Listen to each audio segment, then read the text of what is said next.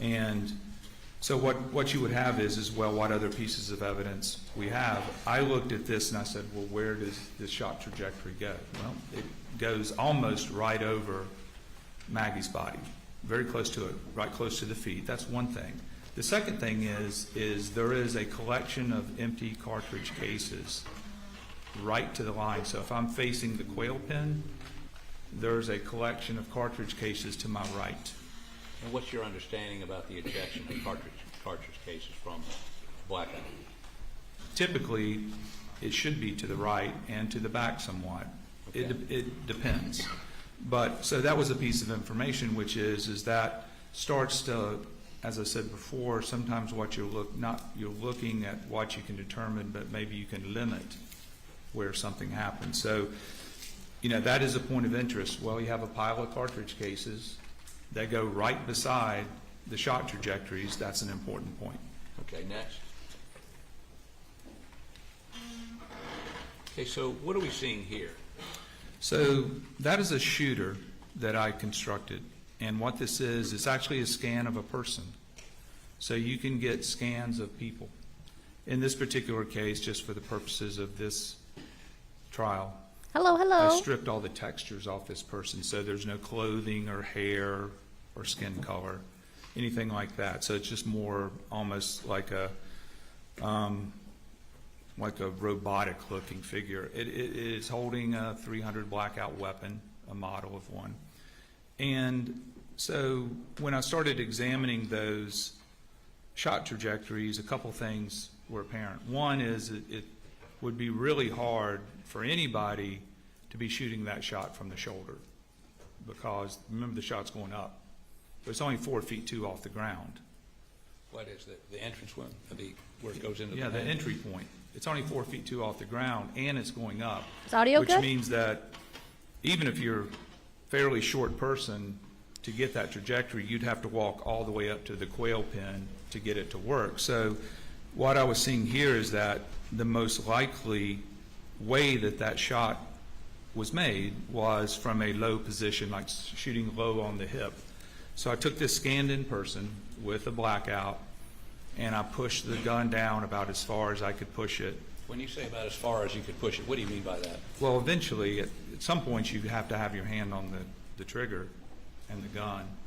And so instead of having the person stand straight up, too, I just put them in a shooting position. I don't know what the position of the shooter was, but this is a thought process. Okay, what is this telling us? So that's what I did here. And what degree line is that one on? That's on the 1.5 degree. Okay. Next. And what does this depict? That's the exact same shooter, except that shooter has its barrel on the 3 degree line. Okay. But he would be on the other side of Maggie's body and on the other side of the doghouse. Correct. Okay. Next.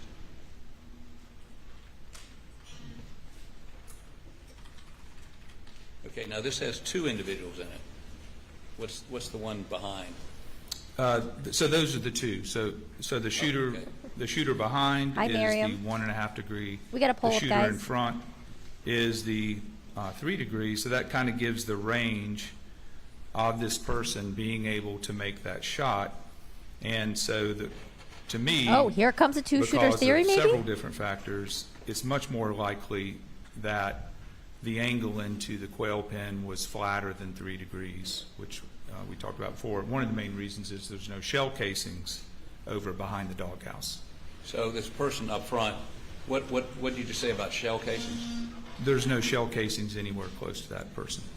And I guess, could you demonstrate for us how you're depicting this person's holding a gun? I mean, are they, you say from the hip. Yes. What does that mean?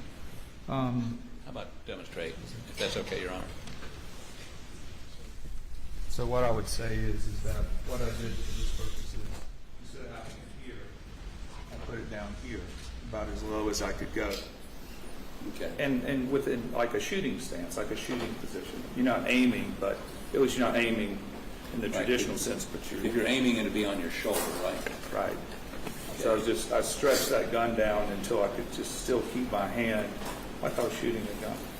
Now, from the shoulder, where generally would they be? You've got, I mean, to have that downward shot. It's really hard to put a shoulder shot on that trajectory just because it's so low. Because even a small person going like this, 4'2", even if you put the barrel on the quail, then it'd be above the hole. So it just doesn't make any sense. Okay, next slide, please. And so this is without the guy up front because you concluded this is where the person would have been. Yes, for a person of this height, this is to me because of its proximity or closeness to the empty shell casings. Okay, next.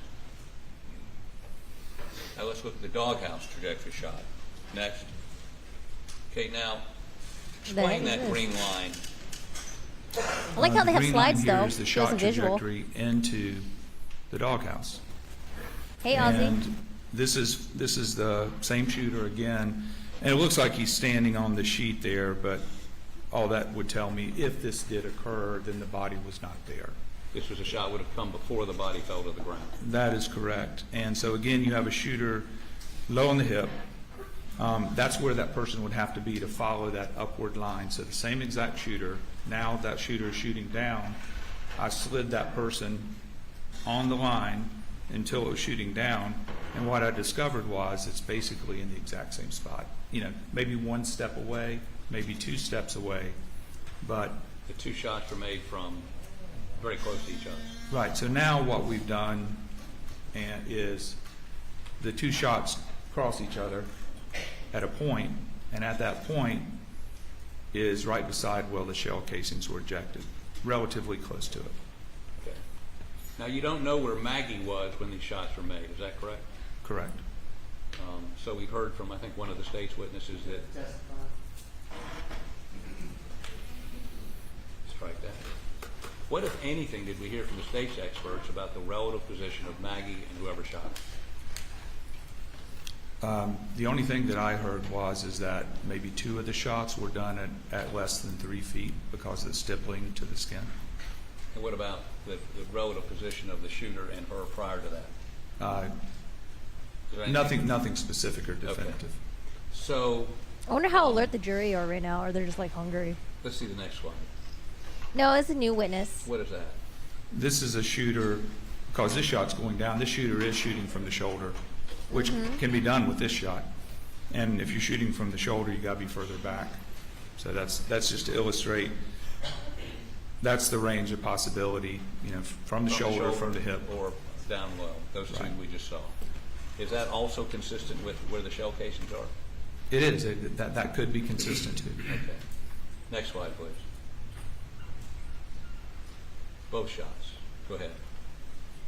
Yeah, I wonder how strong they're gonna go. I what don't does know. this Right now it's depict? just like, eh. So this is the shooter making both shots. And you'll see, and there's a couple different angles I could show you, but they're really close. And they're in the right location relative to the empty shell casings. Okay. So what that says, it's not, I'm not saying it's exactly there because there's some variables Yeah, we'll to go it. back to But I Buster's. find it interesting that the two shot trajectories cross Definitely want to chat about his at testimony. a point where both shots can be made and they're at the right location relative to those empty shell casings. So in my opinion, when these two shots were made, at least these two shots, that the shooter was standing right in that area. Okay, next. Hey, Jeannie, how are you? And what does this depict? This is the same thing I just described, except a little bit different angle. So there you may have a shooter taking 2 steps forward, depending on which one was fired first, Right. or 2 steps backwards. But, you know, within a generally small area, those where those shots were fired from. Okay, next. Is that the same? That is the same thing. That is, you know, the shooter's from the hip. If you have the shooter shooting from the hip, it makes a lot of sense that with a little bit of movement, the shooter can produce both of those shots and have it agree with the evidence that It's Special wild. Agent Worley collected. I want to see how well the defense are gonna do. Okay, now we're gonna don't go to well. Let's get to that in just a minute. Based on your analysis of, and tell us how you came to conclude the range of heights for the person shooting from those distances. Tell us how that works. Okay, so we're able to locate the weapon, where the weapon was, and that's, Now, when you say locate the weapon, what do you mean by that? locate the weapon on the Hi, green Joe. line. Okay, so, You say locate the weapon, is it the muzzle, is it the? The what whole is it? barrel. The whole barrel. right, Okay. because the bullet starts its path inside the barrel, and when it leaves the barrel, it finds the target. Okay, so you can slide that barrel up and down the green line? Correct. Okay, tell us how you get to a height for the shooter. So for the purposes of what I've been showing you is that I started putting different height people Okay. in the trajectory analysis. And so what I've been showing you is a person that's 5'2". Versus how tall? The Five. shooter's how tall? 5'2", Could be someone a little taller crouching down a little bit? could be, 5'3", 5'4"? yes. So between 5'2" and 5'4"? Yes. The shooter. Because what happens if, let's say, if you put a 5'4" person even, or 5'5", 5'6", in kind of that shooting position from the hip, you've got to move them all the way up to the quail pin. And it doesn't make any sense there because there's no shell casings, and it starts to not make any sense. Why would a person stand right in front of the quail pin a few feet away and shoot into it? And as you slide it back, what happens in terms of the, and this is all trigonometry? These are angles? It's just trigonometry. So again, you have 5'2" people. What happens is if I move those people back, Well, take the quail pen to begin with. yeah, with the quail pin, if you start to move the shooter, the quail pin back, then you're down to, you start getting to, less than 5'2", very Oh my God, quickly, I don't know what's going on. because that shot Please is going up. work. And what Hey, you Richa. have here is that this is as far back is basically I could justify putting a 5'2" shooter here. And how did you come to 5'2"? I mean, what, did you look at any data? Well, again, these are actual people that were scanned in, Okay. and so these are 5'2". What happens is, for instance, if I tried it with a 5'4", I tried it with a 5'9". And It why didn't that work? because it puts the person under the shed close to the quail pen. Doesn't make much sense being under there. There are no shell casings there. So in order to get the shooter at the cross of the two shot trajectories near the empty casings, then you've got to lower that shot. Okay. Okay, next slide, please. Yeah, it's my understanding that the state wasn't. look at this. They didn't want to see an exact Okay, angle some because they didn't have measurements. the We don't need to gun, look at each one of these, but go ahead. and also they Go didn't ahead. have, ahead. like the exact height of the Go shooter. ahead. Now, So I think that's why they didn't want Let's to give an hold on for one exact second angle because they before didn't we have go all to the that. information. so in terms of Alec Murdaugh, who is, how tall is he? 6'3", 6'4". Yeah, I don't think the state treated Buster as a And friend. you took a measurement of him this morning, correct? Yes. And what did you measure? Like I 6'4". measured to his kneecap. To his kneecap. Yes. And how much? What was the distance between the bottom of his foot and his kneecap? 25 inches. Okay, now explain why that's relevant to what we're talking about. Well, I mean, the obvious question is well, what if you were 6'4" and not 5'2"? What does that mean? So what that means is that the shooting hand, the bottom of the shooting hand, for somebody the height of Alex Murdaugh would be right at and below his kneecap. So his shooting hand would be below his kneecap. Yes. What does that tell you? Well, it puts the shooter or whoever fired the weapon, if they were that tall, it puts them in an unrealistic shooting position. It's not an aiming position. It's not a shooting position. It would be something other than a shooting position where you were on your feet. So it would be, again, it would be very difficult. You would have to be bending over and have your shooting hand down at or below your kneecap. And what's important about that to me is that it just makes it very unlikely that a tall person made that shot. I mean, if he went as far as to use 2 guns to maybe try to stage it, make it look like it was 2 different More people, it's likely possible that he could have kneeled to it'd be kind of more like likely that a manipulate the person height. 5'2" and 5'4" fire those shots, correct? Or Yes. the quail pen shot. Yes.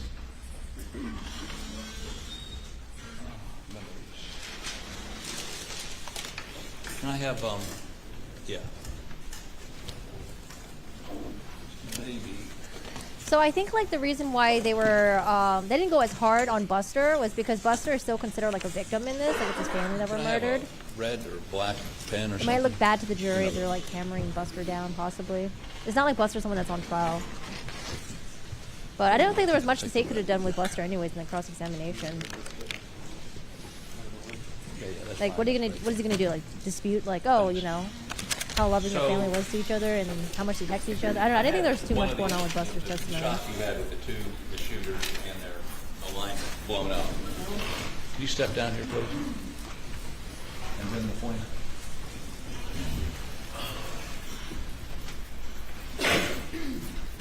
Yeah, I mean, it can go either And- ways. Like, it could be a short shooter, or You stand over if Alex here. Murdaugh did it, and you know the timeline pretty much places him there, and he used 2 guns, why wouldn't he just try to manipulate the height or like shoot at a different angle? But I think the disagreement that they have right now is like how the shots And came so, in between the state's expert and the defense's expert. explain to the jury why they've got to be 5'2". This is blown up. Why would it be 5'2"? I mean, how? If this guy moves forward this way, or either one of them move forward, what happens to the barrel of the gun? Yeah, so what happens is that if you move them forward, they can be taller up until a point where we talked about before. At some point in time, even shooting from the hip, you still have to be very close to the quail pin. If I move them back, either 2 things have to happen, is they have to be even shorter than 5'2", or they have to be in some unnatural or kind of like an unreasonable shooting Rip, position. unnatural. I mean, obviously you could have somebody laying on the ground taking a shot. They could be really low, of any height, right? Yeah, or ducking So, or but what I'm doing crouching. here is that as you move these people back, the gun has to be lower and lower and lower to the ground. Okay. When you move it forward, the gun has to be higher. Okay. So then you start looking at, well, where are the shell casings? The shell casings are here. So if you move a person back, let's say where they're laying on the ground, right, and they're shooting like in a sniper position, like on their elbows and laying down flat, there's no shell casings back there because the shell casings are being ejected to the right, maybe to the back, we don't really know. But at least it's going to be back here. This area where Maggie's body was found, where the collection of empty shell casings are found, because some of these were at close range, but some of them are spread over here, is going to put the shooter here. Well, it certainly puts the weapon there. And then what you have to do is go through the thought process of how can somebody hold the weapon that height off the ground? Okay, now if you've got a tall person and they're coming this way towards the quail pen, let's say a 6'3", 6'4" person, can they? How close would Oh, they you mean have the to be defense? to the quail pen to shoot the bullet? That would have been a at bad angle, testimony if the defense did that. into the quail pen. Well, it would be difficult. It wouldn't be either a hip shot or a shoulder shot. You would have to, for somebody who's tall, because again, I have a tape measure, but the hole in the quail pen is at 4'2". Oh, gotcha. Okay. So, We got one right there. so let's just say, see a sticker or something. You need what? A sticker? So, quail pen shot is right here. Okay, how about you put a sticker? But see, the other guy was like, he wasn't comfortable with saying where the gun ammunition would eject it So out. that's the height. Because it some got guns, into the depending quail on pen. if you're left-handed or right-handed, I think, the Right. ammunition may eject on the left side or the right side. She's on maybe Even though it's 5'11", more rare for it right? to So it's eject on going one 3 side, degrees but up. So there's, I'm saying that's about flat. because I think there's like Let's just say that's less 3 left-handed degrees. guns out there. And I'm standing at the quail pen. I would have to do like that, or I could do this, right? Not from the hip. I'd have to come in here like this, which of course is possible, right? Just like that. What about 6'4"? And if you're 6'4", it would be, a lot taller than I am. And so you would have to go through that thought process of how the shooter could could And of position course, them. as you come back off the quail pen, the only place you see shell casings are back here. Also, I want to know Yes. how many There's experts they empty shell cycled through casings. before they There's got some to this right by guy. the body, there's one underneath the body, and then I believe it's 2, 3, and 4 are here. 5, 6, and 7 are here. Is he like the first expert to say this, or did they keep cycling through experts until they got one that they liked or something? You know what I mean? Slightly backwards. And so, can you say to a degree of engineering certainty, more probably than not, that whoever shot this shot, or these shots, well, first of all, the quail pen shot First was shot? 5.2 to 5.4. That is the most likely explanation, yes. Okay. And we know that Alec is 6'4". Yes. So could you say to a degree of engineering certainty, more probably than not, that Alec Murdaugh on the night of June 7th did not fire that shot into the quail pen? In my opinion, it's very unlikely that he fired that shot. If you had your angles and Now, your calculations correct. in reviewing the SWED file, did you see whether or not they did any analysis like this? Have you seen any charts, any pharaohs, anything indicating that SWED ever looked at these shot angles before? No. Okay, go ahead and take the, How would, okay, let's say Paul Murdaugh was being targeted because of the boating incident. How would they know that Paul was in Moselle that This is night? probably going to go another extended, probably another hour before I'm done. I just look at, see it's 1 o'clock. I don't know what you want me to continue. Or do you wanna Lunchtime. Take a lunch break. We can break for lunch now. That's what you want to do. All right, lunchtime. So, Ladies and gentlemen, we will. okay, so we're gonna go for lunch. Oh, I forgot to record. Okay, so like, let's say that there were people after Paul Murdaugh because of the boating incident. They wanted to get revenge, but I don't think they had any other like tire tracks out there that were like suspicious from like other cars. There was no one else with like cell phone in that area aside from the family. Like, it's possible maybe the shooter left the cell phone home. Also, if it's like a 5'4" shooter, like, are they gonna go by themselves? They'll probably roll with like a bunch of their homies. And then like, how would they know that Paul was in Moselle? Paul was like spending at his like, I think he like spent the night at his friend's house. Maggie's usually at Edisto. They did mention that Paul had like maybe like his locations on Snapchat, but it would only give like the shooter like a 1 hour heads up that he was at Moselle. They would have to get there like ASAP. And like, why would they? I don't know. Like that to me is a little bit iffy. And then also like, let's say if they were going to go after Paul, why shoot Maggie, right? Or maybe Maggie saw the shooter, but I don't know, man. Like, I feel like you just target Paul. Why shoot Maggie? Unless maybe she saw, you know, and they didn't want, but they would have ski mask on or something like that. Like, you wouldn't just roll up there with your bare face. And then let's say it's like, what was the other thing I was going to talk about? I don't know, man. They can keep trying to say that, like, oh, maybe there's another shooter, maybe there's 2 shooters, but I don't know, man. If we didn't have like the whole like cell phone timeline, the car GPS where Alec Murdaugh was that night, yeah, I don't know. It maybe would be like, okay, well maybe Alex didn't do it, but it's tough. Yeah, and the kennel video was really bad too. Okay, so good morning, guys. For those of you guys who just joined, we're going to go and watch Buster Murdaugh's testimony, and he is the surviving son of Alex Murdaugh. So we're going to go back and listen to this part while they're on lunch break right now. And I'm gonna speed it up a little bit. So I think we'll do like 1.5. You got it. Thank you. Hi, You'll have a seat JJ. up on the witness stand. Adjust your chair and your microphone. And if you'll state your full name and spell your last name. Richard Alexander Murdaugh, Jr., Murdaugh. I go by Buster. Mr. Murdaugh, is your father sitting over here at the defense table? Yes, sir. Tell the jury a little bit about yourself. Where you born, where you raised, where'd you go to school? Right.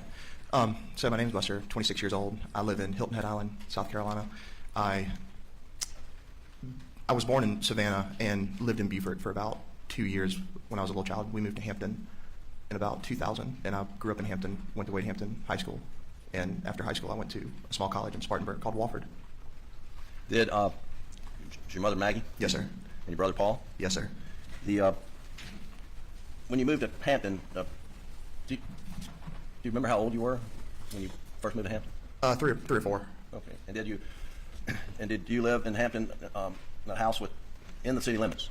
Yes, sir. The town limits? Yes, sir. Yeah, I think they're just gonna talk about like background stuff, like where you guys grew up and all What that. type of hunting did you and your brother and your father do at Moselle? Everything.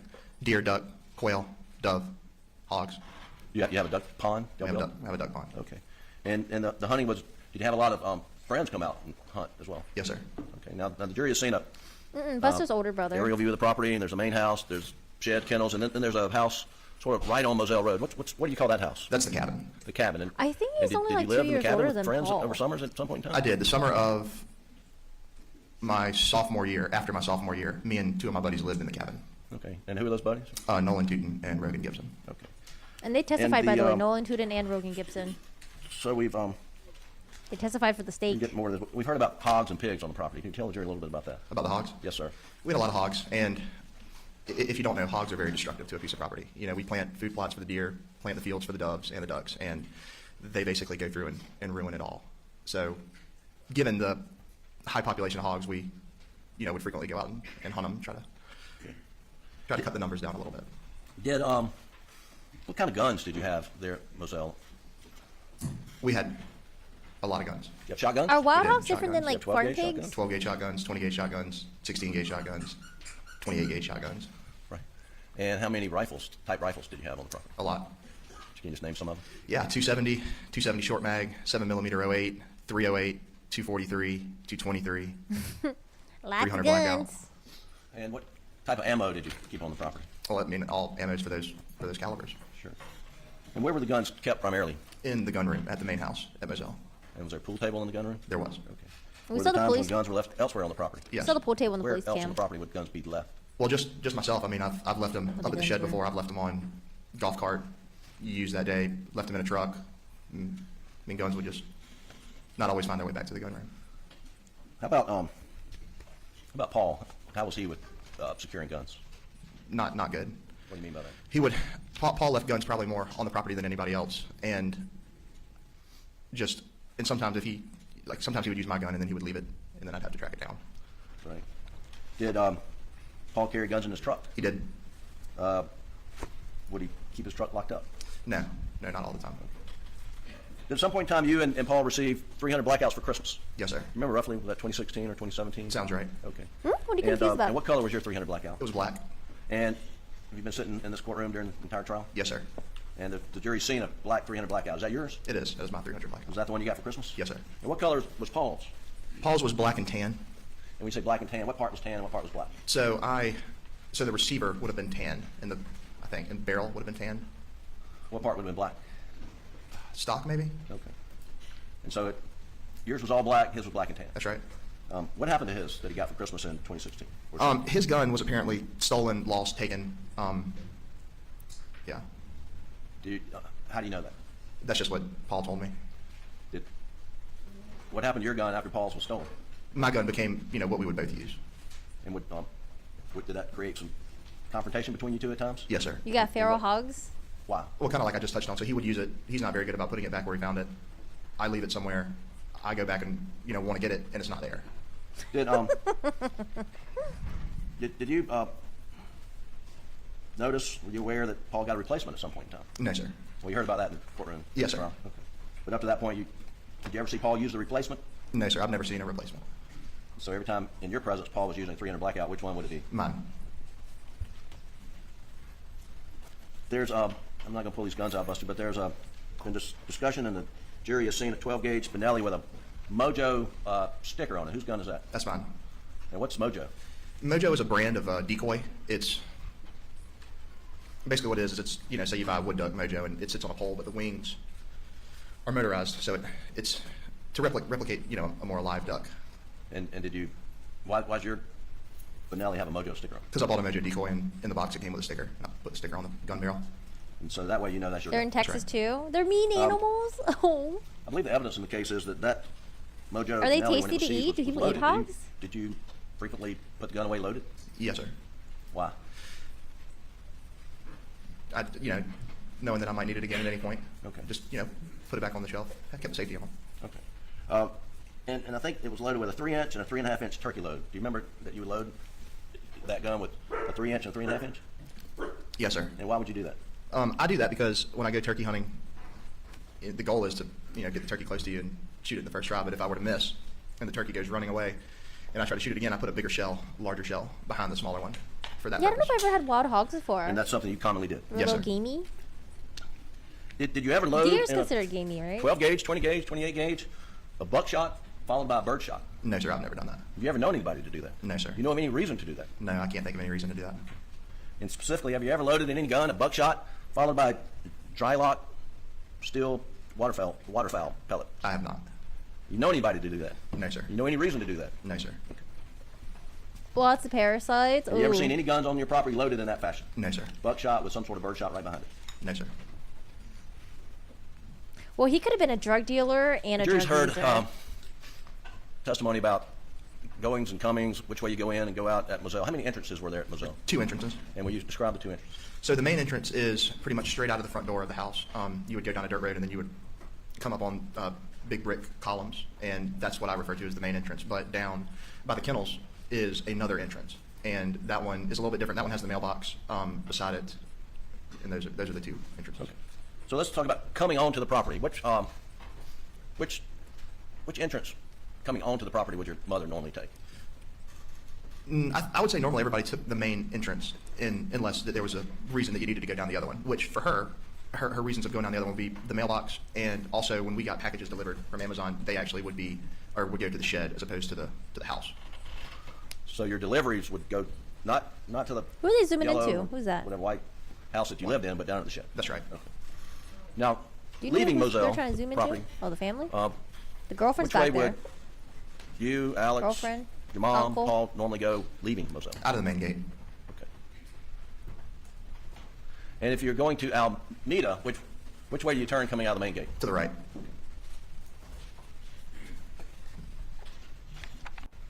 In 2020, 2021, during the summer months, where did your mother prefer to stay? At Edisto. And where were you staying, say, in the spring, summer of 2021? Where were you living? Spring, Moselle. And then summer, where'd you move to? I was down at Edisto a lot in the summer. Okay.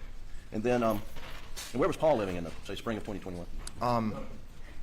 Spring of 20 or 2021? 21. Where were you living? 2021. Spring of 2021.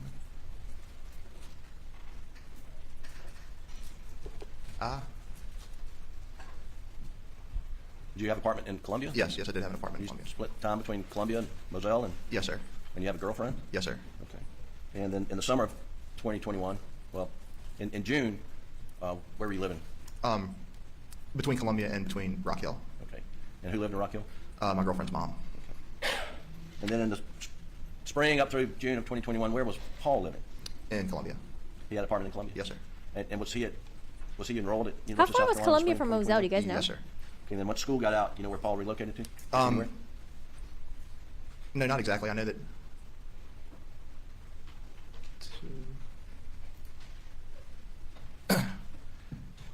I mean, I think he went down to live with John Marvin. He was working for him for the summertime. And who's John Marvin? My uncle. And what kind of business does John Marvin have? He has a rental business, and he sells Kubota tractors. And where does he have store locations? One in Okatee, one in Hampton. And was Paul working at the Ogatee location? Yes. Yeah, because didn't mention that Alec Murdaugh sent like Just sort of cousin Eddie like 500K Backing or up, something. did you and your dad and mother and brother Paul do a lot of things with your mother's family, the Brandstetters? Yes, sir. What type of things would y'all do? Well, we gather every holiday, and other than that, we would do trips together. We would go down to Key West, go over to my Aunt Mary and Uncle Bart's lake house, river house, just Right. stuff like that. Take trips, family trips. And I'm just going to pull up on the screen, Doug, Defendant's Exhibit 122, which is in evidence, Your Honor. And Buster, take a look on the screen, and I believe your Aunt Marion testified about this. Can you tell the jury what this photo is? This is a photo of me and my brother, my mom, and my dad. And was this taken in, I think, May 21? Y'all were up for a baby shower, is that right? Yes, sir. And where was this? So this is at Lake Kiwi in a community called the Reserve, Okay. And y'all are visiting with whom? with my aunt and uncle, Aunt Mary and Uncle Bart, And for what purpose? for my oldest cousin's baby shower. All right. And was events like this unusual or No, fairly sir. frequent? They're common. Dad, your grandfather, Papa T, has been heard in this, has been known in this courtroom. Yes, sir. He was. What kind of things would they do together? They would do a lot together.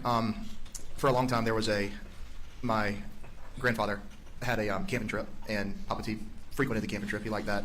Dad and Papa T would go to Carolina sporting events together, play Hey, golf together. Palermo. And did you spend a lot of time with your dad and your grandfather, Papa T? Yes, sir. Play golf with him? Yes, sir. We'll get to that in a little bit. And let's talk about your dad's side of the family, was it a close-knit family? Yes, sir. And your grandfather, your dad's father, his name was what? Handsome. Handsome. And that was a nickname, I take it? Yes, sir. It's what grandchildren called him. Everybody- Well, it started as grandchildren called him, and then all of our friends started calling him that. But that was Randolph Murdaugh? Yes, sir. And then your grandmother's name, Libby? Yes, sir. And they lived close by, is that correct? That's right. Where do they live? Alameda. And in relation to, I guess, Hampton, where's Alameda? So straight down 278, like you're going to Yemisi. Okay. And how far away is it from, say, the law office of PMPED to your grandparents' house? Right. Roughly how far is it? 10 minutes. And how far of a drive would it have been from your house in Hampton? I mean, roughly the same. Right. And you know roughly how far of a drive it would have been from the house in Moselle? Probably more like 20. And, 25 maybe. and did you and your mom and your dad and your brother Paul spend a lot of time with the Murdaugh side of the family? Yes, sir. And what would y'all do together? Similar stuff, obviously, gathering during the holidays, various things like that. We would take trips with that side of the family as well. You know, get out everybody, rent a big house, you know, meet up on the water on the weekends. Just a lot of stuff going on with that side of the family as well. And so I guess let's go back and, well, let's identify on your dad's side of the family. Did your dad have brothers and sisters? Yes, sir. Who are they? John Marvin, Randy, and Lynn. And then Oh, yeah, I didn't know what the John Marvin, sister's Randy, name and Lynn was. had children, did they? Yes, sir. So he had a lot of cousins? Yes, sir. And the families would get together, those cousins and aunts and uncles? That's right. Okay. And was there property down on Chichessie that y'all would spend time at? Yes, sir. That was the family river house, Chichessie. And where is that located? So it's located in Okatee, Waters Avenue, off the Chichessie River. Right. It's pretty desolate. The in the spring, in May and June of 2021, what was your grandfather Handsome's health condition as you knew it? Not good. He wasn't in good health. What do you understand his health problems to be? I understand he had cancer, and I understood that, you know, he was having a pretty big battle with it. And what was your grandmother? What'd you call your grandmother? M. M. Yes, sir. What health issues did she have in May and June of 2021? She has Alzheimer's. Oh, And so sad. Would your dad frequently check on Handsome and M? Yes, sir. Would you go with your dad to check on Handsome and M? I would occasionally go with him too. Yes, sir. Okay. And what times of day would you go with your dad to check on your grandparents? It could have been any time. Went over at lunch a lot of times. Went over in the evenings a lot. Just no real set schedule. Just kind of mosey on over there. When would your mother go with your dad? She would, not regularly, but she went. Would Paul stop in and check on your grandparents? Yes, sir. Was that fairly regularly for something Paul to do? Yeah, Paul would do it regularly as well. For the most part, just like an ordinary afternoon visit, parking, you know, the garage, the carport. But if we went over a little bit later, then we would pull around to the back side of the house and be able to enter through the back door. So this is them trying to explain why Alec Murdaugh would be parking somewhere else when he pulls up to his mom's house instead of parking in the carport area. Because remember how the state was like, well, he was parked closer to the shed area. Okay. And what's at the back side of the house? So when you walk Maybe in the that's where he back side, discarded it's all like the weapons and we stuff, call it a the bloody sunroom, but it's, clothes. you know, a dining table. It's got a TV in there, and then that is right next to the kitchen. And then if you're in the kitchen and you go to the right, then that's where my grandparents' room is. Doug, if you could pull up page 38 from State's Exhibit 524, please. That's in evidence.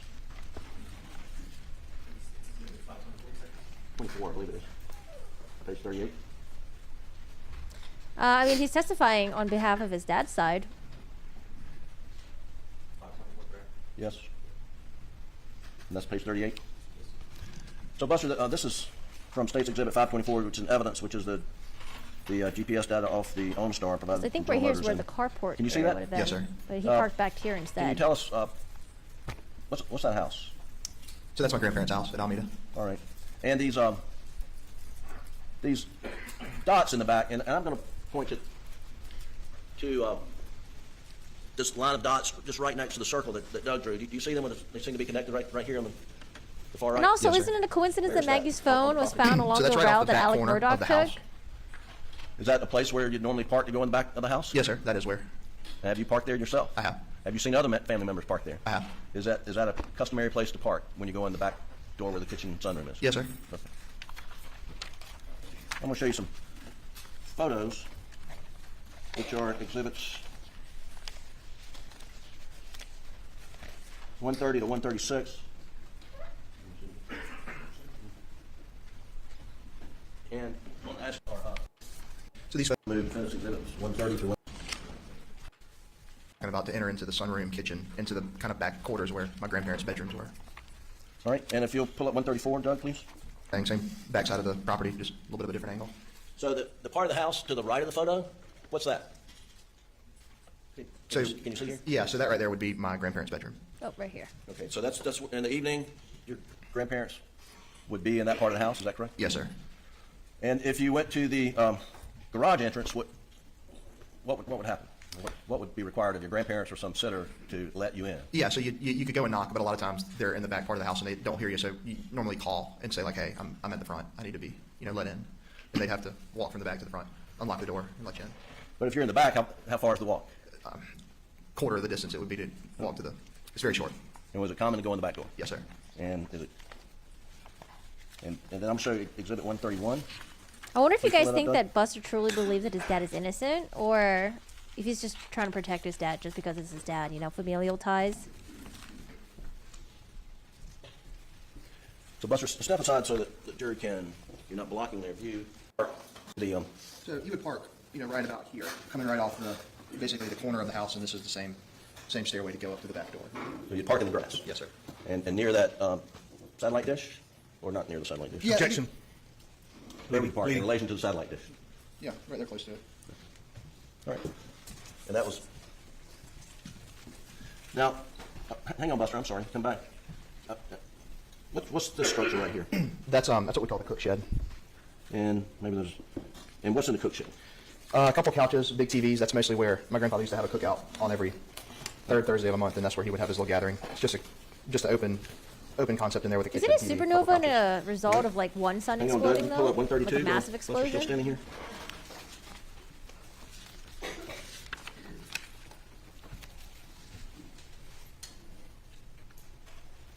Buster, what's this structure to the right of as you're looking at the cookhouse? That's old shed. Okay. So this is the shed Now, right here that they're talking about? Roughly, what's the distance between the cookhouse and the cook shed to where you'd normally park to go in the back door? 10, 20 yards maybe. Okay. All right. Go ahead and take your seat, please.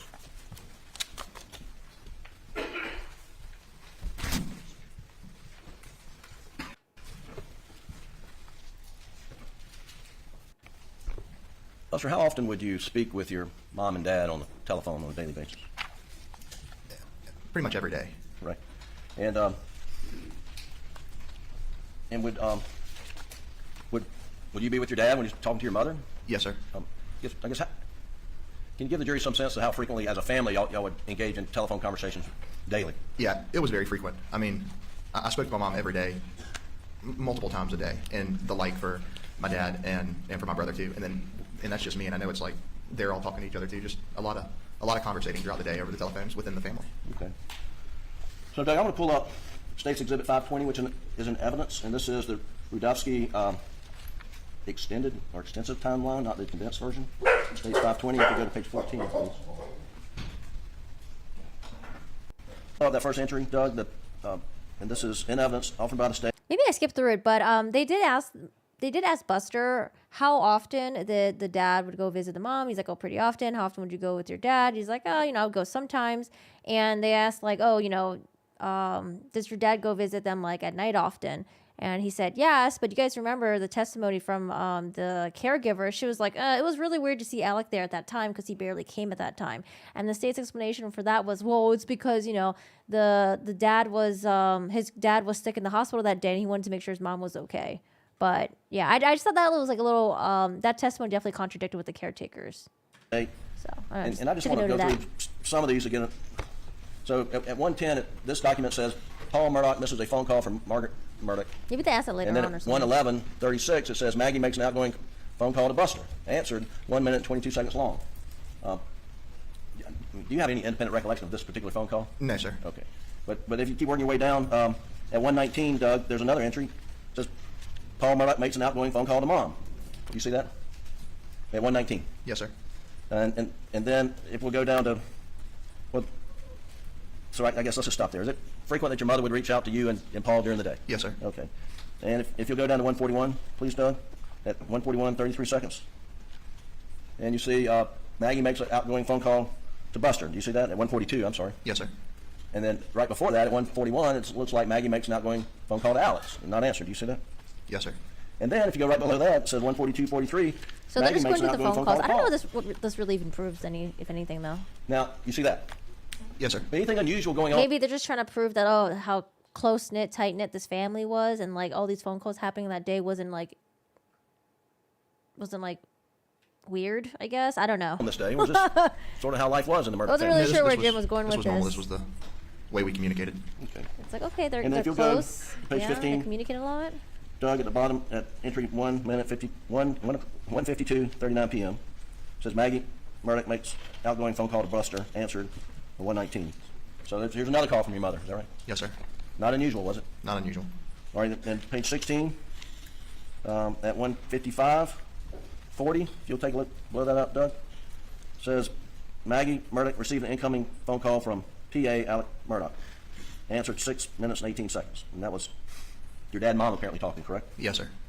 And then right below that at 1:56:18, there's some instant messages to you about some medication. Do you remember what this might be about? Yeah, so this was about, I take a medication called Dupixent, which is a self-given shot. And I was up in Rock Hill, and I needed to get the medicine delivered to this address here on the screen. Okay. And that's what we were talking about. She was, calling the pharmacy to get it redirected to that address. Normal day, is that right? Yes, sir. All right. If you go to page 19 at 3:24:20 p.m. Excuse me, I'm sorry. 3:24:35. Alex Murdaugh received an incoming phone call from Buster. 518 seconds. You Oh, he's got sitting here today, do you remember what the phone call was about? No, sir. I don't know specifically what it's about. But just normal just day in the life of Buster Murdaugh, That's right. talking to his parents. Yes, sir. Yeah, did that really happen? I read that in one article. So JJ wrote, Buster has no respect of anyone judging by his rude hand gesture to a witness and having to be moved further back in the courtroom. I read an article about that, but I didn't see Law and Crime or anyone else reporting on it. So I wasn't sure if it was true or not. But I saw that he gave the middle finger to the dad's ex-best friend or something. And then he had to be moved to the back of the court. And then apparently, Alec Murdaugh's sister did something as well that was disruptive. And then she had to be moved in the back as well. But I wasn't sure if that was, true or not. Because I didn't see anyone else really reporting on it. I just saw, one article.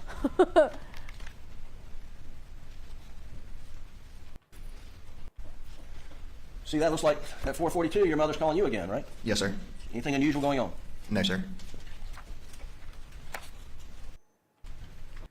Yes, sir. Looks like a 6-second call. Do you remember what that might be about? No, 6 seconds could be a butt dial. That would happen often. All right, and then if you go down the bottom of the page at 5:21:11, looks like there's a 92-second call, which is about 5 minutes after what might have been the butt dial. It says Alex Murdaugh received a call. Buster answered 92 seconds. Shut long. up, Joe. See that? Yes, sir. Are you returning your dad's call, you think? Probably. Okay.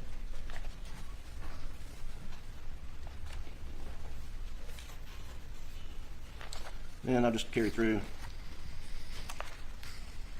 It will. Do you remember which news if you'll channel that go was, to page JJ?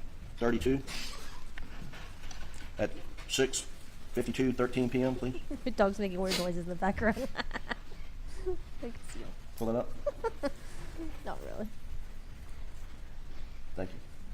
So this entry says Alec Murdaugh calls Terry Brandstetter 412 seconds. Who's Terry Brandstetter? Papa T. And would your dad call your grandfather fairly regularly? Yes, sir, he would. So again, anything unusual going on the 7th for y'all to have all these communications? No, sir. Quote, going to check on M, be right back, close quote. Now who's M? My grandma. And this is at 9:08:58. And then at 9:10:47, there's an entry that says Alec Murdaugh calls Buster. And it says 60 seconds long. And that's at 9:10:47 p.m. on June 7th. Do you remember getting that phone call? Yes, sir. What did you talk about? What did you talk about? Basis for the objection. Reacting to hearsay. Pardon? I don't know if they don't anything else. I was reacting to hearsay. I asked what the topic was, John. Yeah, I read it from the Daily Mail and News Nation Now. And then Court TV talked about it. We'll watch it later then. Yeah, I don't know. I wasn't sure if it was true or not. Objection overruled. Yeah, don't say what your dad said. Just tell me what y'all talked about. Yeah, well, we just talked about, Hearsay's hey, how you hard. doing? And then he said that he was going out to... Hang on. He said. Okay. I mean, It's didn't want tough. to hear hearsay. I I'm sorry, Your Honor. Go ahead. get it. It's tough. and he was just letting me know that he was going out to Alameda to check on him. Okay. And was this a unusual conversation you had with him? No, sir. What was his demeanor in the conversation? Normal? Had it changed from any of the other times you talked to him earlier in the day on the 7th? No, sir. And would he on occasion Buster's in it for the money. Don't believe anything out of his mouth. You know, that's what I would have thought initially. But then, like, I feel like all of their money is like tied up right now because of all the other shit that he's been indicted for, Alex Murdaugh. So I don't know if he's even gonna get a single dime or anything for any of this shit, because all the money, you know, that like the properties and all that, the payments, I think they settled with like Mallory Beach for an unknown amount, and then like all the money's gonna have to be handed to the victims, the law firm and stuff. So I don't know if he's really gonna get any money out of this. But call you when he was going to check on his if you know anything mother about and that, He would, yes, sir. definitely link it in the chat. was that an unusual occurrence? No, probably one of the more regular occurrences. We all usually would make phone calls like riding in a car. So when he was riding over, I think it's very possible common that for him like to call. Buster maybe has no one Maybe else. down You there. know, mom, brother's gone. So All he just, has left is his dad. So he's just Going like through this extraction from, say, 1 o'clock gonna until... back up his dad no matter we what, just talked maybe. about 9 I don't o'clock. know. We did either multiple phone calls within the family. Tell the jury about the cell phone coverage at Moselle. Not great cell phone coverage. Didn't have a lot of service, especially around. So if you were underneath the shed, at the shed, had a metal roof. You just couldn't get any service inside of it. It was spotty around the whole property, and it had honestly gotten bad up at the house. We had just put on a new roof. Roof was metal, and just kind of hindered a lot of the phone. Seemed like Paul coverage had good reception out when he there. was out there. Would it be unusual? Because there was a housekeeper that did testify. She said that like the service could be really bad and shoddy out there. But I don't know if she also had Verizon as well. Because like Verizon, I don't know. Typically Verizon, like I don't know about like the southern area, but like East Coast Verizon is usually known as like the best reception out there. Although T-Mobile is probably like better now. But I don't know. I feel like Verizon usually is like really good. So I wasn't sure if she also had Verizon as well. And typically, you know, Verizon is like the cell phone for like cell phone. I don't know. I feel like a lot of like people with like more money, they pay for Verizon because Verizon is usually really expensive. But yeah, I don't know. T-Mobile nowadays, I think is like better though. But yeah, I don't know. Usual for your dad to they're leave his talking phone about at the the house when he was going down to the shed? No, sir. Seemed like Paul and Maggie had fine cell phone reception though. Can't leave the witness. No, sir. Would not be unusual. Okay, well, did your dad always have his phone with him when he was on the property at Moselle? Oh, because I think they're trying to say like, oh, after 9 o'clock, after Paul and Maggie were supposedly murdered. Well, maybe they weren't murdered. Maybe they were murdered later on. And maybe the reason why they weren't active on their cell phones is because there's no reception out there and it was really spotty. Not all the time. Did your brother always have the phone on him when he was at the property at Moselle? Not always on him. He would have it near him, but you know, he's out there working on. Yeah, I mean, he could also be in denial as well. He probably, you know, it's possible that he also doesn't want to believe that his dad, you know, a man that's raised him for 20 plus years, murdered his wife, you know, his mom, and murdered the brother as well. So it's possible. I mean, it could be like denial, or maybe he does know his dad did it, but he wants to back him up anyways. Maybe he was like sort of in cahoots with his dad. Not in terms of like being like the co-conspirator or anything like that, but like in cahoots in terms of like he knew about like his dad's like, you know, like dealings like with like the financial fraud. Maybe he knew about the dad's like drug stuff. Like, I don't know. We don't know any of that stuff, right? But there's so many different scenarios. I honestly just think Buster's up here just to be the mouthpiece for Alex Murdaugh, because obviously they don't want Alex Murdaugh to be up on the stand. They don't want him to go up there and like basically like suicide mission himself, right? So I think Buster's up there to kind of just like, you know, say all the things that Alex Murdaugh would have wanted to say if he was on the stand, but of course without the without, you know, all the negative consequences. Because we'll go through all of it. Stuff, But and didn't always have his phone just in his hand or in his pockets or anything like and that. at the same time, I don't want to be like too rude. I mean, I don't want to be like, you know, too mean to Buster, because all that could just not be true as well, right? It could just be that like, you know, he truly believes his dad is innocent, and he's going up there and doing his best because he thinks there's like the real killers out there, and he wants to have his dad exonerated. So I don't know. It's tough. I mean, he's also a victim as well, obviously, because it's like mom and his brother is gone. But at the same time, you know, I just think he's up here to be the dad's mouthpiece, but we don't know why he's up here. Did your father ever misplace his phone? Yes, sir. Was that a frequent occurrence? It was. How about your brother? Did he ever misplace his phone? He did. Was that frequent? It was.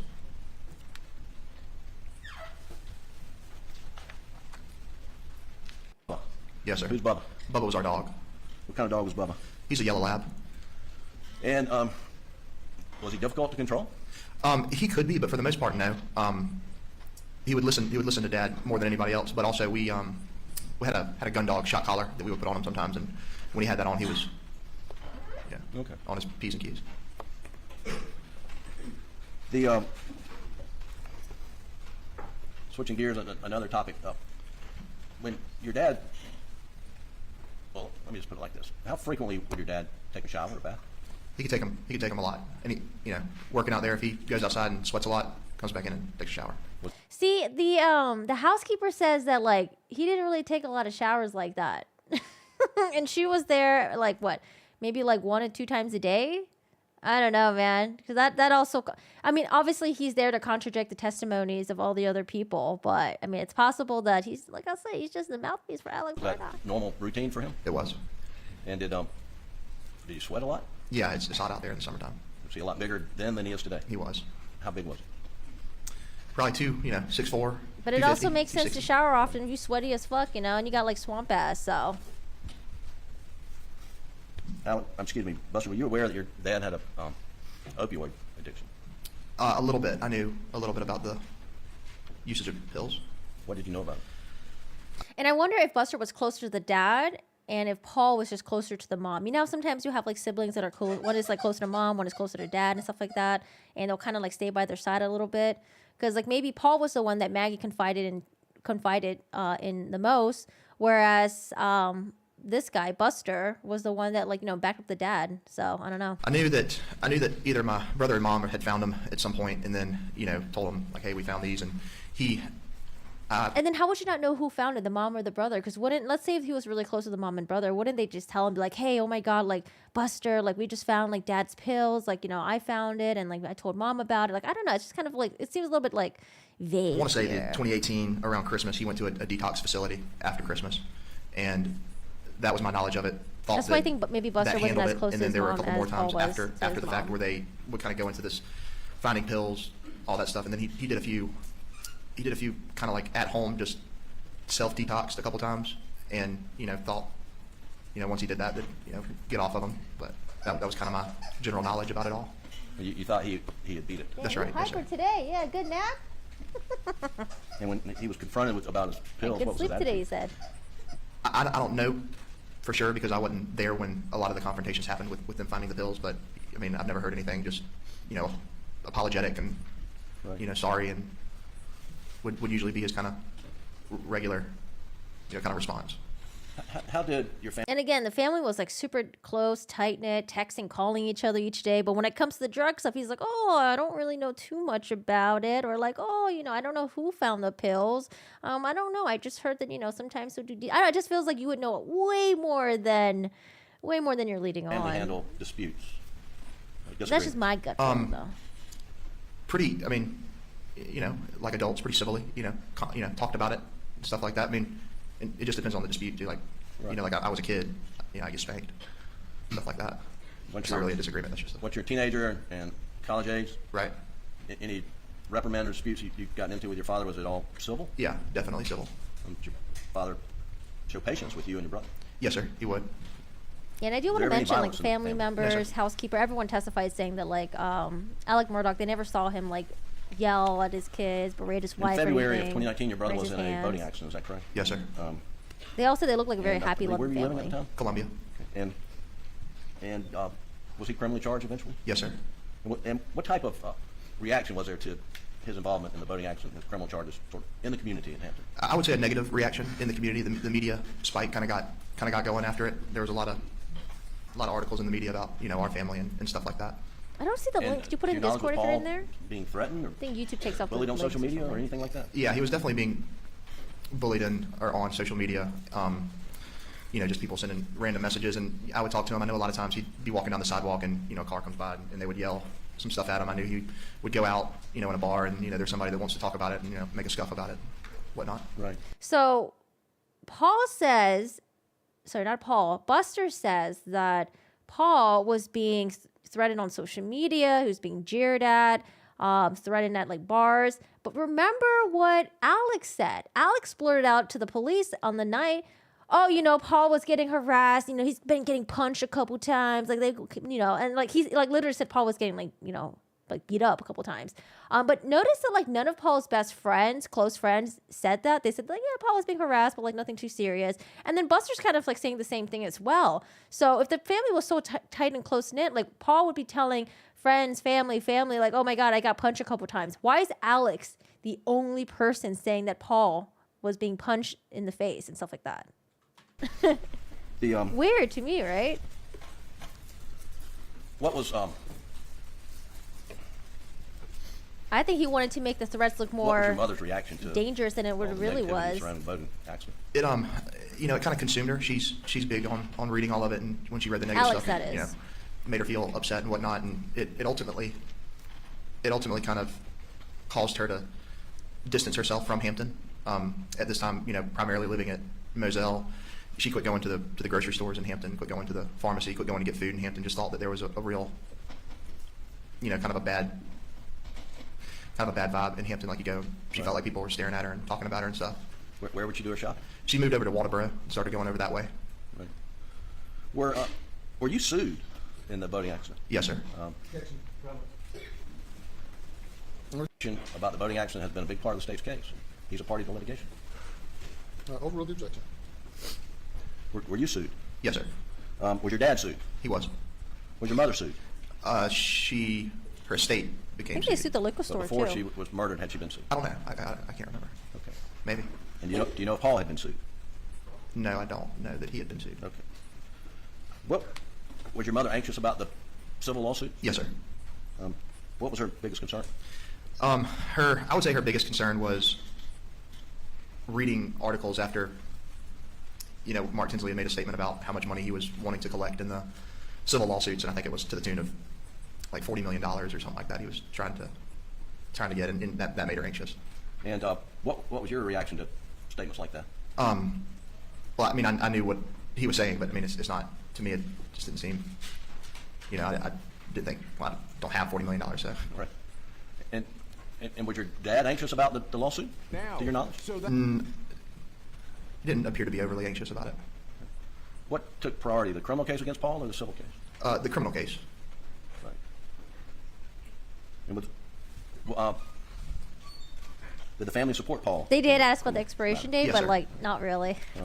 That was weird, right? What do you mean by that? Why would you put an expiration date up? I think he explains it, but to me, I don't think it was like a good explanation. It was like, huh? I don't get it. I mean, that supported him in his criminal case because, you know, amongst the family, none of us thought that he was driving the boat. Now, I thought that was really weird, too. Is that really true, that the family truly believed that Paul wasn't driving the boat? Then why was he charged? And I would assume that friends would have testified against Paul, saying they're like, oh, no, he drove the boat. So I don't know. I don't know too much information about that. I just don't know if this is a family that just like will lie and protect each other no matter what, or maybe like they'll deny, or maybe it's true. Maybe Paul didn't drive the boat that night. I don't know. I don't know too much. Was it his boat? It was, whose boat was it? I don't think it was their boat. It was like was it a family friend's boat or something? I don't remember. We thought he'd been, At the time of the accident? that's correct.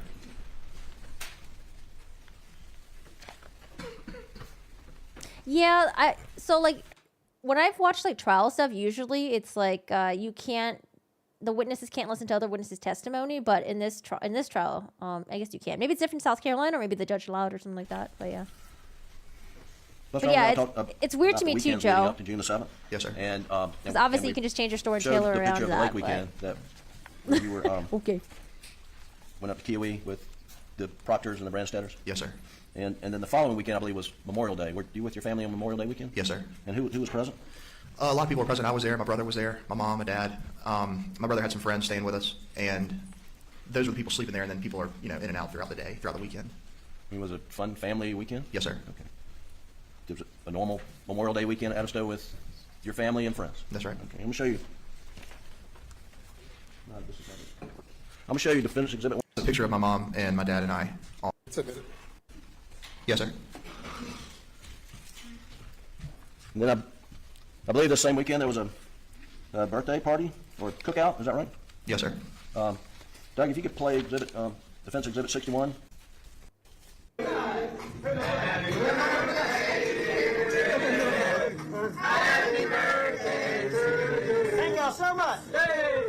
And was that, your mom make a cake for your dad? Yes, sir. And that was a group of friends. When's your dad's birthday? You know the exact date? It's not a test. Just say you don't know if you don't. No, I don't know the exact date. It's around Memorial Day? That's right. Okay. 27th, maybe. Then the following weekend, I don't know. That's a little weird. You don't know the exact date. I don't know what year my family members were born, but I know the date that they were born. I don't know, especially if you're really close and tight with them. But okay, whatever. there was a baseball tournament in Columbia. Maybe he was just nervous Yes, on the sir. stand. Tell the jury about that weekend. What happened? Hey guys. That was the weekend. South Carolina was hosting a regional baseball tournament, and me, my mom, my dad, and my girlfriend went to the baseball games. And where was the game? Columbia. And it was a super regional or? That's because regional. Windows Regional, Media yes, sir. sucks And- booty. and VOC what- all the way. What days of that weekend did you go to the game? Saturday and Sunday. Did your mom and dad stay in Columbia that weekend? They did. Or they stayed on Saturday night? Yes, sir. Okay. And did you tailgate with them on Saturday or Sunday? Yes, sir. We did. And was it a normal weekend? It was. Fun weekend? Yes, sir. And the Sunday would have been June the 6th, is that right? Yes, sir. Okay. And Yep. So the days, the weekends leading up to the murders, the family were hanging out, birthday party celebrated. Like, it's crazy because it's like, how could a man have done this when it seems like their family was so happy? But again, you don't know what happens behind closed doors, and specifically, you don't know what happens behind this guy's closed door. Even the family didn't know what was going on behind his closed doors. then on June the 7th, we went through a host of That's why it makes it even more sickening it makes it even more sickening for us to like get all the evidence from the state and then to be like, oh my God, this guy like literally did it when he was like laughing with his son like an hour before. They all had dinner together, you know, maybe like the day before, like the weekends before. They're all hanging out. Happy birthday, going on vacation. Like, it's fucking wild. Oh, good. number There's of just too much telephone evidence calls against with you him. and your dad and mom leading up to 9:08. Yeah, I 9:10 think he's on June May 7th. 27th. I think that's Alex's. Buster, when did you first find out that your mom and brother were murdered? 1968. My dad called me. I can't True, remember you the can't be exact sus time, before you kill people. but it Those was I later. noticed. Yeah, depends on how long he was And planning he this called for, me on the right? phone. He asked me if I was sitting down, and I was like, yeah. And then he sounded odd, and then he told me that my mom and brother had been shot. Is his girlfriend gonna What'd you do? testify? Well, Brooklyn, my girlfriend, was with me, and I think she heard she could hear my conversation kind of over the phone, and so she just started packing stuff, and I kind of just sat there for a minute. I was in shock, but eventually we got our stuff together and drove down to Moselle. Do you remember what time you got to Moselle? It was early in the morning, late in the morning. You know, if we left around 10:30, 11, got there sometime probably around 2 o'clock in the morning. Also, does anyone find it weird that Alex Murdaugh didn't call Buster first? Alex called, I think he called like his brother first and then decided to call like another brother and then decided to call Rogan Gibson, a family friend, I think. That's what I remember. I would have called Buster first. That's my son. That's his mom. That's his brother that just got murdered. I don't know. To me, that's a little weird, but from what I remember, he called, 911, and then he made his calls to like I think one or the two brothers, and then the best friend, and then it's like, that's a little weird to me. And when you got there, did you see your dad? But Yes, sir. What kind of condition was it? on its own, not like, oh my God, he's guilty. Just like something you just like remember. You just kind of like draw a little cloud, and you're just like, okay, I'm just gonna remember this, What was his demeanor? Yeah, his demeanor was, he was destroyed. He was heartbroken. I walked in the door and saw him and gave him a hug and just broke it down. Could he speak? Not really. Was he crying? Yes, sir. Who else was in the house? Do you remember? Yeah. Honestly, though, I think the lack of emotionality on Buster's end could be either way. I think it could be like, oh, he didn't care about his mom and dad, or he knows his dad is guilty. He doesn't really care about them and stuff. Or it could just be like, he's been through this for 2 years now. Maybe he's like numbed the pain. So I think it can go either way. I don't want to discredit him too much because he's kind of like, kind of like a little bit more stoic on the stand. I think there are people out there like that are very unemotional. So I feel like it can go either way, but I can see how you guys think it's weird. My girlfriend Brooklyn and I got there. Out in the driveway, my Uncle Randy and Uncle John were out there. Yeah, I feel like it could definitely go both ways. Chris Wilson and Corey Fleming had just gotten there. They had pulled in behind us, and when I walked in, several of the partners were there. Ronnie Crosby was there, Lee Cope was there, Mark Ball was there, Austin Crosby was there, William Barnes, My buddy Nolan was there. Because if anything, Buster could be smart enough to try to fake the emotions on the stand, but maybe maybe this is his true self, right? Maybe this is how he really is. And I'm sure I'm leaving some out, but that's what I remember. And do you remember how long you stayed there? Stayed there several hours, probably 3 or 4 hours, till about 4 or 5 o'clock in the morning. And where did you go? And then we left Moselle and we went to Alameda. When you say we, who are you talking about? My girlfriend, my dad, and my Uncle John. I know this seems kind of trivial. Also, did anyone else testify that Buster went to Alameda afterwards? Or sorry, did anyone testify that Buster? So Buster goes to the house at Moselle, goes to Alameda where the grandparents are, and then at some point he wasn't able to sleep and goes back to Moselle. Does anyone remember if anyone else testified that Buster went back to Moselle the mornings after the murders? But what was your dad wearing when you first saw him? Shorts, t-shirt. And did you help him pack? I did, yes, sir. What did you do to help him pack? Got his bag and went into the closet, grabbed some t-shirts, grabbed some shorts, grabbed toilet kit, put it in the bag and left. Why were you doing the packing? Just trying to help him. He was so upset. We were all upset, but just trying to expedite the process of getting to Alameda. When you went in to pack your dad, was there a t-shirt laying on the floor? I couldn't remember. Did you get shirts from above the? I don't know. Where did you get the t-shirts from? Got them from the closet. And it was like wooden shelves up on the wall, and I was getting the t-shirts from there. Were there a lot of t-shirts on the shelf? Yes, sir. Do you know whether or not one of the t-shirts fell on the floor when you were packing? I don't know whether one of them fell on the floor or not, but certainly could have happened. Yeah, because that's a response to the housekeeper's testimony saying like when she got there, the t-shirt was like on the ground as if it was like as if someone was like in a rush to like change clothes or grab clothes. So I could see Buster packing clothes for his dad. Okay, that could make sense, or he could be lying for his dad as well. So I could see it both ways. Got to Moselle. Were you able to get some sleep? No, sir. Did you go back to Moselle the next morning? Yes, sir. Can anyone And who attest to went that? with you? Me, my girlfriend Brooklyn, and my dad, and maybe John Marvin. I don't know if he was riding with us or already out there separately, but he was somewhere in the mix. Do you remember roughly what time you got to Moselle? I think we got there rather early. Nobody really slept, and about early in the morning, sun comes up. Just Did go back. did you take a shower in Brooklyn? Take a shower at Alameda, or did you do it over at Moselle? No, sir. We slept tried to sleep at Alameda, and then we took everything back with us to Moselle, and we showered there.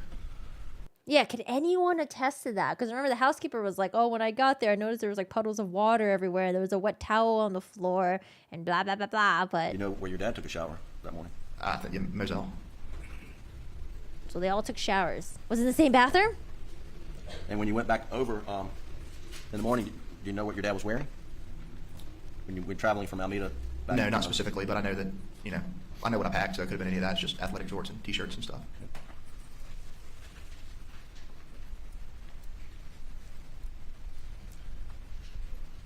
And after you got to Moselle, and I guess just carrying the days forward, were you with your dad?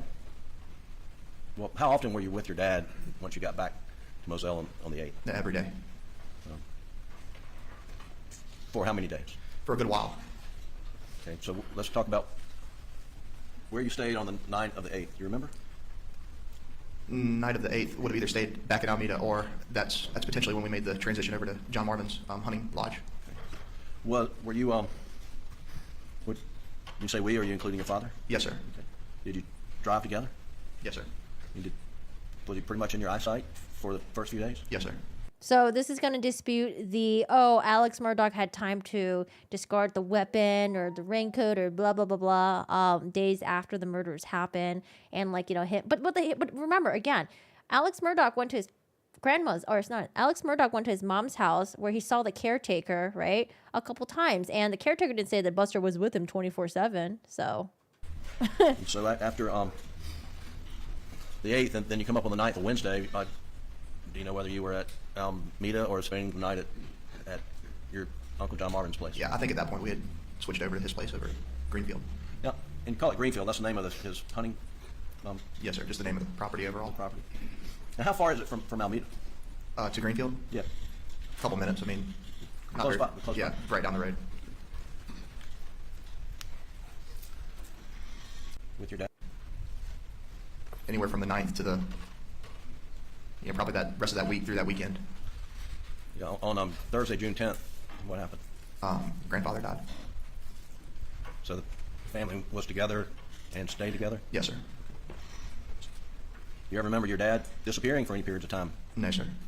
Were you physically close to him most all the time? Yes, sir. Except when you were asleep? That's right.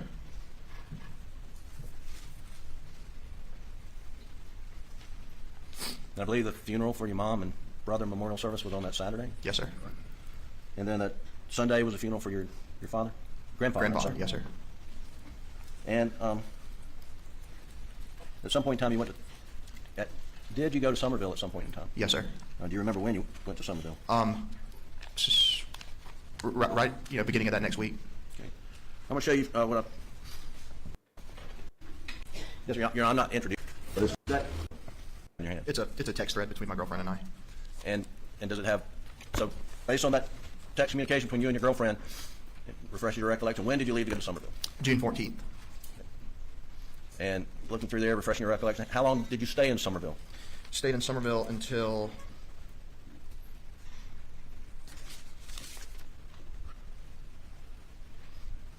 the 17th.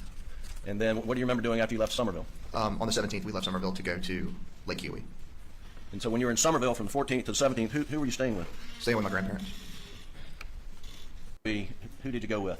Went with my dad and I, my grandparents, my aunt and uncle, and their children, their children's. Oh, this is the trip that Alec Murdaugh Boyfriends went and- with. That was it. Was it Maggie's family? So you're with your dad from the night of June 7th through the Kiwi trip, is that correct? Yes, sir. Oh no, sorry. This is or is it different? No, it's a And different. you remember what you weekend. did after the Lake Kiwi trip? No.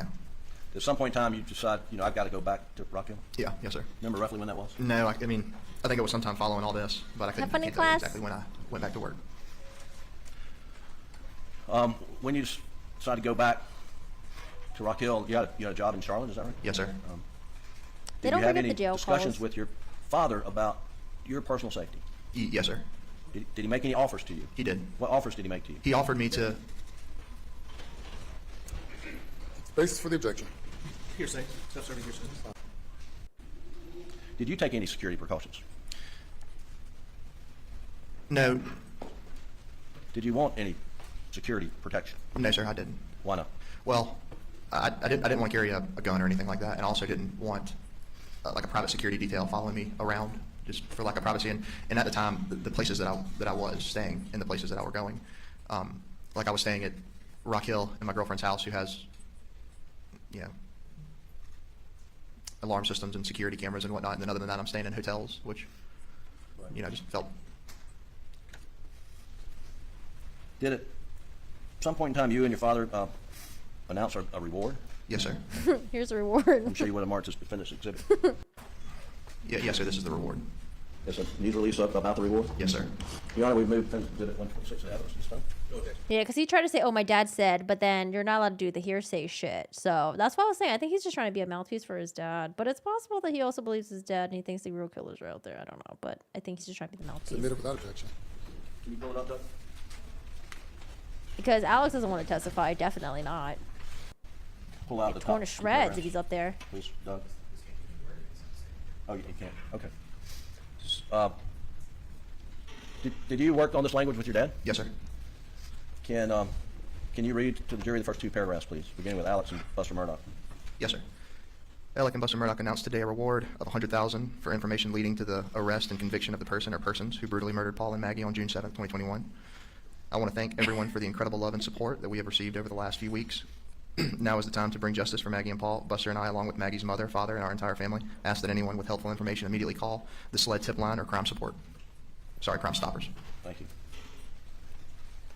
Now, there's in the body of this, there's a expiration date on this reward. What's your understanding of the purpose of having an expiration date? I'm not real sure. Okay. It says to be eligible, the person claiming the reward must submit the tip to SLED or Crime Stoppers by September 31, 2021? Yes, sir. Okay. That's all they say.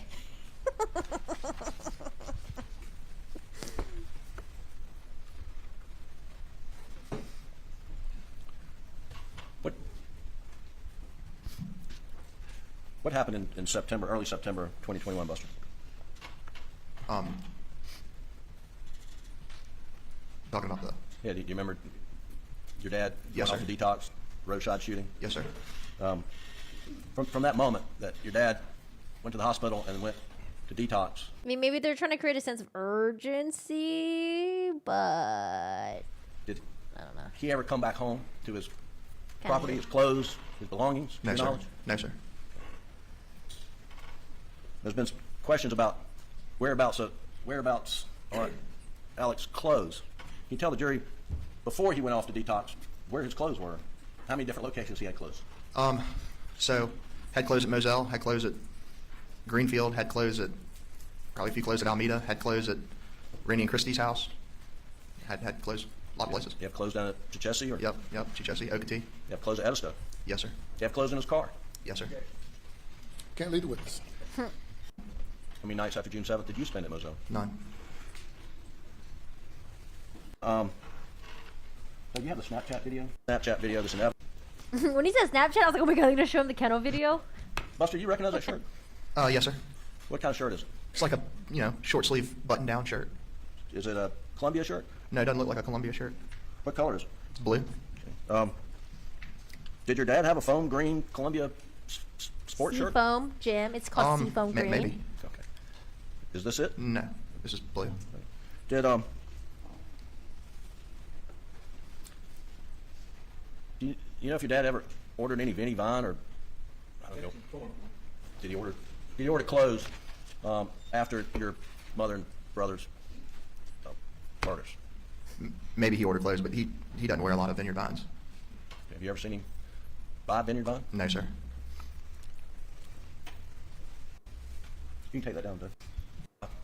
Go with your dad where you played in the golf tournament?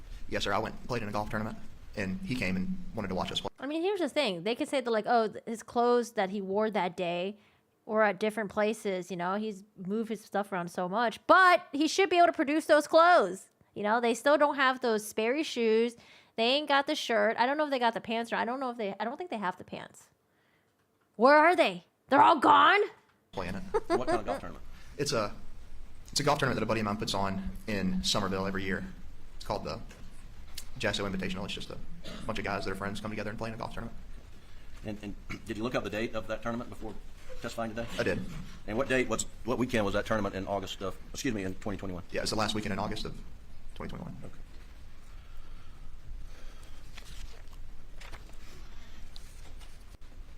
Was there a house Johnny Parker had that your dad kept stuff in? Yes, sir. There's a small house in between Johnny Parker's house and my Uncle Randy's house. I think Mr. Johnny built it for his mom or mother-in-law or something when she was sick. But yeah, there's a little 2-bedroom house right there. And did your dad stay there? He did. I don't know if we mentioned that as one of the places where there was clothing. Yeah, that'd be one. That'd be another one. All right. So there are a lot of places. Yes, sir. Were you there? Did you observe your dad talking to Blanca about anything? Were you getting ready to go on the golf trip? No, sir. Okay. You were not present. No, sir. I don't think I was present.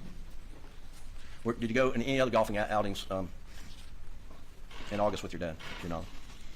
Yes. Earlier August of that year, we played golf down at Hilton Head with the people from the Trial Lawyers Commission. Okay. Now you've been sitting in this courtroom since day one? Yes, sir. Once Every the trial day. started? It's weird. Why was he sitting And, there listening to everyone? Were you here when a video was played of an interview with your dad on June 10th? Yes, sir. And there was a question about whether your dad said, I did him so bad, or they did him so bad. Do you remember that? Yes, sir.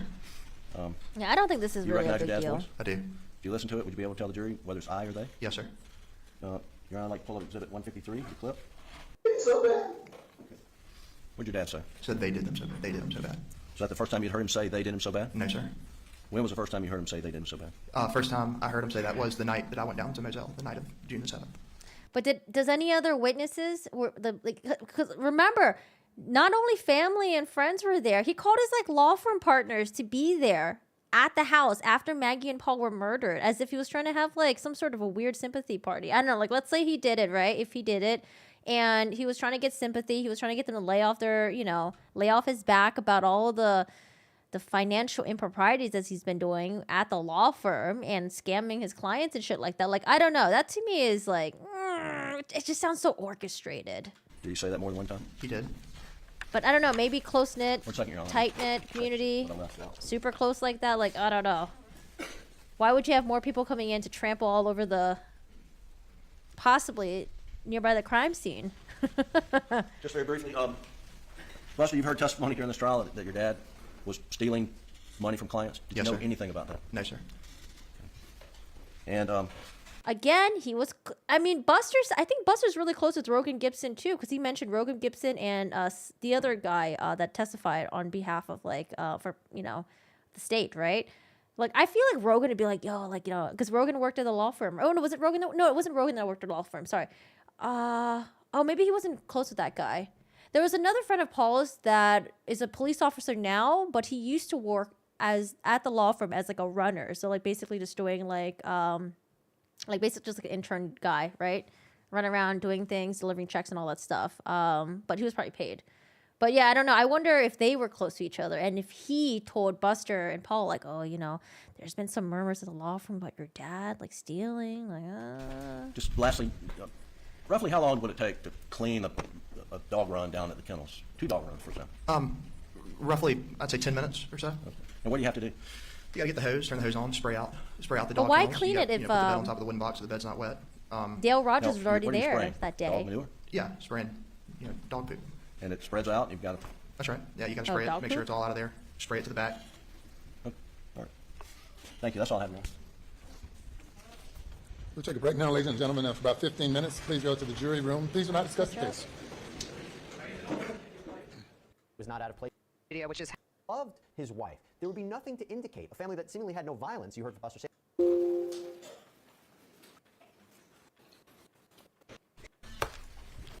I'm sorry about his mother, and I'm sorry about your brother, Thank you. and I'm sorry about your grandfather. Thank you. He was nice to me when I was a young assistant solicitor. I'm sorry for your loss. Yes, sir. I appreciate it. Thank you. I don't have any questions for you, Buster. Okay. Yeah, when he says I don't have any questions for you, Buster, I was like, oh, okay, I guess that's it. The state rests. I wasn't really sure. He was cool with that. When you are leaving the main house, you told Mr. Griffin that the main entrance was the brick entrance, Yes, sir. but there's also a side entrance or by the kennels or Yeah. entrance exit. Yes, sir. Just a totally different entrance. And the mailbox was at the side entrance. Yes, sir. The kennel entrance. Yes, sir. Okay. Why was that? Do you know? I don't know. I think it's just I really don't know. I don't either. But the packages would come to, you said the kennel side? They would come to the shed. And a lot of times y'all would use that kennel entrance exit to go, just like you'd use the main one, right? Yeah, you would. I would say that I more so tended to use the main one, the one that I say is the brick pillars. But yeah, I mean, you could certainly leave either way. If you were leaving the main entrance and you got down, you're leaving the house and you're I going think for he's the just brick. trying to build camaraderie. And I you don't know, it's kind of a I don't wire. know. It kind of cuts off to the kennel too, right? Sure. So you go straight or left. If you were leaving at night going straight, and if you were looking out to the left and the lights doesn't were on, want you'd Buster be to able be to see the lights defensive. on at the kennel just from that little wire, wouldn't you? Maybe, depending on what lights were on and whatnot. I mean, if it was fully lit up, maybe. And not just from that wire. Instead of going straight, if you from that distance, you'd be able to, if the lights were on fully, you'd probably be able to see them. Maybe, yes, sir.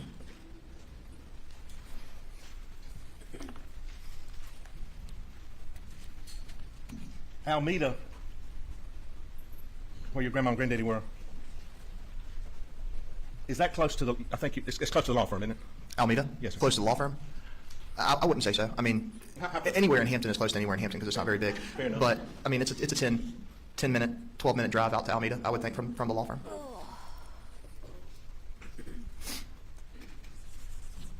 Don't forget to stretch. Court is going to resume soon. This is technically the long lunch break right now. Hey, Mr. Duck, did you bring up 130? That's right. So, right over here, this is kind of what I'm referring to as like the back corner of the house. I'll see And it, would yeah. basically, you We'll come talk about around, landscape there's a for a big oak bit. tree here, you come around it, and then you basically pull up, and you would probably stop the hood of your car right in, right off the back corner of the house. So it'd be closer to here than over here. Be about right in here. So right in here. Yeah, I mean, because you don't want to pull up super close to it. Yeah, be right out. But there was a driveway all in, paved driveway in here, right? There is a paved driveway over towards the side of the house. I'm not Okay, sure where and they're really not many pointing tire at. tracks. The grass looks good in here. I don't know when these pictures were taken, but it's a little dead right there. But there is a driveway, right? There's a driveway. Okay, you can have a seat. Thank you, please. When did you first mention that as far as parked at your grandma and granddad's house? When was the first time you talked to anybody about that? Couple days ago. A couple days ago? Okay. That's the first time you mentioned that? Sure. Okay. And then that would have been after Shelley testified, right? Shelley Smith? I guess I don't really remember when. Miss Smith testified. Miss Smith. Did you bring that to somebody's attention, or did somebody ask you about it? I couldn't. I'm not sure. How are you not sure? Miss Shelley's testimony wasn't that long ago. And I think you keep forgetting I'm on cross. Damn, he's sipping a lot of that You water right now. testified that, how many times had you been there with your dad? I wasn't quite clear with your answers, Mr. Griffin. I'm not trying to be difficult, Buster. I understand, and I can't give you an approximate number, but I mean, I've been out there with him several times. And, would you always call? You said you called. Did you always call when you got there? Yeah, I feel like most of the time you would call just to tell, because the ladies get nervous. If you hadn't called and they see a car pulling in the driveway, it's just easier to call and let them know, like, hey, we're gonna be pulling around. Please unlock the door. Do they get Or we'd do like they to get come in. nervous in that Have you ever been over neighborhood? there at Probably a 6:30 nice in the morning? neighborhood. Have I ever been out there at 6:30 in the morning? Just like overall at my. I guess. I've been out there at 6:30 in the morning before going hunting and whatnot. And you called in also then, right? Well, that was Going into the house. So again, this is going to dispute it's not going to dispute. It's going to back up the testimony of Miss Shelley's testimony, where she said that 6:30 in the morning, out of nowhere, Alec Murdaugh pulls up and he had a blue tarpish thing, raincoat. She didn't know what the fuck it was, a blue tarp material in his arms. And again, they're bringing up when your family pulls up to the house, don't you guys usually call before arriving there? So I'm assuming that he didn't call. He probably just showed up at 6:30 in the morning with the blue tarp thing. Yeah, sure. I would just let them know. But let's see how. I mean, that's why I'm very interested to see how Buster answers these questions, because he's going to answer it like biasedly, it's going to look very biased, or is he just going to be oh, I don't know, I'm not really quite sure. Basically 6:30 in the morning. Sure. Is he going to go to protect my dad mode? All I know is he's taking lots of sips of water right now. Your mom loved that stuff, didn't she? Yes, sir, she did. I love that stuff. She was actually getting some work done down there, wasn't she? Yes, sir, she was getting some work done on the house.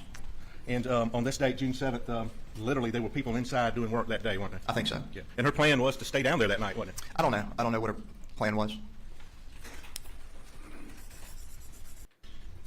You had, I think the last time you'd been to Moselle, you said was the spring, maybe a few months prior to this? Mm-hmm. Okay. And you have to say yes for the court reporter, not for me. Yes. Sorry. Also, Alex said that he didn't know You Maggie talked were to going your to mom come that to day on June Moselle. 7th? Yes, sir. And I think you had talked But to everyone Carl says the that last he time on the invited 5th, Paul if and I'm not Maggie to mistaken, come June and 5th get is what you dinner told down me on the there. interview. Sure. Okay.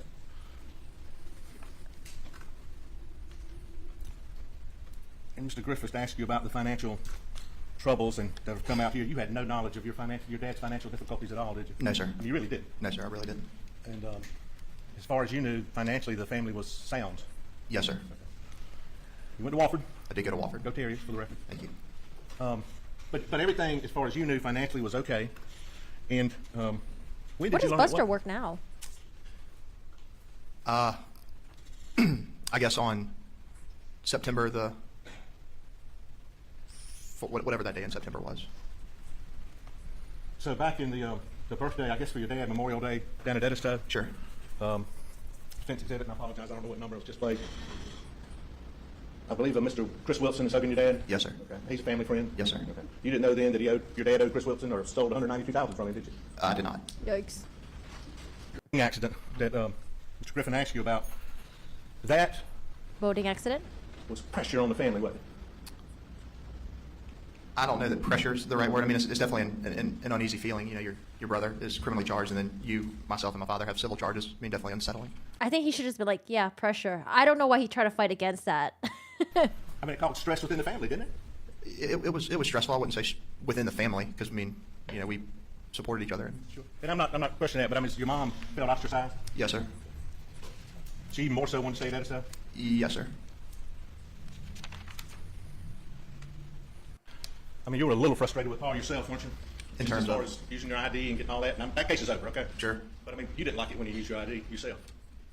Um, I'm not trying to go anywhere, Buster, but he'd use your ID sometime. You didn't want him to. How many questions you going to ask? Questions, comments? What's the question? Yeah, ask the question again, clearly. Did you like it? Yes, sir. Did he used your ID, didn't he? Objection's over with. I'm sorry. Can you say it again? Did Paul use your identification? Yes. Did that frustrate you? Sometimes. Also, if that frustrated him, just take the ID away from Paul. What would it just be like, okay, Paul, give back my ID? Did Paul need his ID for anything else? It's not important, but I was just wondering. Remember that? Yes, sir. When you saw your dad on the night of June 7th, what did he have on? When I made my way up to the house, he was wearing shorts and a t-shirt. And who laundered his clothes? Not me. At that period of time, would have been Blanca. And then my mom also does laundry sometimes. But on a day-to-day, did Blanca take care of your dad's clothes, laundering, cleaning, folding? Yes, sir.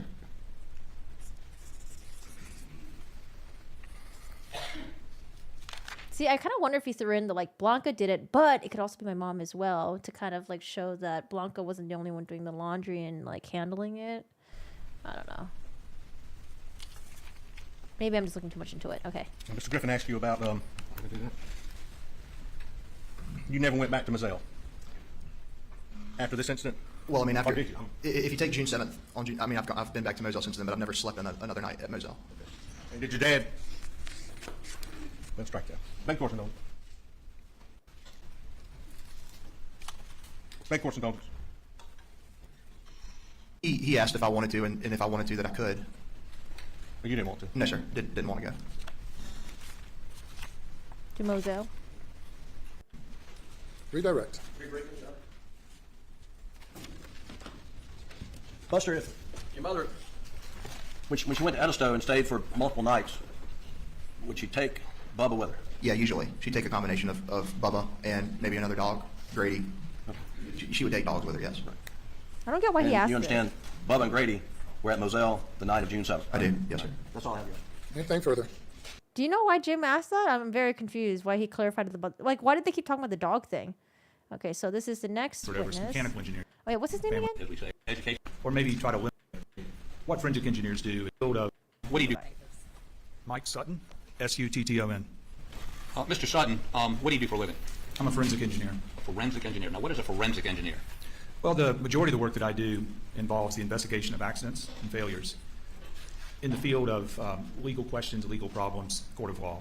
So what forensic engineers do is that they collect data, collect physical evidence, they interpret the data, and then try to come up with what happened in an event, maybe what didn't happen in an event, or maybe try to limit the possibilities of what happened in an event.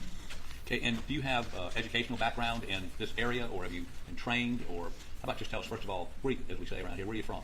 Well, I was born in Hickory, North Carolina. All right, Then so I'm gonna grew up in Cary when I scroll was young. through this, Family and we'll moved to go Cary. straight to the beat. So this is what I call the quail pen, and it's a small animal cage, it's been referred to, but like it's a bird cage, and it's up against the building or the barn or the hangar. I think it's been called several things. It's up underneath the Ah, roof. there's someone lunch Okay, now break. if you went Okay. perpendicular to that out, would you run into the dog kennel? Yes. Okay, so this is across from the dog kennels. So this is Mike's son and forensic engineer. They went through his credentials. I skipped through that, and then he's going to basically dispute, I guess, Dr. Reimers, the pathologist who has the medical degrees, testimony, and I forgot who the other guy was. There's another guy who testified who also talked about the crime scene, the angle of the guns and stuff like that. Remember he was saying that like, oh, it's possible that you could be crouching and shooting, or you can have the gun like really low at your waist or something. I forgot his name. And that is quail pen. Yes, and this particular photograph was taken the night of the murder. So the first few pictures just show the points of evidence that were of interest to me, and then what happened later on. It was the next month, I believe it was July the 6th. Oh, Kenneth Special Agent Kinsey. Worley went back and actually took some measurements. Professor, and he also She's teaches basically a crime common scene technique related classes. where you try to get more information about these bullet holes. Okay, next. Mr. Kinsey. And what is this we're looking at? It's a little bit closer view of the quail pen, and what you have there on the side of the quail pens, it would be the side that's really facing the crime scene. Right. It's made out of like a fiber board, a little bit more robust than cardboard. It's like a fiber board, so you can penetrate it easily. Yeah, I don't know. When the defense hires experts, it's like tough because like remember what we saw in like the defamation trial with Johnny Depp and Amber Heard? I don't know. Dr. Don Hughes' testimony was like really bad. Easily, and there was a bullet hole basically in the center of it. Okay, next slide. That would be that bullet hole? That is the bullet hole, and if you were able to zoom in a little bit and look carefully, you'd be able to see what's called a bullet wipe. It's down. It's if that was a tiny little clock, it'd be just under 3 o'clock. And so when I looked at that, it looked like the bullet was on an upward trajectory, a small one, but an upward trajectory. And what the bullet wipe is when the bullet comes out of the barrel of the gun, it's going to have products of the bullet being fired. And when it enters sheetrock or a car door or a piece of plywood, you commonly see that lead-in mark where the bullet goes into a piece of material. Can we Make that bigger. There we go. Okay. Right that point right there. Make it bigger. Yeah, so it's like this, and this is the piece of gray cardboard. There's some tearing here, but if you look over here on the side, that's what's called the bullet white mark. And that shows you the direction that it's coming from. So it's coming from where I'm standing. And it's a little bit below, Dr. Spiegel. like if you could draw a straight line through there, that would be even with the horizon. It's a little bit below that. So right away, that told me that this bullet, when it penetrated this piece of material here, that it was traveling upwards and from right to left. Okay. Let me see the next slide, just in case. Okay. Oh, yeah, the coroner. Yeah, I heard the one who used his hands to check the armpit temperature, and then he's like, well, I'm not going to do a rectal exam. What do you want me to do, pull his pants down and stick a thermometer up his butt? It's like, damn, chill. Aren't there other ways to do it? Any way to make that a little bigger? Also, I didn't know While he's doing coroner that, was what are an we looking elected at? official. This is a photograph from Special Agent Worley's Very interesting. trip to the crime scene. I think it was the next month, July the 6th. What's going on here? So this bullet, it penetrates this quail pin and actually goes Definitely a very, I mean, yeah, that was just like a wacky testimony to have the defense bring as their first witness. through the wall of the hanger too. It goes through several layers of material. I was like, And huh? the common technique to try to figure out what is the angle of that shot, you take something like this. Typically they're fiberglass, so they don't bend, they're perfectly straight. And you insert that rod through the bullet hole, and then what you do is you measure this rod. So right now she's measuring what's called the vertical angle. So if I was measuring the angle of the shot, like to the TV right I here. think Dr. So Spiegel vertical just angle had is this very way. Was the weird bullet going antics, up, or that's was it all. going down, or was it going straight in? I don't And think it was what on did drugs or that, anything like that. I mean, did you look at the close-up picture of that, and did you also look at her nose? But possibly. Yes. And what was her Who conclusion knows? about the angle? You see vertical angle. The angle going into the quail pen, was it going up? Was it going down? And by I guess you gauge this in degrees, correct? Correct. Okay, so was it going up or down? It was going up. At what? Look at the lawyers Agreed. down here. So the bullet was traveling upwards, which is consistent with what I just showed you on the previous pictures. So her measurement that it's going up is consistent. She recorded in her notes that that was 3 degrees going up, so pretty flat, but the bullet was traveling upwards. But there are two pictures. She has one picture of it at 3 degrees and one at 1.5 degrees. So pretty close, but two different trajectories. And later on, I looked at the difference between the 1.5 and the 3. Okay. And that'll come up later. But Yeah, what for what prison is Alex Murdaugh in? Is he like in a very like comfy prison area? the purposes of me understanding what He was going on chilling, here, I playing considered Xbox both and 1.5 stuff? 3. And while 1.5 or 3 is not a steep incline as it goes in, if you project that back, it's going to have, if you go 10 feet, it's going to make it. Okay. As you project it back, what, if any, difference is there on that cause on trajectory? Okay, well, the reason this is interesting is because it's an upward traveling bullet. So if you think about the path of this bullet, for all purposes here, because we're talking about maybe 50 feet in this crime scene, it's not 400 yards. If it's 400 yards, the bullet has a curved trajectory.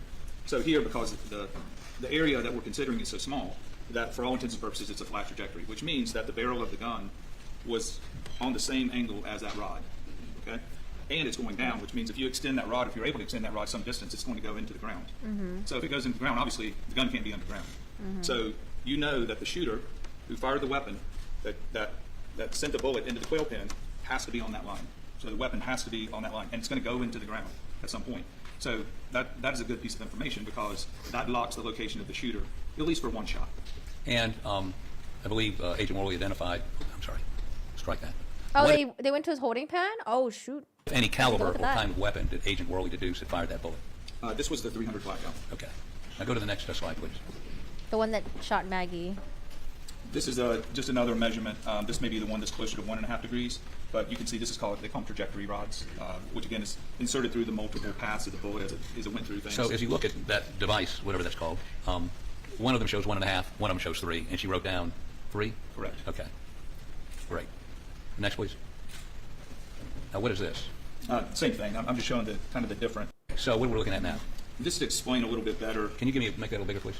back of the cage, it actually goes into the hangar or the barn, goes through the siding and then the plywood. So that is that same rod, except that's the inside going out. That's the inside. I was just trying to show the technique, and this technique is a technique that is used often. There are other ways to do it, and we may talk about it later, but this is a technique that's often used to come up with this line of fire, or the path that bullet took, because if you consider the path of the bullet, you may be able to conclude something from that. Okay, next. It's just more the same. court's This is the back in trajectory rod session. inside the cage. of the Got a quail couple pen. seconds though. Okay. More the same. Next. More the same. But these are, okay, wait one second. So these pictures just depict that rod coming from the outside, going through the quail pen, and through the wall behind the quail pen. That is correct. And that's, you put that rod through, and then you can make some measurements outside as to trajectory, correct? Easy for you to say. Next, please. Now, what is that device? What's going on there? This is called a zero-edge protractor. So protractor is going to measure 0 to 180 degrees. So this is a special agent borer. He puts it up against the side of the quail pen and drop a plumb bob down so you can get what's called the azimuth. And the azimuth is just your compass direction. So because if I have the azimuth, and this is about 41 degrees coming in from where I'm standing. Did you guys use the bathroom yet? Court's about to be in 45 session. degrees would be, here, there's 41 degrees. 90 degrees would be straight in. So what that does is it tells you the direction of this line. So you know, at that point, you know whether it's going up or down, and you know whether it's coming from the left or the right. That's correct. And as we look at that coil pen, is it coming from over here to the left, or is it coming from the right? Well, it's coming from over here to the right. Okay. And then to determine exactly how, you need to go back and kind of look. You have to do it to scale, of course. Right. So you have to create a scale diagram, or you do what we typically do, which is we scan. Okay. Let me see the next one. And is that just a close-up of the measurement, the angle? Yes, and you can see here that it's All right, so we're gonna Where get more everything is? measurements. Yes. But let's go ahead and talk about the doghouse next.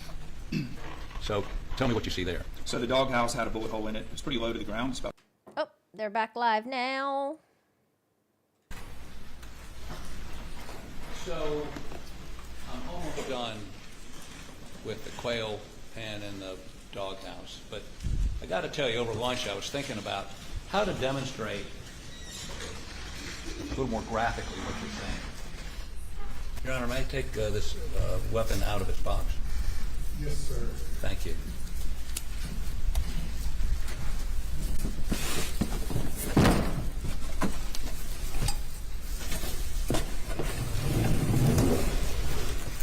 Sorry. I gotta use the bathroom actually. I'll be back. Okay, if I keep it pointed upward. Do you recognize this? Do you know what this is? Yes. What is it? It's the, I think it's like an exemplar 300 blackout rifle. And this is the weapon, or weapon like this, that the shooter would have had. Yes. Okay, so I'm trying to sort of get a visual of. How about come down here so I don't point at you? Or maybe let me come up there and come this way. Okay? Why don't you get where I go? I'm sorry. So I'm not 5'2" or 5'4". I think you should probably be 5'4". But position me. Tempting, but I don't know how I can do this, so I'm not pointing at somebody. I guess what we do is we need to come back here. Okay, so position me as that shooter would be. I'm trying to figure out where. How would the hole have gone up here, down here, where? And then you want to push it down on the hip. Your wrist will have to bend. This wrist? Right. Like this? Yeah, and you obviously you could crouch in some sort of a shooter stance, but that's Not much lower than this. That's going to be variable. Yes. Okay, and as I approach the quail pen, the gun has to go up.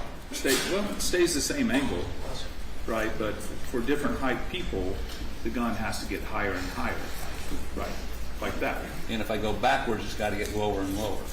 Right, because if you walked up to the quail pen, the hole's 50 inches above the ground, which is right here.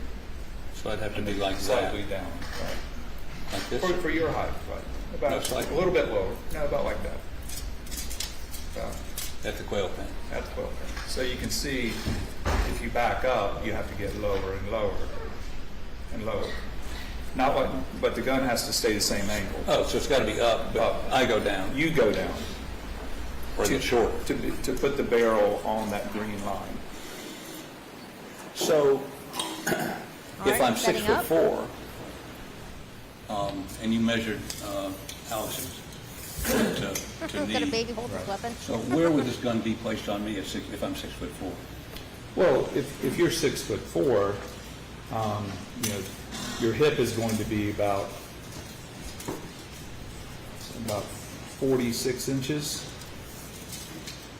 This will be about right here. It's 46. Right, And so you've got your trigger hand right. about where your hip is. So it would have to be, your trigger hand is going to have to be up where I'm pinching the tape measure. And this is how far away from the quail pen? Well, it could be anywhere, but if you raise it some more, a little bit lower, right? So then, if you're at the quail pen, the hole is right here, right? Even if you shoot from the hip. Have to shoot like that? Yeah, you'd have to shoot lower. Now, from back where you say the lines converge, It was a Hobbit. it has The to Hobbit be did it pretty low, right? on the way to Mordor. Yes, it has to be very low. That's why it's to get a position that would be either shooting or aiming. Right. Or, a basic shooting position, you need to be shorter. If you're bending over in some other body position, that may be, maybe somewhat of an awkward shooting position, then you could be taller, right? You could be taller than 5'2" to 5'4". But his, I think you told us his foot to knee was 25 inches. 25 inches. And would it be, I mean, proportionally for me, where would I? Proportionally for you, your trigger hand is going to have to be back down where your kneecap is. Right about here? About like that, right? And then point upwards 3 degrees. That would be the equivalent of somebody who's 6'4" in the area where the two shot lines cross, shooting into the quail pen. They would be holding the gun like that if they were on their feet. Okay, thank you. Please take a stand.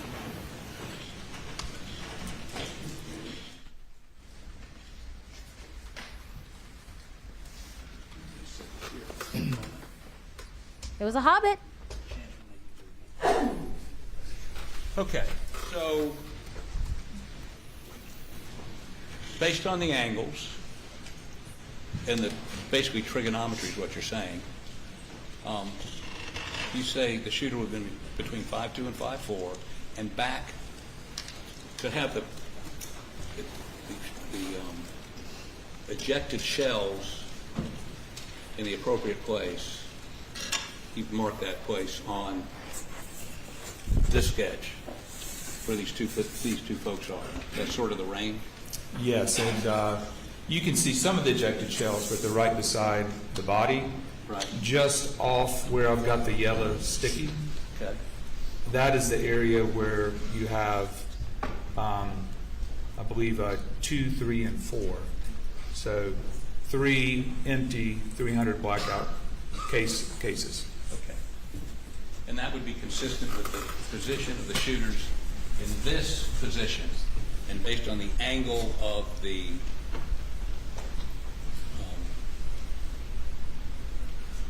bird cage, they would be somewhere between 5'2" and 5'4". That is correct. To have a shot from the hip, the lower part, I mean, almost crouched down hip. Yes. Now, let's move on in our presentation, and I'm going to try to expedite this a little bit and skip some slides because you and I were too detailed when we talked about this, and it's the afternoon. So let's go with the Paul Murdaugh first shot. Is Pooty getting a Tell little us what this tired? So this was, these first pictures are from the night of the murders, and that's inside. On the south wall of the feed room, there's just a regular window. is. And what's that? Those are pellet holes from the buckshot. There are 9 pellets in buckshot, this particular load of buckshot. Okay. And what did you do? So what I did was, Next picture, please.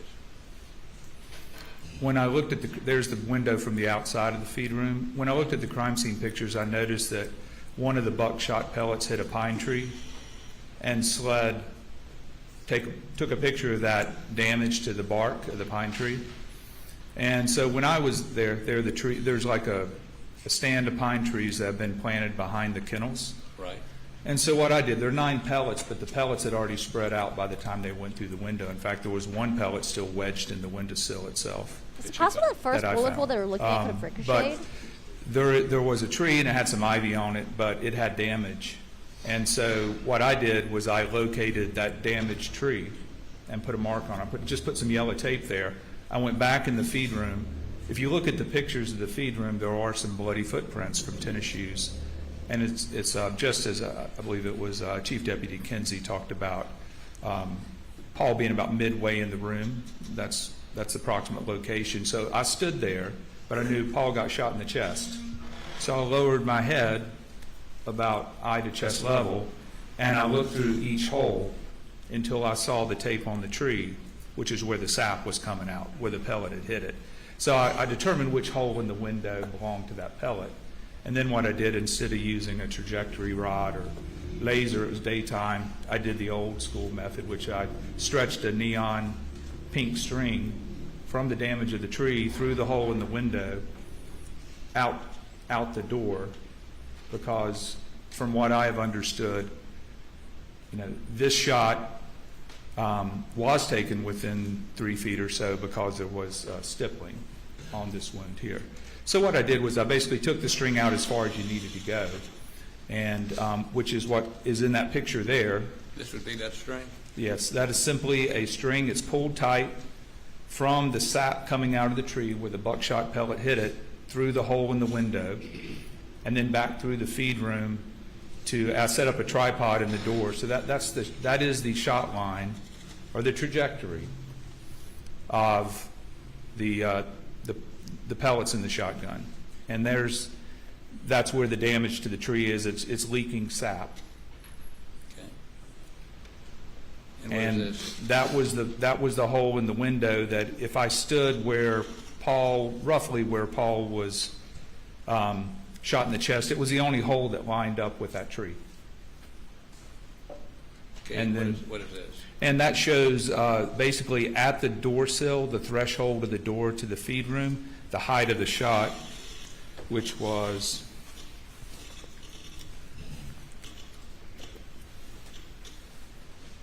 at the door sill, it's 3'11". Okay. Was it on an upward trajectory? Upward trajectory. Okay. Next. And so what I did there is just to demonstrate it, obviously because there's a string there, can't put the barrel right on the string line like we did in the computer with the green lines. I just held it beside it. I'm 5'10". I have normal shoes on here.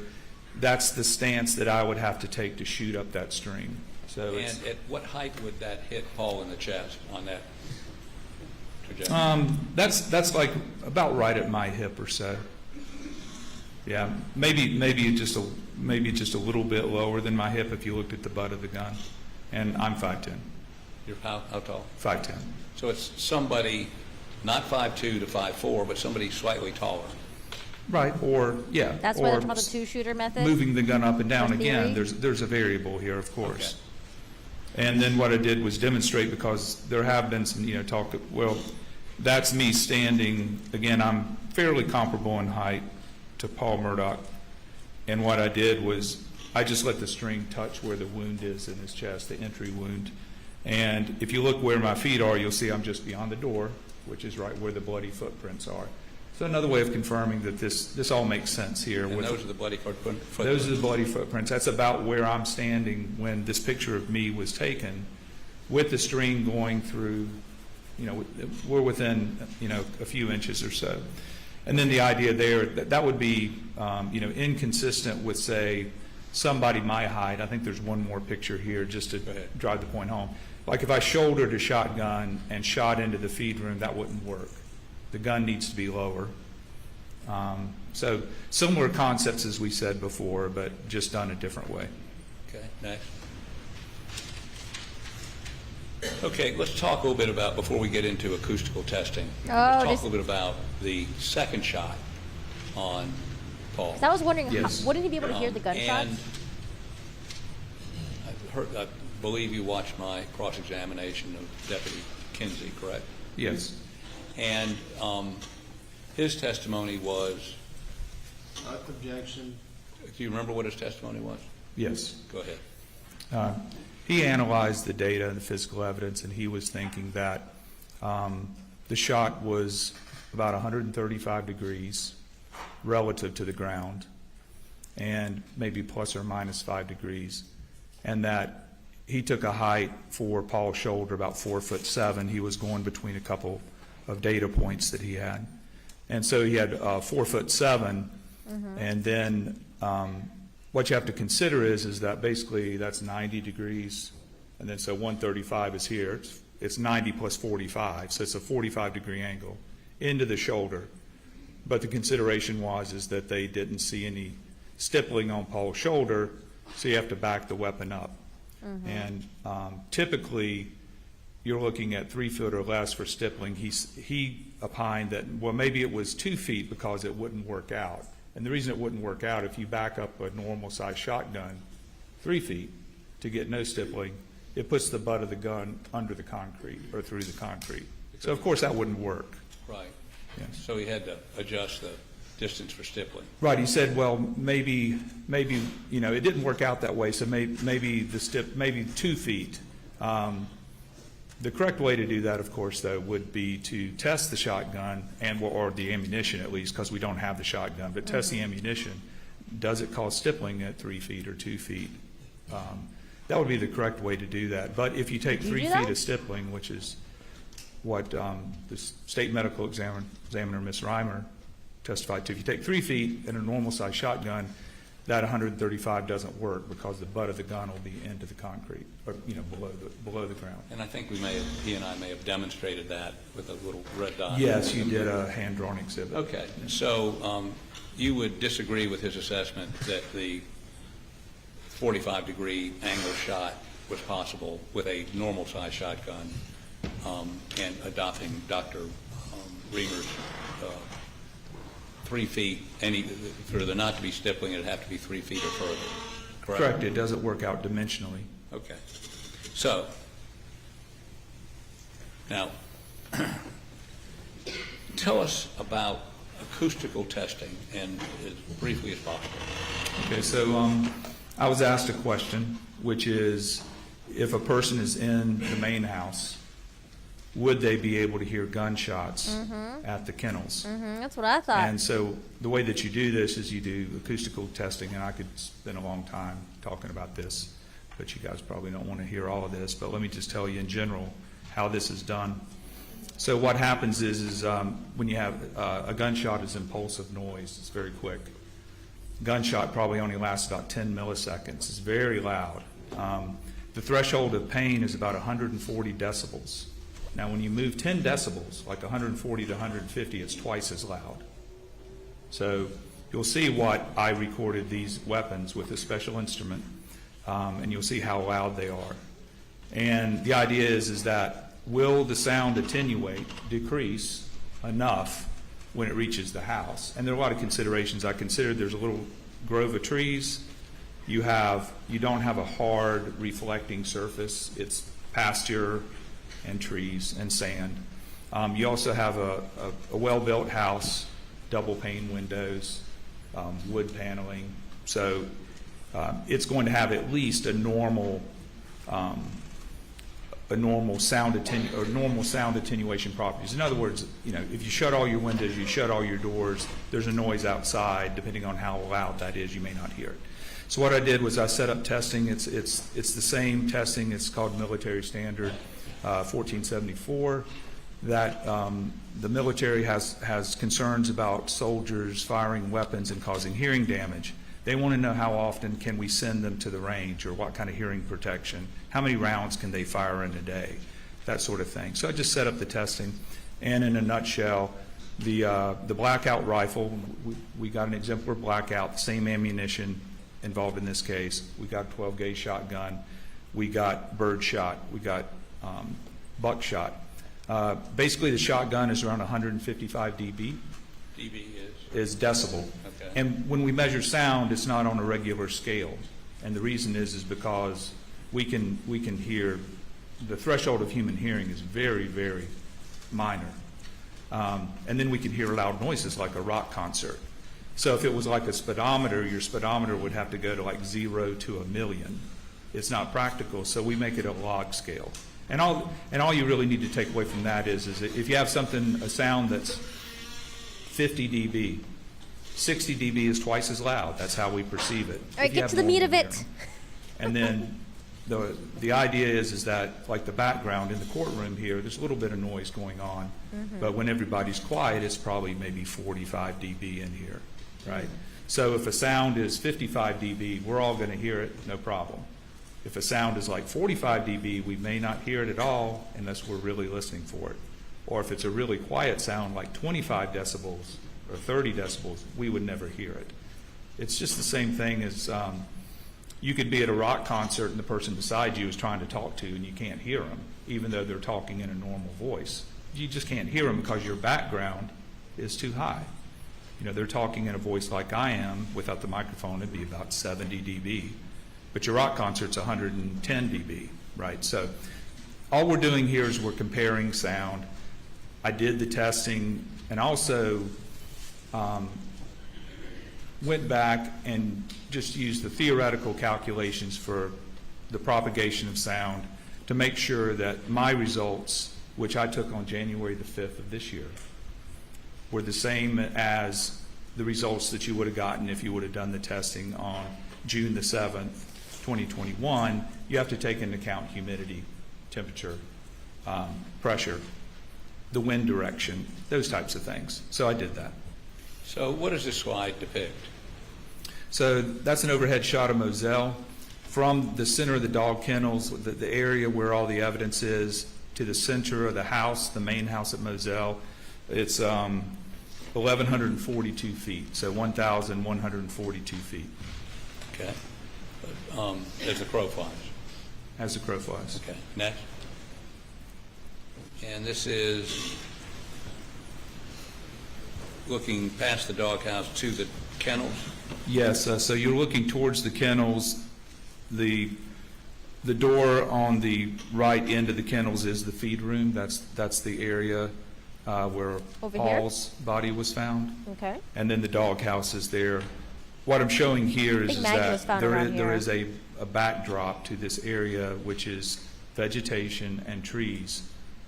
For reasonably close distances, you have to take into account the vegetation and the trees. At longer distances, the sound can carry, because the sound, when I shoot the gun, the sound is going to expand like you're blowing up a bubble, right? It's just going to get bigger and bigger and bigger, but the bigger that bubble gets, the weaker it gets, just like the sound. Okay. And eventually it goes away. Next. What does this depict? That's looking back towards the house to show, you can't see the house here, but that's looking straight back towards the house to show that if you were going to do some calculations, you have to take into account there is a barrier of trees in the way. Oh, I see. Okay. All right. What is this device? All right, that is a sound pressure level meter, and it's a type 1, which is a high precision. Normally, when you're recording sound is somewhat continuous, and you can use a high-grade meter. This is a special meter that's designed to capture gunshots because you're talking 20 microseconds, thousandths of a second, the rise of that pressure wave of shooting a gun. So you have both the gases escaping from the gun and you have the sonic boom of the bullet leaving the gun. So it's complex noise, and you have to have a meter that is fast enough to catch it, and that's what that meter is. Yes. Next. What is that? That's a little weather station I had, so I was recording the weather before and after the testing because I knew that I was going to go back and pull the weather history for the night of the murders and just see what kind of correction factors needed to be applied to my Just had a nice testing. heavy lunch. Just curiosity. If the humidity was high that night but low then, how do you adjust that? Well, there are charts and tables. It's just standard conversion, right? And the humidity was higher in June than it was when I did it in January. The temperature was about the same. Humidity was different. But you've got tables and charts, calculations, it's physics, or whatever it's. For the results of this, all of these modifications or adjustments that you would make really don't make a difference because the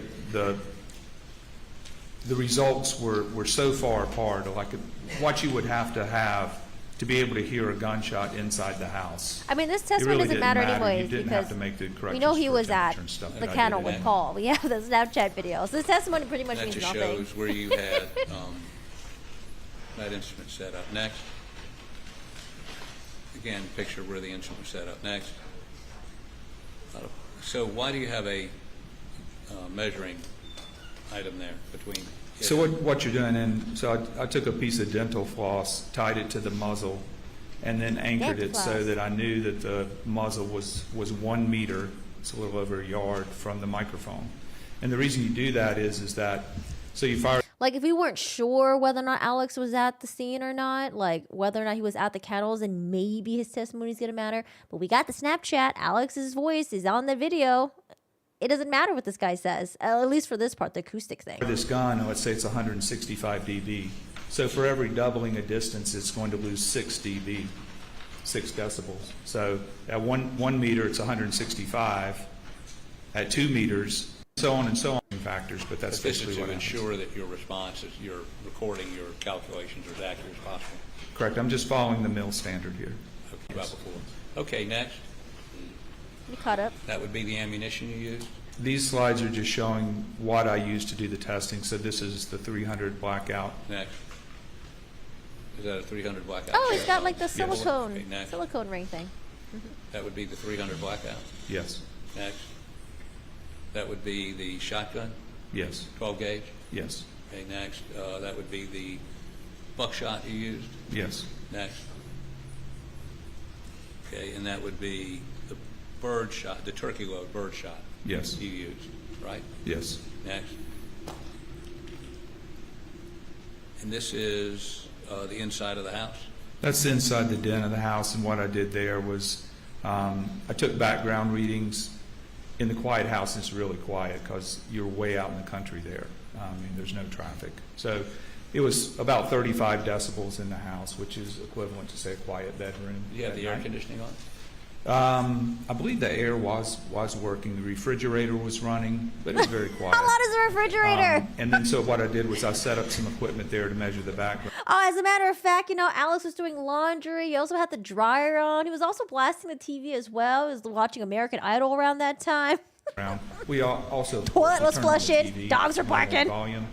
So that's up around 68 dB, 70 dB. Neighbors are doing you know, karaoke. depending on how you want to listen to. We put a movie in, and I just had that. So 2 background levels in the house. Mm-hmm. And then the next question is when you fire a gun at the kennels, do you hear it? Do you not hear it? Mm-hmm. How loud is it? Okay, next. The doghouse. And then we shot the shotgun into the feed room, out of the feed room, and then with the muzzle outside the feed room. So we shot into the feed room, we shot out of the feed. So we're just trying to figure out, is there anything about the shape of the feed room that really changes the character of the shot? The takeaway is yes, it muffles the sound if you shoot into the feed room. It's not hard to understand. But the blackout was much louder than the shotgun. Yeah, Alec Murdaugh And was it was listening to shot Slipknot over around by that the time. doghouse, where the Had the showcase TV is. on, Slipknot in the Yes. background. Couldn't hear anything. And that is what you shot in the feed room? Yes, it's a ballistic gel dummy. It gave us something to shoot into. Okay. Next. I'm not quite sure what that is. I'm not quite sure what that is. It's just pictures just showing the testing. Okay. Saying, Okay, next. And this is the various indoor and sink outdoor disposal. sound levels. The Roomba was And could running. you, rather than reading all of this, could you sort of give us an overview of, and are these the results of those shots you made? no, this is just actually just from the literature. If there was a discussion about different decibel levels, but He had his AirPods in. vacuum cleaner 70 decibels. Okay. Yeah, quiet conversation 55. A dishwasher in the next room is 50. And on and on. From Okay. loud noises to soft noises. Next. Okay. I think that's just a blow up of the last slide. Okay, so what does all that mean? Just as a comparison to my numbers, these are other people's test numbers, basically done the same way I did it. And you have a bunch of rifles, and they're between, you have 166 decibels 163, 161, and therefore. So basically your rifles, all the way down to a 22, which is like 143 decibel. But if you're shooting a rifle with a decent size cartridge, then you're looking at something from 160 to 165 dB. Okay, next. This is a similar chart of other people's work doing the same thing, and for shotguns. And basically, your shotguns are going to be 150 to 160 dB, so not as loud as a rifle. Quieter. A little bit quieter, but obviously 12 gauge still is a loud gun. Next. Okay, here's your results. These are my results. So basically, the blackout was right at 165 dB. Okay. And the shotgun was at 155 dB. So the results that I got from the testing were in line with testing that other people had have done. been doing. Okay, next. Okay, so you want us to play this? Sure. Go ahead. Wait a second. What is this? This is an audio file. I could present numbers, graphs, but what I did here just to get the point across, and here's the bottom line. This will be the 300 blackout fired in the loudest direction, because we tried north, south, east, west, but this is fired in the loudest direction. I'm sitting in the den. The doors and windows are shut. TV's not on, so it's as quiet as it possibly can be. Okay. And I'm sitting there listening for the shot. But you can gauge the sound of the shot, and I got a microphone now, but I'm talking on this audio recording the same way I'm talking right now. Yeah, there's gonna be a doctor that's gonna testify and be like, you know what, Alex Murdaugh had some sleep issues. He had like sleep apnea. He snores really loud. Can't hear or anything, anyways. Deep sleep. I don't know. Play it, please. Okay, I'm ready. I'm gonna give you a countdown in 3, 2. Oh. All right. Stand by.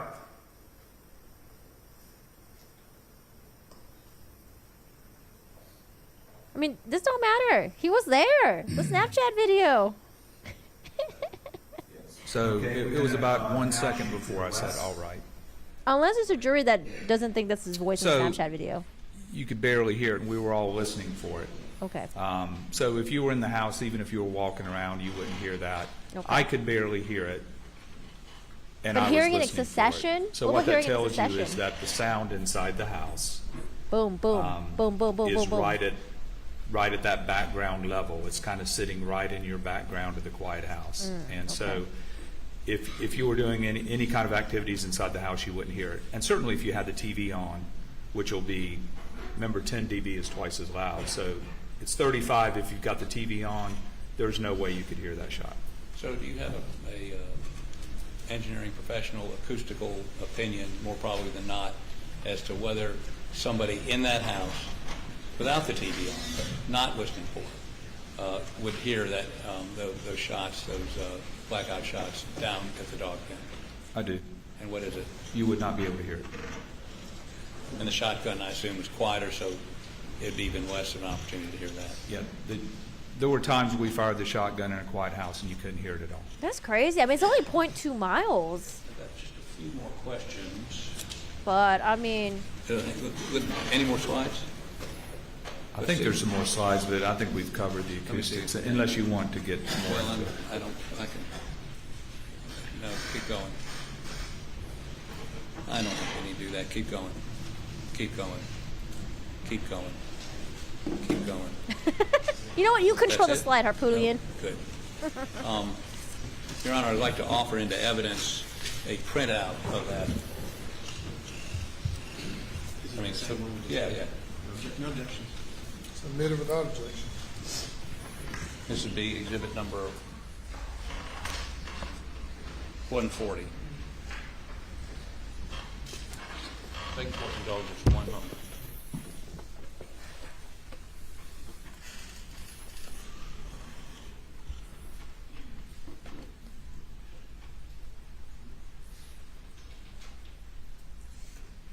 Did you hear the judge reprimanding Jim Griffin earlier about retweeting something? Judge was like, I woke up this morning. You're like on my time One last feed. matter. And you indicated you've done accident reconstruction.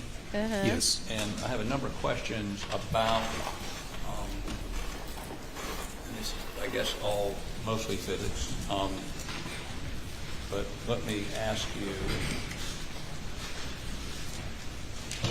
you've seen this document before.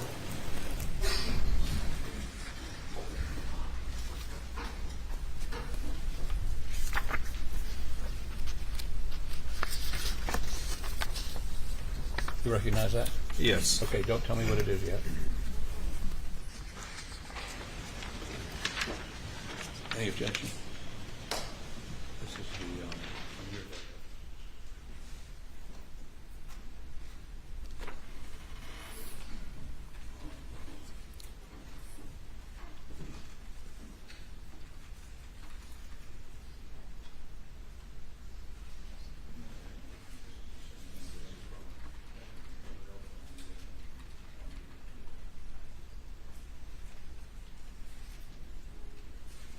Yeah, I can remember the top of my head. Snapchat video, cell phone showing him taking steps, especially a lot of steps during the time any where objection? Maggie and Paul were supposedly murdered, when he said he was napping. The OnStar information, the navigation in This his car, graphic created under your supervision? car information. Yes. Okay. And then there's another one, which is 142. The housekeeper and the caretaker's testimony saying that he was trying to coerce them into saying something else about what he was wearing, how long he was at the mom's house. Here we go. So we'd offer 141 and 142 into evidence. Any objection? No objections. But we don't have murder weapon. We don't have the supposedly bloody clues. 42. They did find Maggie's blood on his steering wheel. And that's 142. Like, Okay. it tested positive. So 141 is speed from Moselle to Alameda. Which I guess maybe we don't have. Oh, what happened to the audio? Let me put this on the overhead. Oh, fix the microphone, Let's start with please. 141. Can I have the Elmo, please?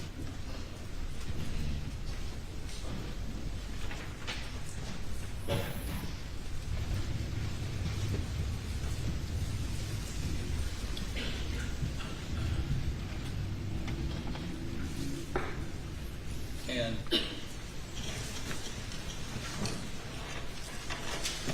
Yeah, and it's funny how they went from, so oh, I wasn't what at is the this kennels depict? to, oh, I This actually is a don't graph remember. of the speed of Mr. Murdaugh's Suburban, and this is from the trip from Moselle to his parents' house. Wait, this That guy would be does on the night everything? of June 7th. Yes, and each one of those little vertical lines, the blue lines, represents 3 seconds. Okay. So, two things.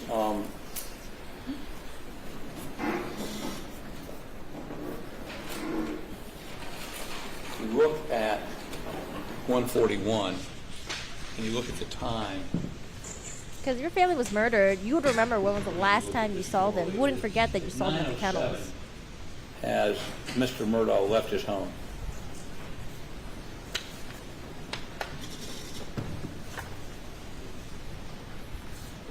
Was it that gun? I wasn't Actually, really the- sure if the it was one that you gun or got not. That's up when I got a little is confused. is the return trip, I believe.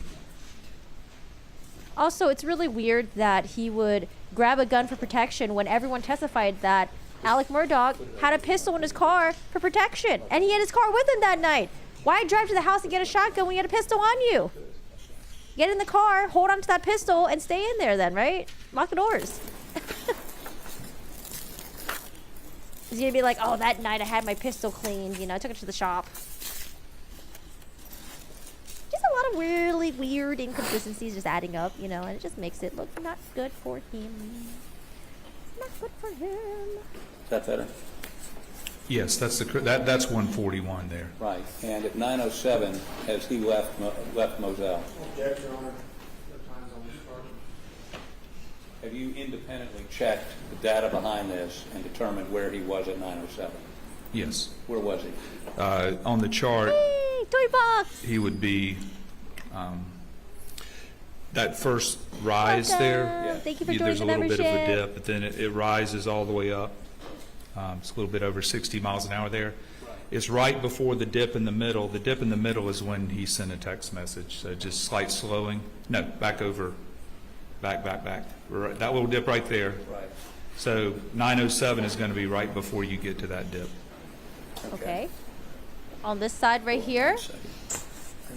Who makes a graph and doesn't label the axis? Can we get the x-axis labeled, please? What the hell is this? Got the y-axis, you ain't got the x-axis? So this graph starts at 907, does it not? Yes. Okay. So it means that he is in Moselle at 907? Yes. Okay.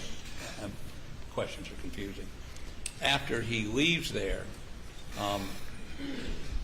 does he slow down? I mean, after he turns onto the Moselle Highway, does he slow down at all for any point until minutes down the road? Not until he's down the road. He's building speed.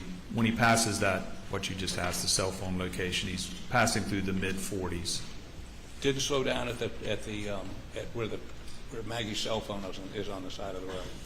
Correct.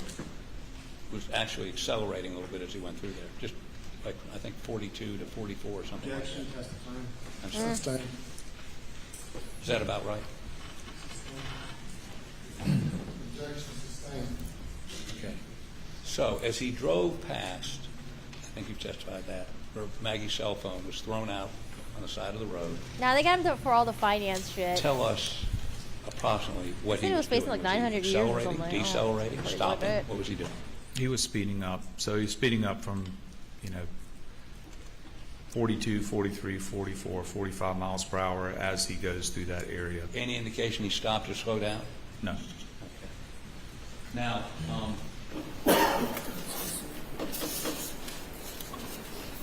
so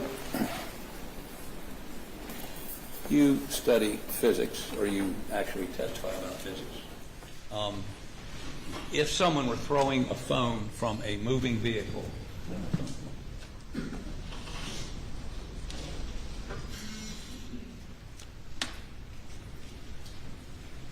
and I believe you went down and looked at the area where Maggie's phone was found, right? Yes. Would there be any, describe for me the kinetics of that. Objection beyond the scope of his expertise. Beyond the scope of what? Expertise. Couldn't hear your objection. Objection beyond the scope of his expertise. Response? Yes, sir. He is a mechanical engineer. Okay. We're talking about a mechanical motion. Okay. He's done physics. accident reconstructions Acceleration. where they have to determine Gravity. the motions of certain objects during that wreck.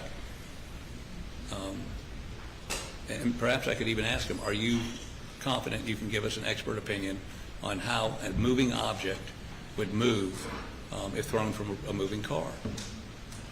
Any objection? Okay. Excuse me, I'm sorry. Now, you've also done, looked at a number of crime scene photos, correct? Yes. And you understand where Maggie's body was, Yes. and you understand where Paul's body was. Yes. Would a vehicle, first of all, tell me the typical headlights, or the headlights on a Suburban, how far out would they go? How far out would you be able to see with them? Well, it depends on the object that you're looking at. 20 seconds Low is still beams, not modern long low enough. beams, which would be on you're going to be able to see about 250 feet in front of the vehicle along the ground. And what about the His testimony should have been, I pulled up, I saw their dead bodies, I called 911 right away. He should have been like, oh, I tried to check for their pulse, I tried to flip Paul's body over. No, you screwed yourself over because it showed that you were only there for 20 seconds before you called 911. width of the vision? Yeah, there'll be a spread Maybe they'll out to give an the explanation side for as that. the headlight beam pattern bends around it, maybe 20 feet or so on either side of the vehicle. Thanks, Trace. Depends on whether it's the left or the right, and it depends on the color of the objects on the ground. But yes, the area in front of the Suburban would be well lit. And I believe you saw the Suburban's placement in the photos after the police officers arrived, correct?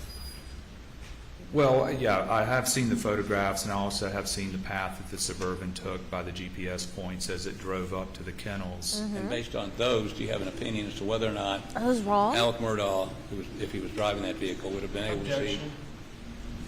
Beyond the scope of his expertise. I need to hear the complete question before entertaining an objection. Do you ever look at that in terms of motor vehicle accidents that you investigate?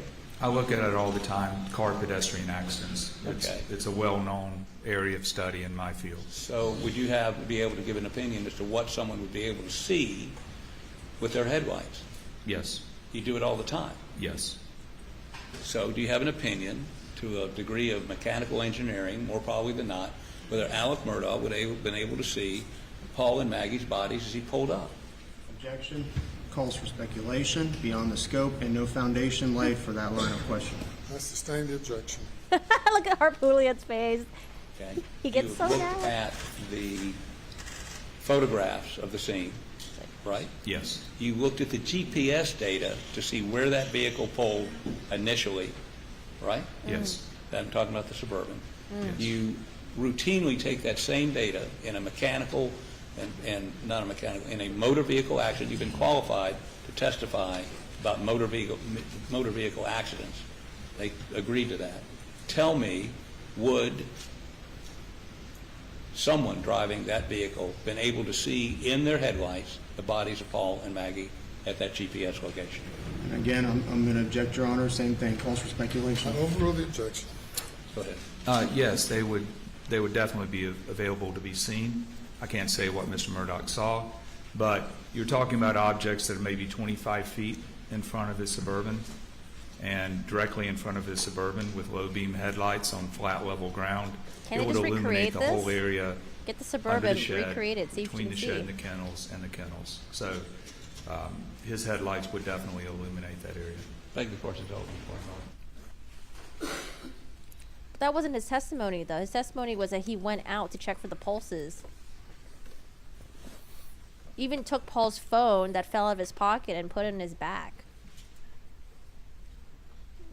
Alec is like crying, and Jim is not even like, usually the lawyer's gonna console their client. Like, it's okay, man, don't worry. Jim's just like, In your career in investigating motor vehicle accidents, have you ever had the opportunity to look at how objects behave if they are thrown from or broken off from a motor vehicle that's in a wreck? Sure.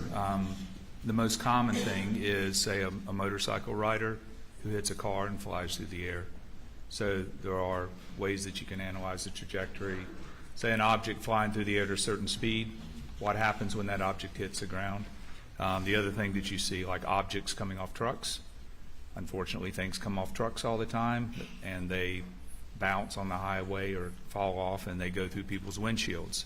So it's simple ballistics. It's straightforward kinematics of objects moving through some sort of a trajectory, and then also what happens once they strike the ground. How do they slow down? Of course, it depends on the surface, but how does an object slow down once it's flying through the air? Like if a rock comes off a dump truck and the dump truck's going 55. When the rock hits the ground, it's going to be going 55, so it's not just going to stop. It's going to continue traveling until it rolls and tumbles and slows down.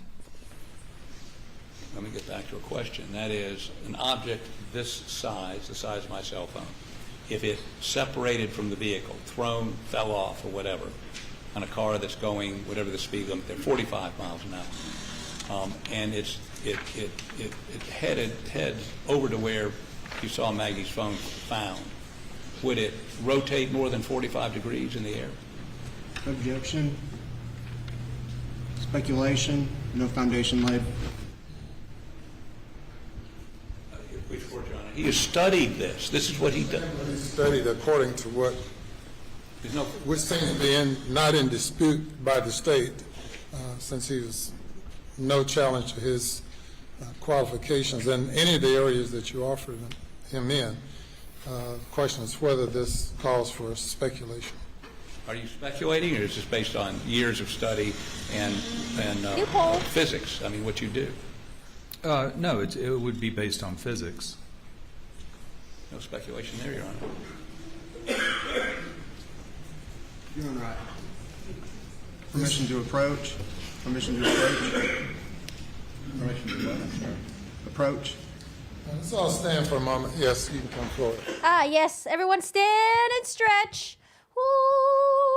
I do like how they don't really do sidebars.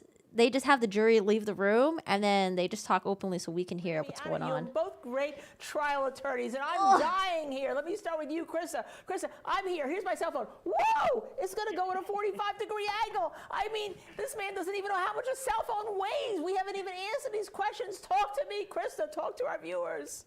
You have to lay a foundation, step by step, the questions on which you base your opinion. Okay. You can't just ask the ultimate question, and that's what Dick Harpoonian is doing here. He's saying, would the cell phone rotate? Boom. Well, of course it will rotate, but how do you know what rotation it will be? You have to consider a lot of things under the laws of physics, not only the weight and size of the cell phone. She's got some very interesting decorations back there. Oh, no, she gets cut off. All right, you guys, did you stretch? Did you get up? Stretch your back, stretch your limbs, your butt cheeks. Get it all out now. I actually have to use the bathroom. Okay, let me see if I can ask this in a very Obstructed. concise way, and then I promise I will sit down.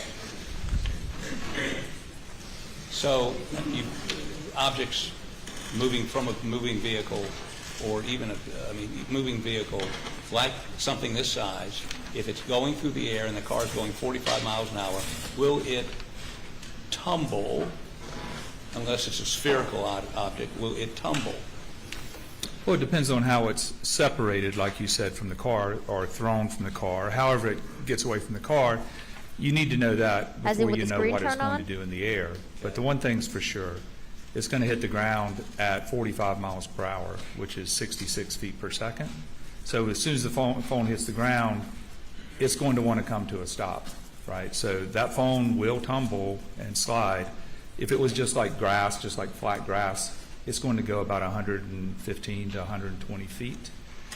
That's how long it's going to take that phone to slow down from 45 miles per hour. I feel like they have In to the do area this. where the phone came out, though, there's like some saplings and brush and pine straw. I doubt it went that far, but it would definitely, tumble through the edge of the woods there. Tilt more than 45 degrees? Sure.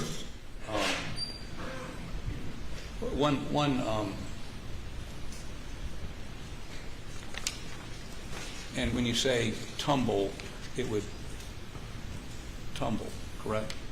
It'd move head over heels, perhaps? Yes, that's what's going to happen it doesn't have to be Head a over phone, heels. but any object. a brick or anything like that. It's going to roll and tumble. Maybe if the surface is flat enough, it might even slide. One last question. I wasn't lying, I just forgot this. You looked at the data the speed data on the Suburban returning on the night of the 7th from Alameda to Moselle, correct? Yes. And the state mentioned that there are a couple of times where or at least one time where speed goes up to 80, comes back down, or tell us what's happening with those peaks, the 70 and the 80. Well, if you look at Exhibit 142, this graph represents the speed, so the higher the peak, the higher the speed. The sharper the peak is the smaller amount of time that he spent at that speed. So like the one in the middle that goes to 80 miles an hour is just for just a second or so, a couple seconds, because each one of those blue lines represents 3 seconds. So what that shows you is that he does reach high speeds on the return trip, but it's not for a long period of time. And that's why basically the average speed of Mr. Murdaugh coming back to Moselle is about the same as what SLED drove it, right? Because you're not really changing the average speed that much, because you're driving faster, but just for little periods of time. Is that consistent with somebody passing a car? It could be. But it's just a up and down. It's not like 80 miles an hour all the way back to Moselle. That's correct. Right. That's correct. Right, not from Moselle. From Alameda, I apologize. Beg the court's indulgence. I don't know. So right now we have two Ladies and different gentlemen, we'll take a experts. break now. Please do Oh, not please. discuss the Yes. case. Break. All right, I'm gonna use the bathroom real quick. Everyone take a break.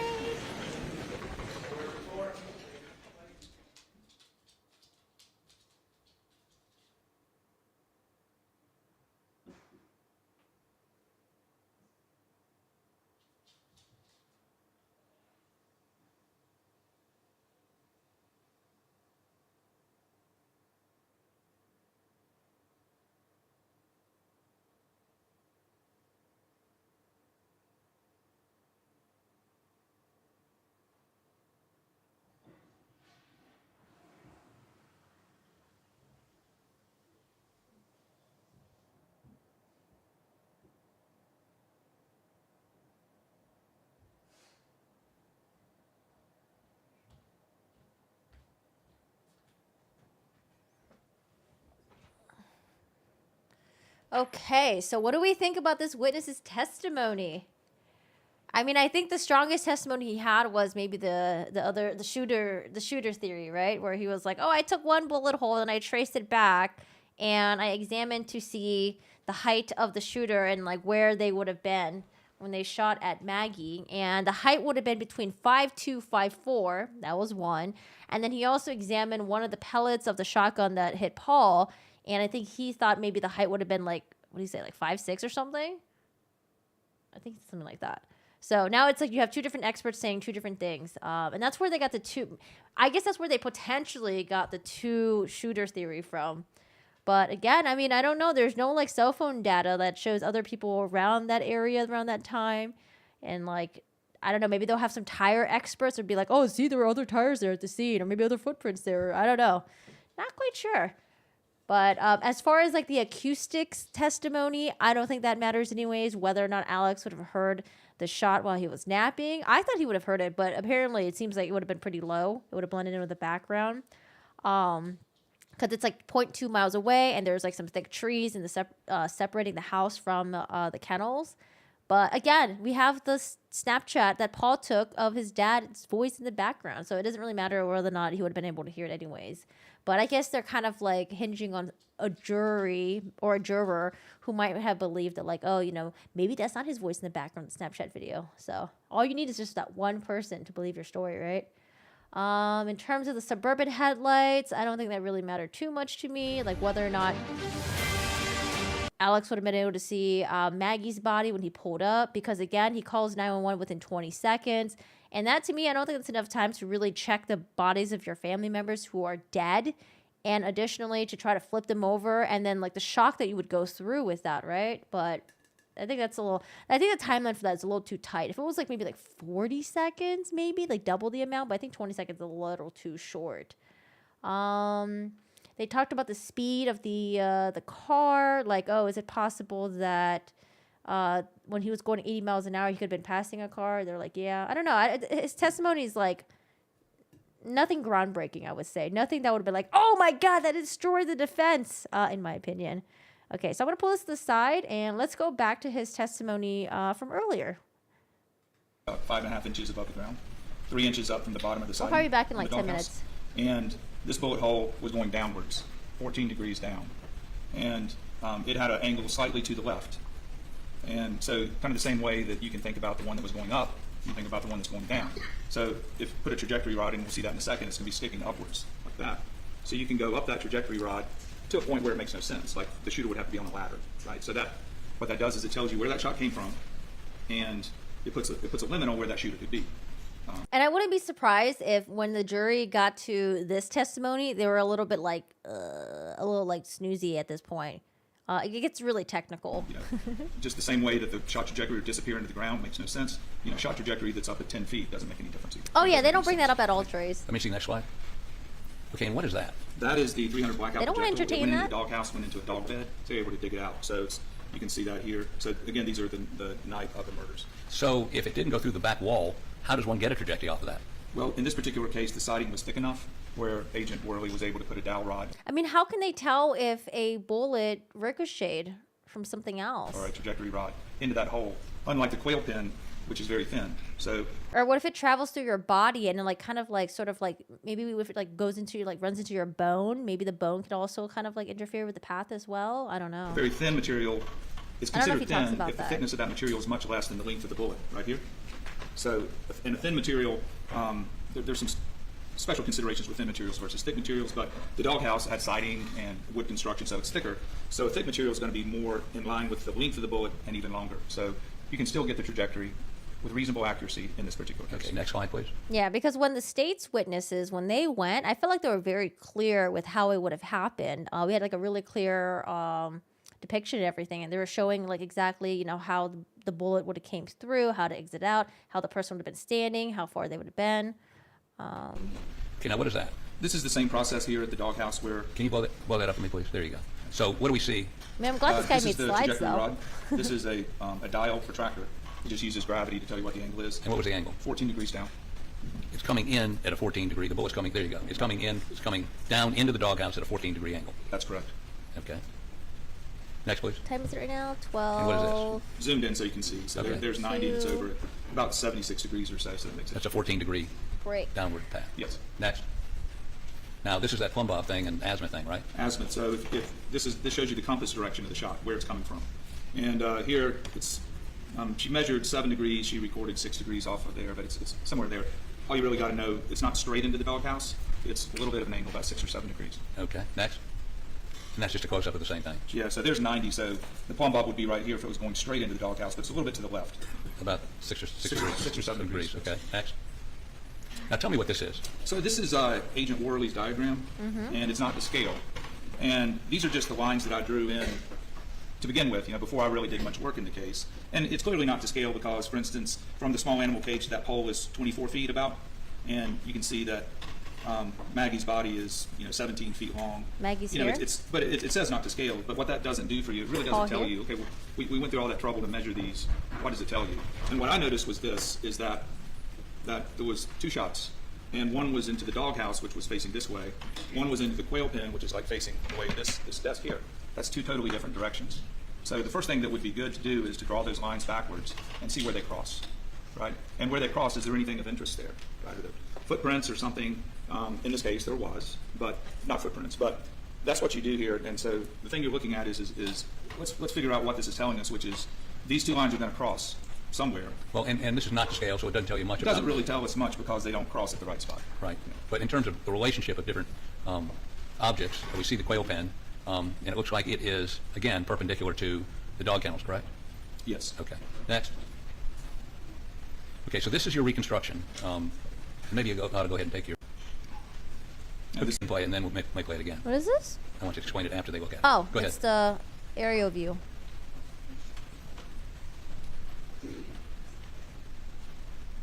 Fancy. Okay, stop it right there for me, can you? Stop it right. There you go. So we see the Doghouse. Oh, it's the quail point where Doghouse? we just flew by it. Oh, wait a minute, she's starting over again. Okay, go ahead and start. There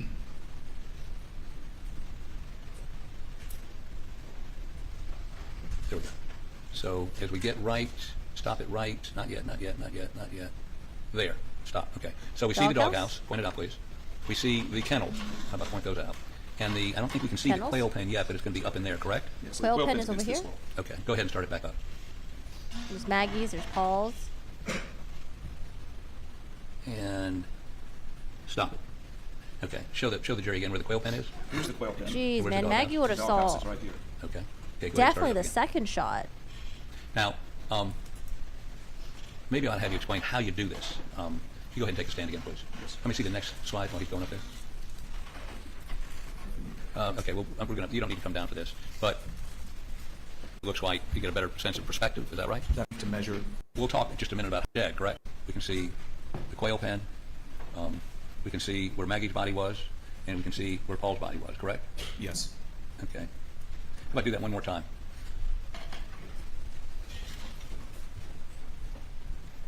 That would be Maggie's body near the Doghouse, Yes. and that would be Paul's body over here, correct? That's correct. Okay, keep going.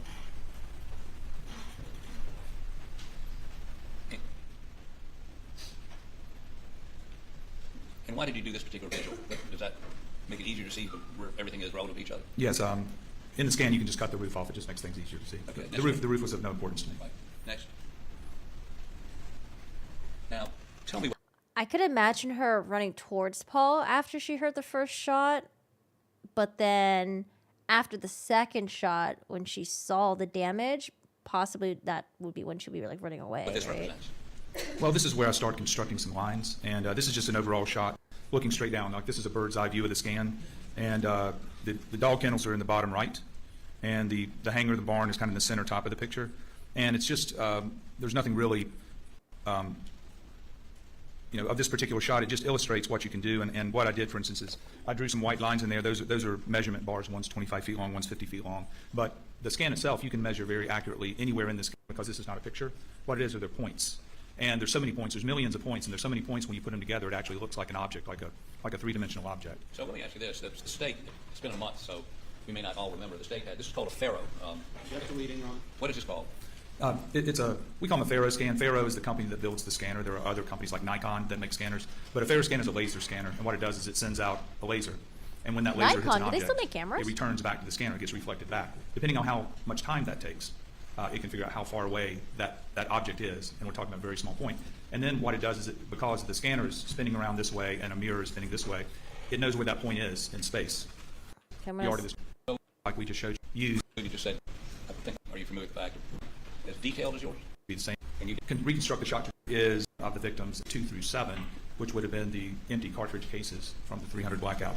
But what I did was I created a CAD diagram to scale of Agent Worley's measurements. Okay, what's a CAD diagram? It's just computer-aided drawing. It's a drawing package, so you can photographs of them, and then we can exist. Very common. It is used by hundreds. This Special Agent Worley's hand measurements. put on a computer Put it program. on a computer program, and because I wanted to put the evidence markers in my scan, and so you have the scan of the Moselle property, but then I can put stuff in there too. I could put a car in there, I could put a body, or I could put these evidence markers. So I used this to check what we did, which we used photographs and the techniques of putting the evidence markers where they belong. Okay. Next slide, please. What does this depict? So what this is then I overlaid Agent Worley's drawing, the one that we just looked at, over my scan.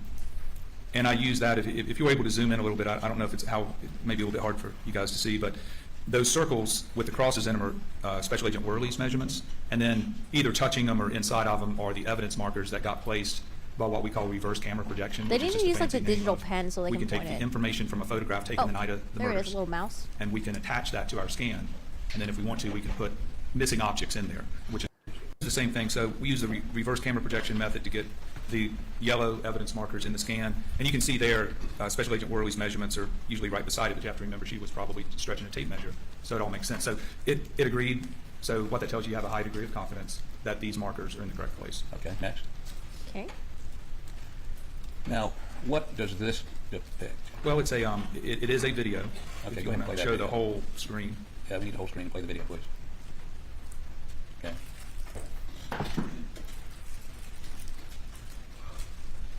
What are we seeing here? So this is fading back and forth between the scan world or the computer world and reality. So you can see there that that's a crime scene photo that was taken the night of the murders. And what that is, it's showing you the comparison between this world that we built to try to understand what was the physical evidence telling us. Well, no, it's a complete picture. This picture was taken by you in October. Rain. Okay, so tell us what this is. Okay, so I picked a place in the scan to start laying in those lines, and now we talked about how we built this up. So let's put the trajectory of the two shots that were measured and see what it tells us. And so Okay. I just chose a point. You're looking straight into the side of the doghouse. The sheet in the foreground there would be Maggie's body. And then you can see the evidence markers. There's 3, 4, you can see 5 and 6 over by the sheet. Right. Right here? 12 is something else. I believe it was may have even been bullet fragments. But 3, 4, 5, and 6 there are empty cartridge cases from the bullets that were fired. Okay, go back out for just a second. That was probably one of my engineers or somebody I work with who was doing some other task. Okay. So when you scan, if you stand still long enough, it'll scan you. Scan you in, okay. Yes. Next. Now, why are there two? Because one is at 1.5 degrees up and one is at 3 degrees up. Okay. In this projection, Oh, that's where the quail is. Where along that line. And so it's trigonometry. It's not any more complicated than that. I don't know if it's too complicated for you, but it's just trigonometry. Hi, am I back? These lines, are they put in there by you manually, or are they computed by Type 1 in chat if you can see me. the program? Well, the lines are put in by me, on the computer program. And again, they're the 1.5 degrees, 3 degrees. One. The importance of them is, Type 2 if you can't that's where see the me. barrel of the gun has to be perfectly in line with that, with those 2 green lines. But right now, without knowing anything else, you could slide that gun up and down that green line, and it could be anywhere, right? So, but you start looking at other pieces of evidence. And so what you would have is, well, what other pieces of evidence we have? I looked at this and I said, well, where does the shot trajectory go? Well, it goes almost right over Maggie's body, very close to it, right close to the feet. That's one thing. The second thing is there is a collection of empty cartridge cases right to the line. So if I'm facing the quail pen, there's a collection of cartridge cases to my right. And what's your understanding about the ejection of cartridge cases from blackout? Typically, it should be to the right and to the back somewhat. It depends. But so that was a piece of information, which is that starts to, as I said before, sometimes what you're looking at. So will the state be allowed to respond to all their experts with their witnesses afterwards to say they're like, oh, hey, you know, we looked at this guy's like calculations. They're wrong because of this, this, and this, and this. What you can determine, but maybe you can limit where something happens. What do we call that again? State goes, defense goes, and then when the state goes, if the state goes again, what would you call that? Not like redirect. There's another word. I can't think of it right now. It happened during the defamation case. So, you know, that is a point of interest. Well, you have a pile of cartridge cases that go right beside the shot trajectories. That's an important point. Okay, next. Okay, so what are we seeing here? So that is a shooter that I constructed. And what this is actually a scan of a person. So you can get scans of people. In this particular case, just for the purposes of this trial, Rebuttal, thank you. I stripped all the textures off this person, so there's no That's the word that I was clothing or looking for. hair Thanks, Raven. or skin color, anything like that. So it's just Monday more almost brains. like a robotic Monday. looking figure. It is holding a 300 blackout weapon, a model of one. And so when I started examining Did you guys have off for holiday yesterday? those shot trajectories, a couple things were apparent. One is it would be really hard for anybody to be shooting that shot from the shoulder, because remember the shot's going up. It's only 4 feet 2 off the ground. What is it? The entrance one? Where it goes in? Yeah, the entry point. It's only 4 feet 2 off the ground, and it's going up, which means that even if you're a fairly short person, to get that trajectory, you'd have to walk all the way up to the quail pen to get it to work. So what I was seeing here is that the most likely way that that shot was made was from a low position, like shooting low on the hip. So I took this scanned in person with a blackout, and I pushed the gun down about as far as I could push it. When you say about as far as you could push it, what do you mean by that? Well, eventually, at some point, you have to have your hand on the trigger. Also, how can they tell the difference between a gunshot that happened from the crime scene and then one that might have just been like there before? Because like this house, this is like a hunting property, you know? How would they know? All right, we're live now, guys.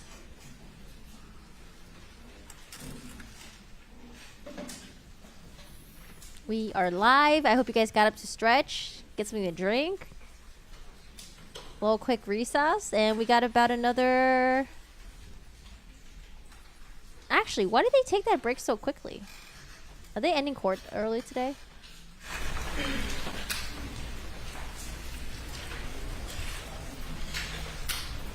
Oh, for landscapers. Yeah, we did hire someone to take care of the weeds, but I didn't know that when people get rid of weeds, they don't actually like, pluck the weeds out. I guess it's too time consuming. So what they do is they get a weed whacker and they whack the shit out of it into the mulch.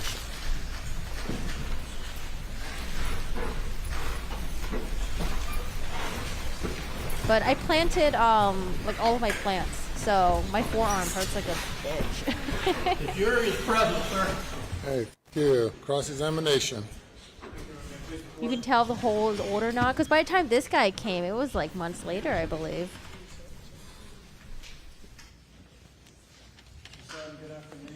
Good afternoon. Cross-examination time, or?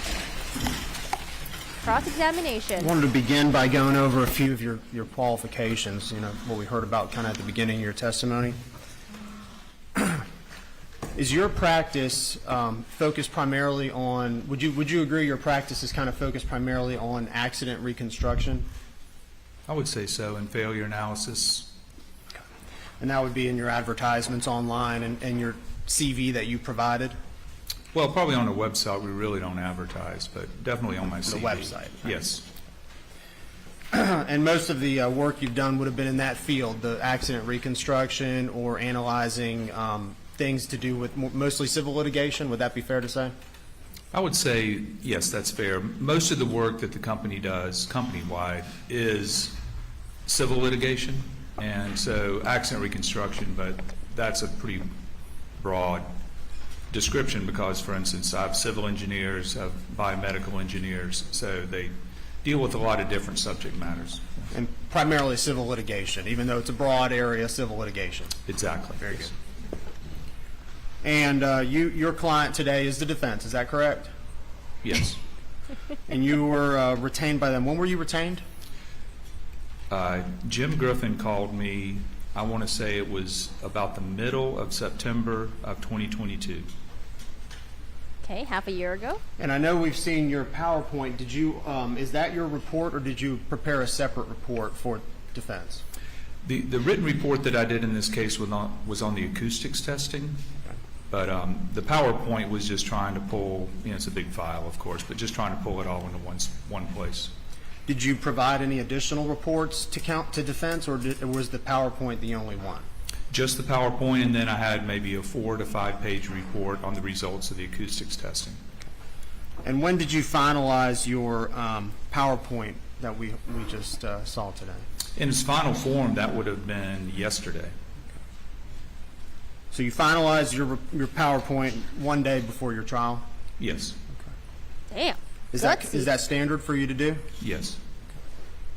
Well, he probably had some things he looked at. Depends on what he finalized, All right. And right? what's your how much are you getting paid for your services? So the company charges $3.50 an hour for my time.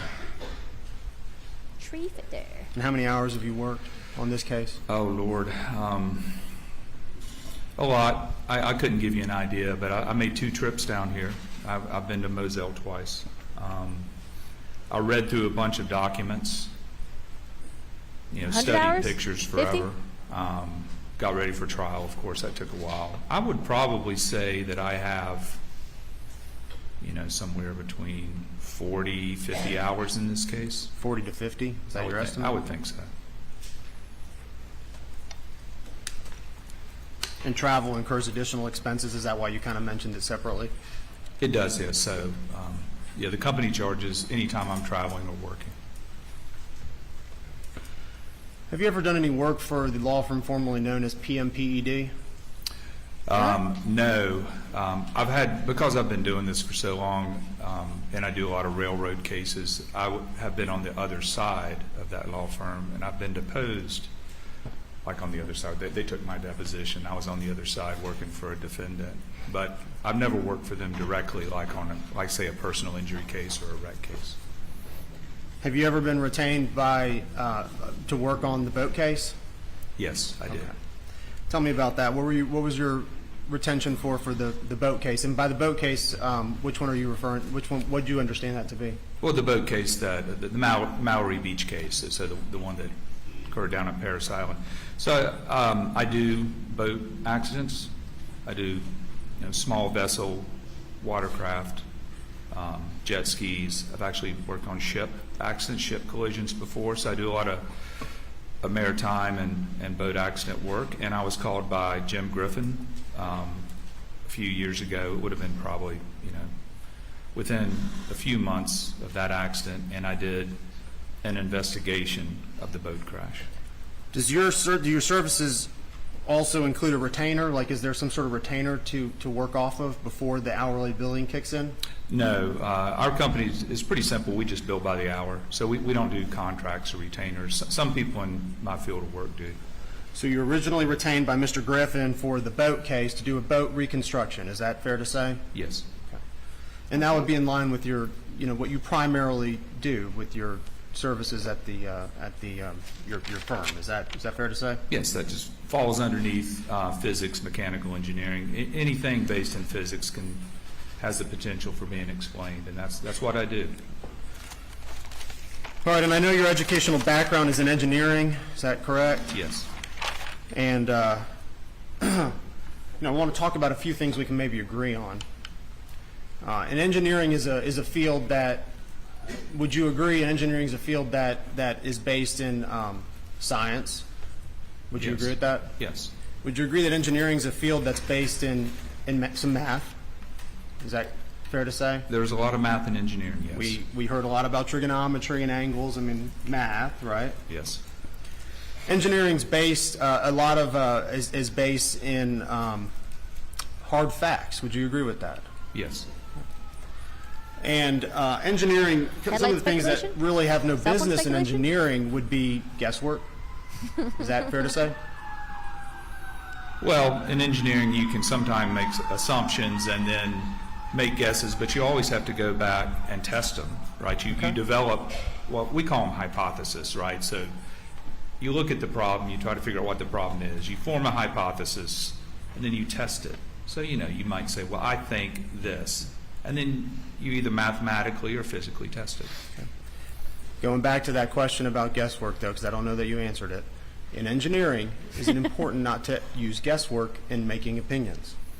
Right. If I give an opinion, I'm not guessing. So whenever I give an opinion, there is a foundation based on my education, experience, and training for me to give that opinion.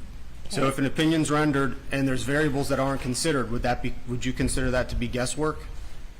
Well, it depends on how important the variables are. I mean, any engineer in any analysis procedure, you know, there could be lots of variables that don't matter. But if the variable matters, then of course, you know, that would affect your opinion. And in engineering, you know, and we're thinking of, I think you said you're a mechanical engineer? Yes. By trade, by education? Yes. So do mechanical engineers engage in speculation? Not in the context of giving opinions. Okay. And do mechanical engineers, when they're, whatever they're engineering or whatever they're opining about, do they base their opinion on assumptions? Not primarily, not even really. Your opinions can't be based on assumptions. Now, there can be aspects of your analysis that you have to test, but you know, whether it's an assumption or a guess, that does not make for a good engineering opinion. Appreciate that. Thank you. Okay. Are you a member of any, have you had any formal training in pathology? No. Have you had any formal training in firearms or firearms, how they work? No.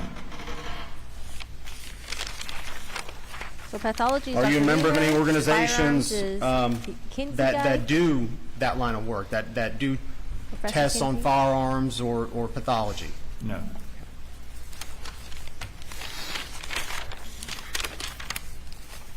Have you taken any shooting incident reconstruction classes? No. Do you have any certifications in shooting incident and reconstruction? No. Do you have you taken any classes in gunshot wounds? No. Have you ever done any studies on bullet trajectory from out of the muzzle of a gun? Yes. Okay. What studies have you done? I've done all kinds of testing. All right.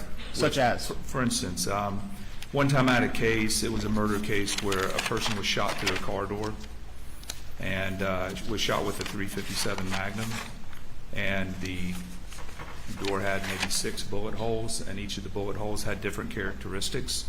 So I went to the junkyard and got 25 to 30 of these doors, and I spent a couple of weeks shooting that door with a .357 Magnum at different angles, different distances, until I could replicate the bullet holes in the actual in the door. So what you're doing there is that you have a door as evidence, and then you're trying to figure out, okay, what does that tell you? Not the same as what I talked about today, but similar.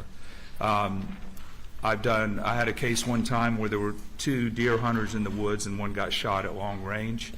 So we did a lot of long-range ballistic testing of the ammunition in the firearm to determine the drop distance of the bullet and to understand where the one hunter would have to aim the weapon. I have done proximity testing with firearms by looking at the stippling.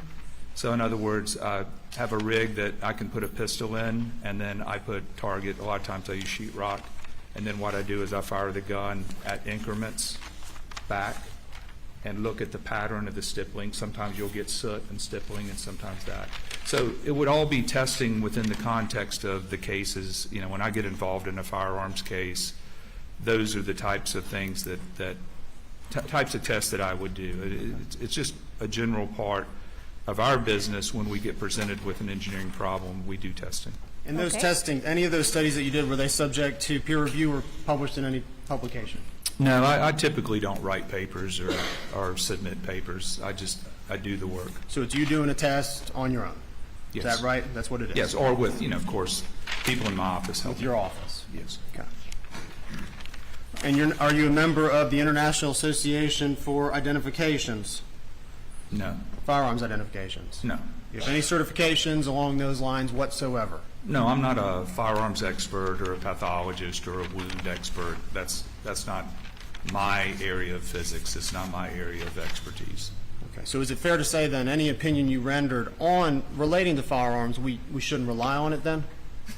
That's not what I said. Okay. If it's related to exterior ballistics and terminal ballistics, then We're gonna yeah, go you through can it. certainly rely upon it. But I'm not going to testify about wounds or pathology or anything like that, and I haven't. All right, I want to start with the cell phone. I think we ended on the last slide, the charts. I don't know where those are. I'm showing you Defense Exhibit 141 and 142. I believe you testified. Can I have the PowerPoint? Oh, sorry.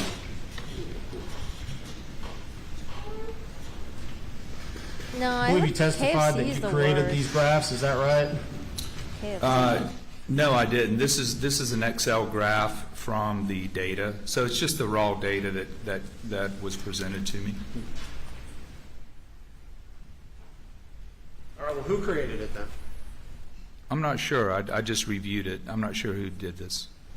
All right. Well, can you tell me? I think you testified before that.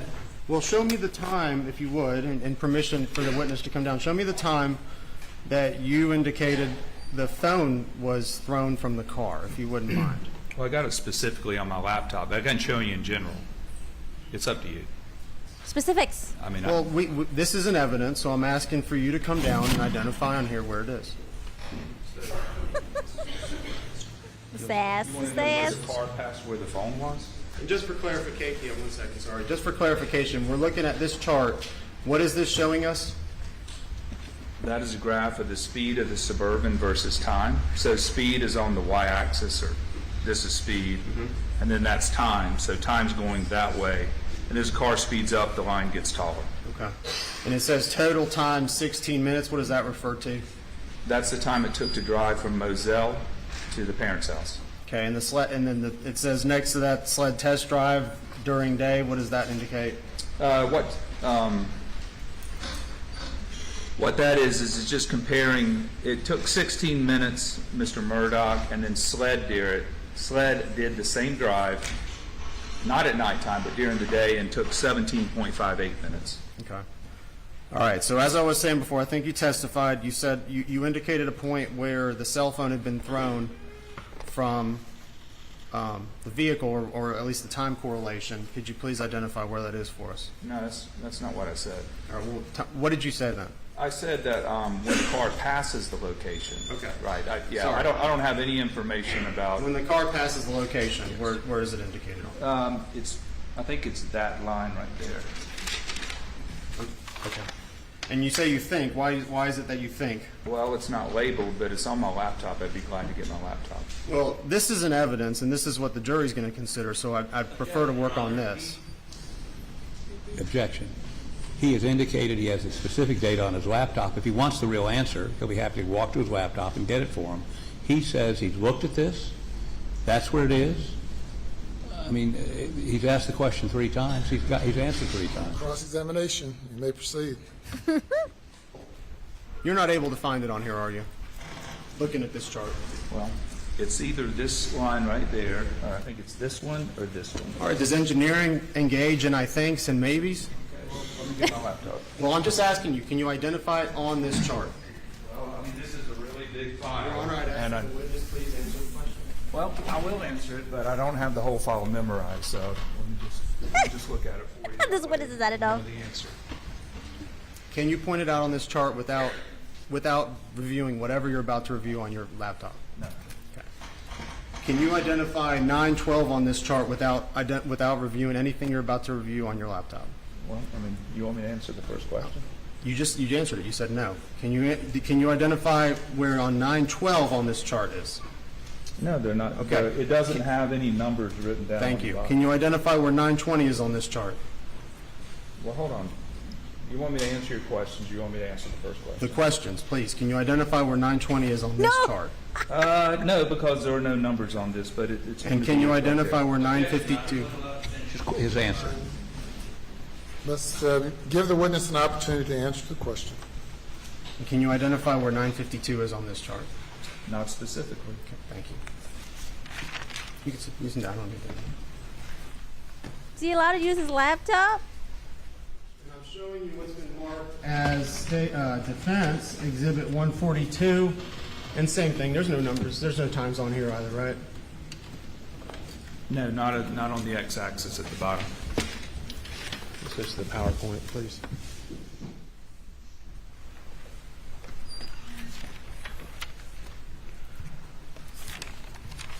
All right, you gave an opinion on objects being thrown, ejected, traveling at what was posited to you as 45 miles an hour. Do you remember that? Yes. Opinion? What are some variables, and you're an engineer with math background, what are some variables you would need to know before determining the distance, trajectory, and speed of an object? Like, is the hypothetical if somebody threw a phone out of a window?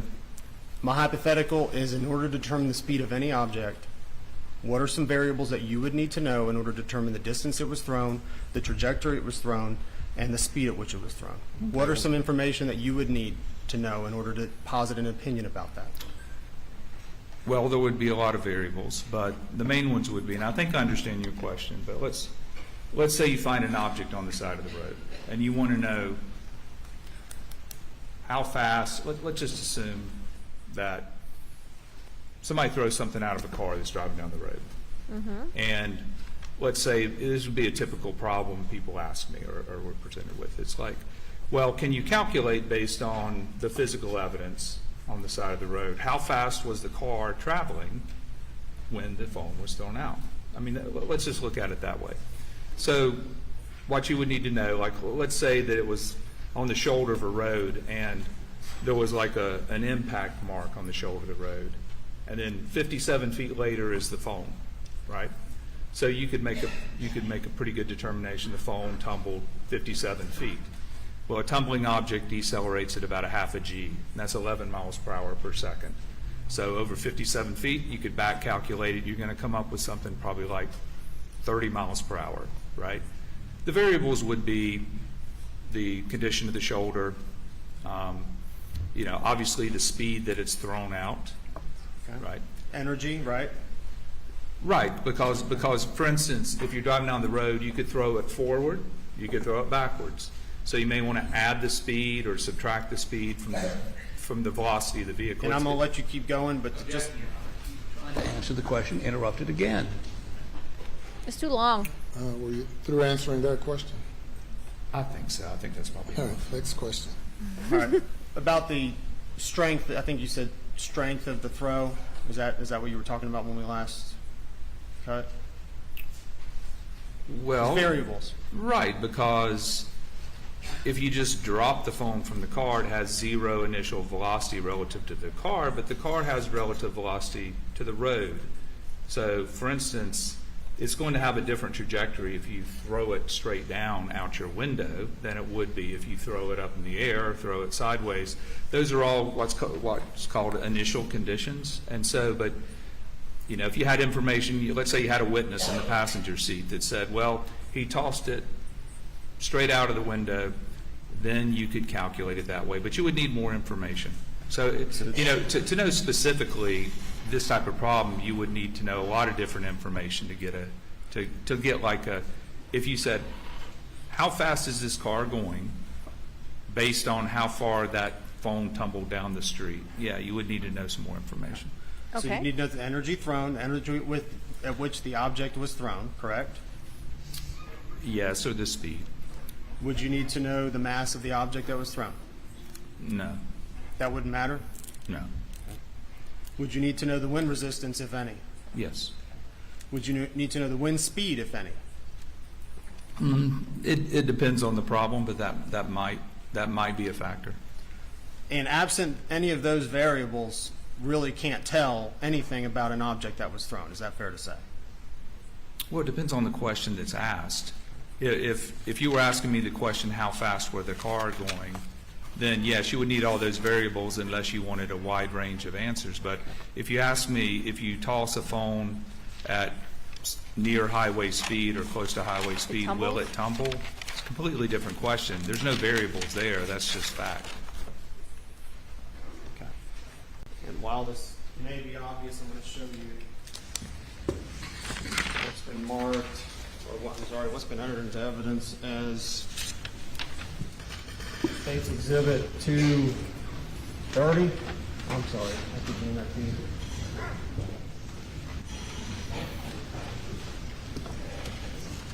Is this the side of the? Is this the side of the road that you visited? It looks like it. Couldn't it just land it flat? Does that look like it also? States, sorry, I'm showing you States 231. Yes, I know there's woods on the east side and there's an open field on the west side.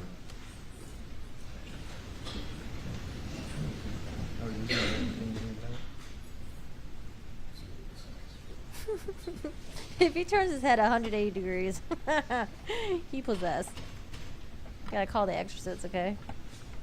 Those beady black guys. I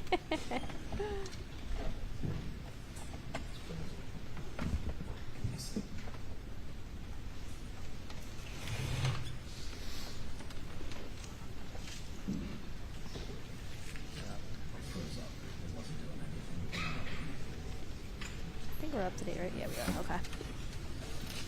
You know, I'll just do the field fashion. Well, while they do this, I shall use the bathroom. I'll be back. And does that look like a shot from the side of the road that you visited on Moselle? Yes. And what are we seeing here in the background? What are we seeing? Well, in the background, there's the field that's over on the west side of the. All right, in front of the field, what is that? That's the roadway. Okay, and in front of that road, right in front of the road on the picture, the green stuff? Grass shoulder. All right, and then at the bottom of the screen, what are we seeing? It's like vegetation, leaves, sticks. You'd agree that leaves and grass is fairly soft. Would you agree with that? Yes. Showing you what's been entered as 232. Different angles. Does that look like the same road to you? Yes, that's looking basically north. And again, grass, right, on the side of the road. Yes, that's on the west shoulder.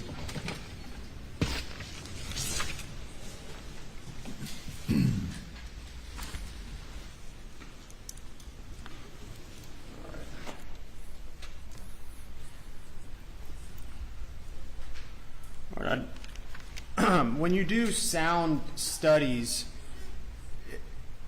have you done work? Is it primarily for like OSHA related things, or I know you mentioned some companies? Is that what the sound studies have primarily been for? It's typically the work that I do now. It's the sound studies?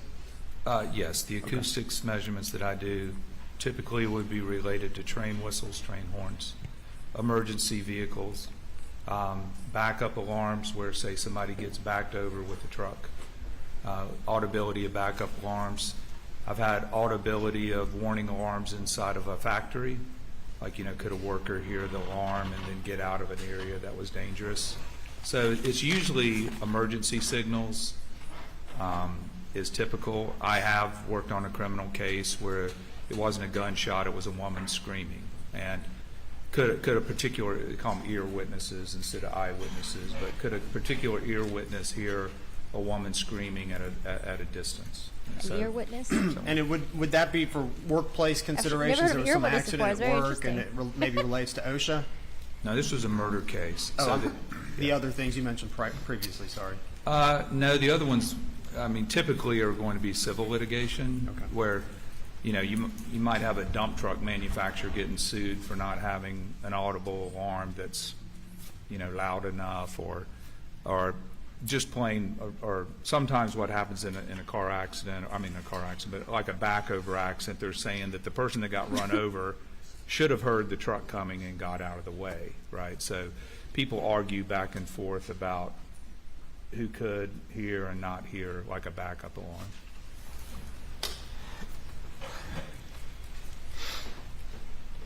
All right, I'm going to direct your attention now to the sound study that you conducted, and it was in your PowerPoint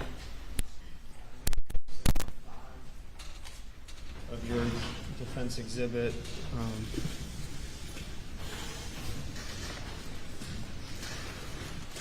For the defense exhibit 140, and I guess digitally 143.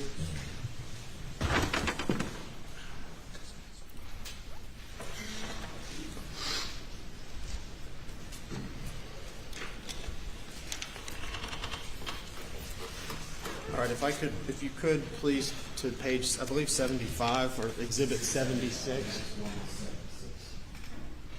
Okay, there you go. All right, and remind me again, and I know it's visual there, but what's the distance between the dog kennels and the house right there? Straight line distance is 142 feet. 1,140. Oh, what did I say? I think you said 140. Oh yeah, 1, no, it's like 1,150 feet. Let's just call it 1,150. 1,150. All right. And that's as the crow flies, right? Yes. Okay. All right. Oh, Please that's like continue 1,400. over to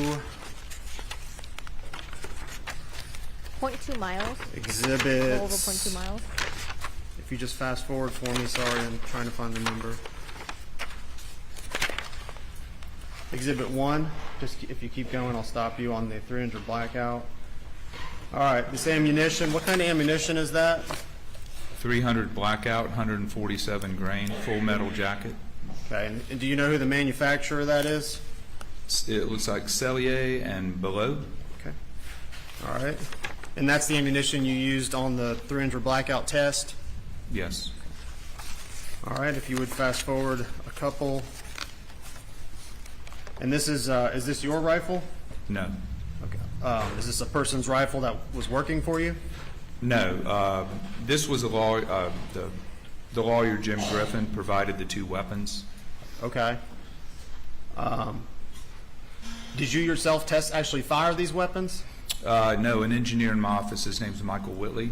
So since I was running the acoustic equipment up in the house, then Michael Whitley was the one that actually pulled the trigger. And are you familiar with this type of firearm? Yes. All right, what is that?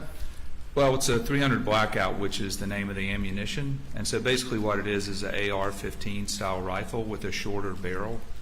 And when they shortened the barrel, they needed a specially designed ammo for it, so it would be efficient. In other words, it's the type of weapon that might be used in close quarters, so it's shorter and you can move around and maneuver. But when you cut the barrel down to say 8 or 9 inches, you need to chamber a different round.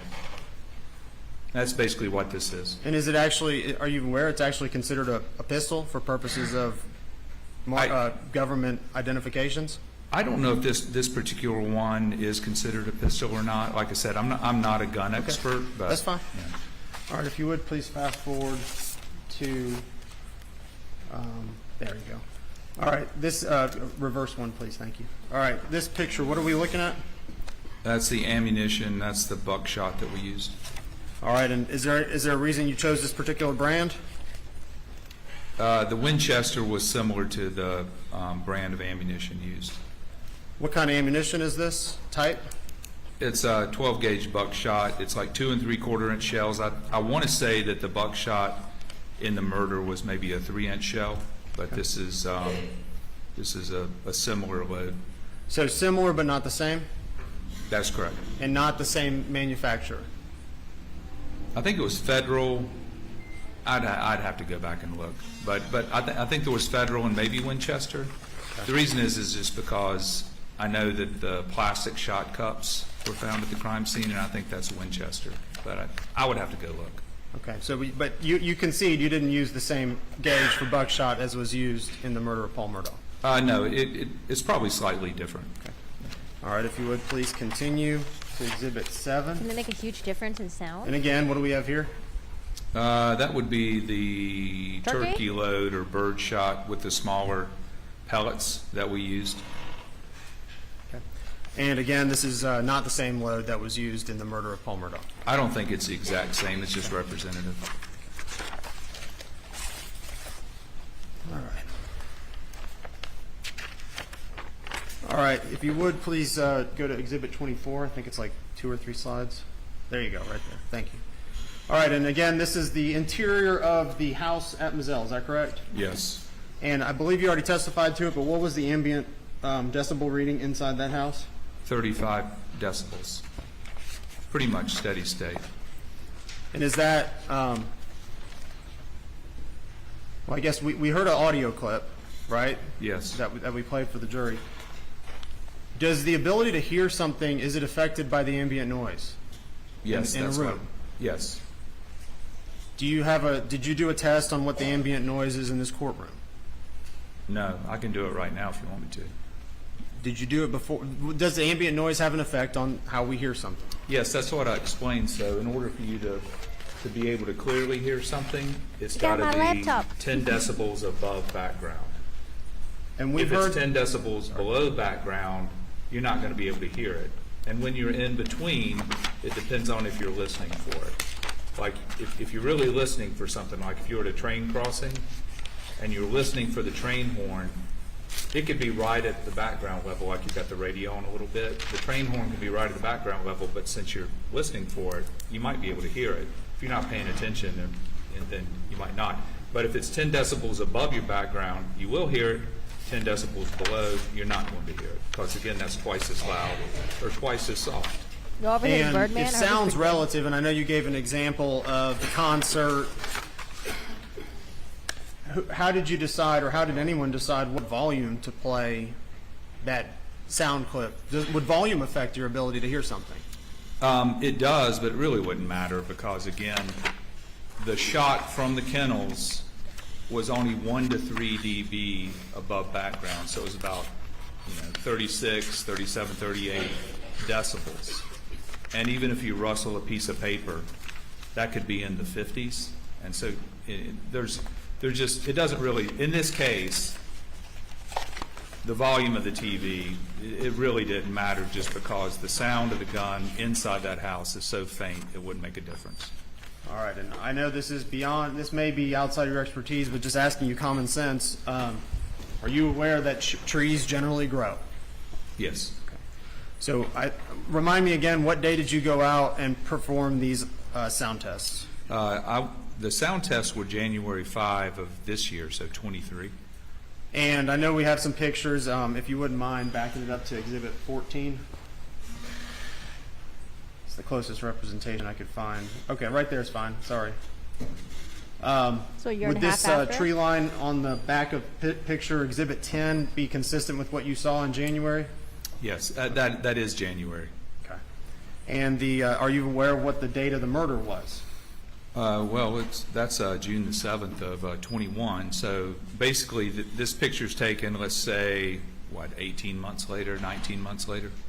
And I think you did testify that sounds, because speed travels in a straight line, sound would be affected by the tree line. Is that correct? It will be on the other side of the tree line. It's also going straight up, too. It's like I said before, it's like a big half bubble getting bigger.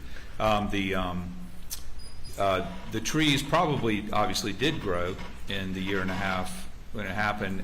And I did make correction for the trees, but it was only, I think it was 1.7 dB, if I recall. But so the trees made a difference, but not that big of a difference. Well, without being there, and whatever the tree height were, would that have an effect on the sound level? I mean, I think you said you accommodated 1.7 dB, but will you agree that the height of a tree or a forest would have an effect on the sound? Oh, it'll have an effect, but in this case, it's two. Let's just call it 2 decibels.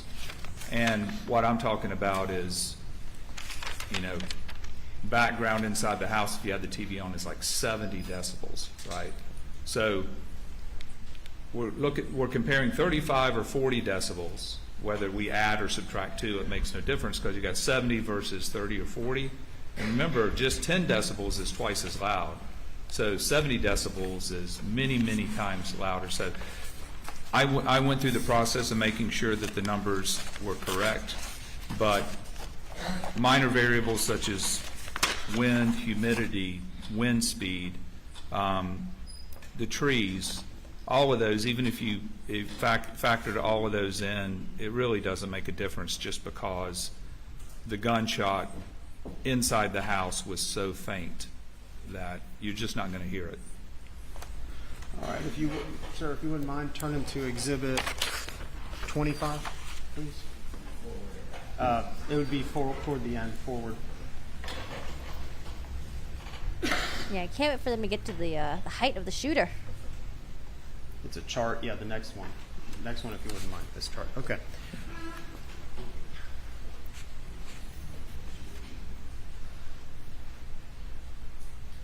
What's the decibels of a vacuum cleaner at 3 meters and a gas lawnmower at 30 meters? What's the decibel rating on that? 70. Be 70? Yes. And you said the TV was at 70?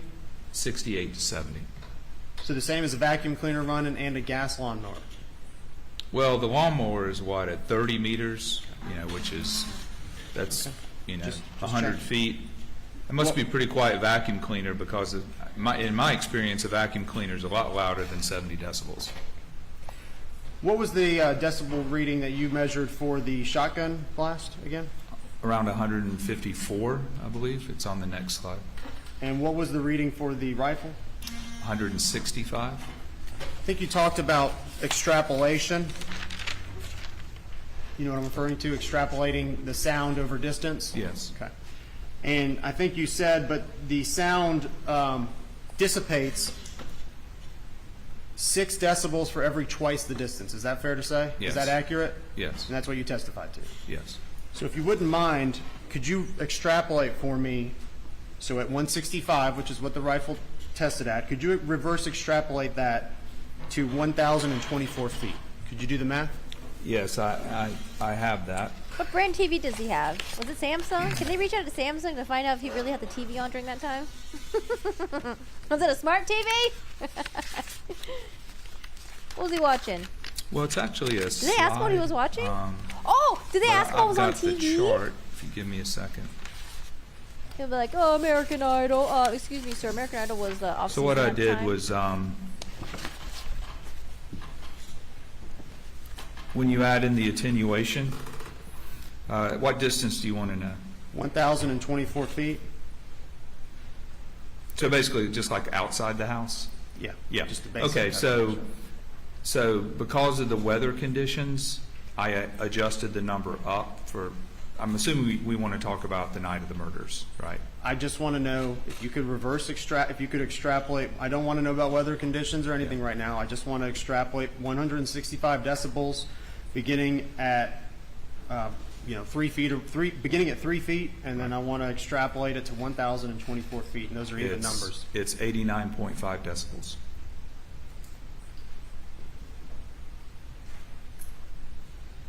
Could you repeat that, please? Yes, 89.5 decibels. Let's just say you're just right outside the house.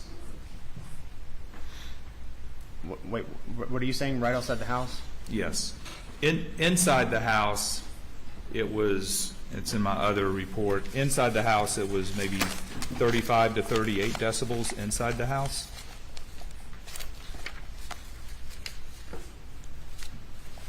All right. I'll come back to that. I don't want to know inside the house, outside the house. I just want to know in a lab setting, you have a 165 decibel blast. Right. Measured at 3 feet. So 165 decibels at 3 feet. If you extrapolated that out for distance, what would the decibel be? Just lab setting. Lab setting. What would the mathematical equation be? Well, it would be a little bit different in a lab setting. This is not a lab setting. But if you did, you go, I don't have that written out. You may have already done it. But if you take 3 feet. Would you disagree? Let me ask you this, and it's not a trick question. Lab setting, we can put all the qualifications in, but would it be at 1,024 feet? Would you have any reason to doubt that it would be at 105 decibels? That sounds about right. I think I did that at one point in time and got about the same number you did. And if you wouldn't mind, what is your chart indicating is 105 decibels? Let's see. Just what the chart says. It says jet flight at 300 meters, which is basically 1,000 feet. Thank you.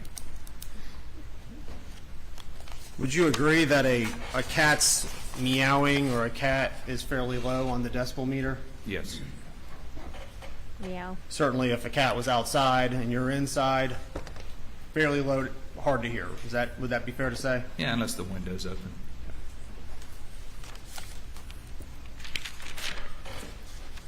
All right. I'm going to reverse and now go to, if you wouldn't mind, starting at page or exhibit 57. Does it go backwards? All right, shooting. Yeah, you have to keep going. where we're at? It's the first part of this. There we go.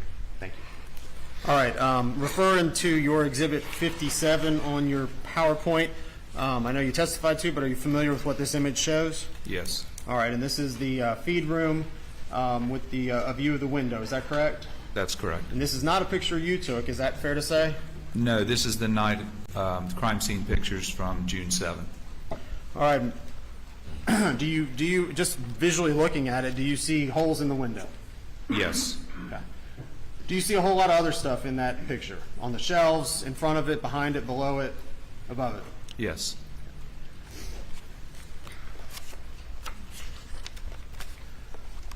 All right, if you wouldn't please continue on to the next slides. I'm going to go to your exhibit 45. It's going the other way, towards the end of it. Right there, or 44 is fine. All right, so I think you testified that you kind of visually looked through the hole in the window and kind of aligned your eye with the tree outside. Is that kind of how it went? No. You said you, correct me if I'm wrong, you can tell me in a second, but didn't you say you lowered your head to where you perceived a chest wound would be and looked out the window and tried to align it with that defect? Yes. Okay. So the only thing I missed was lowering your head, right? Right, You lowered and I yourself didn't down. do it at the window. I did it in the middle of the room.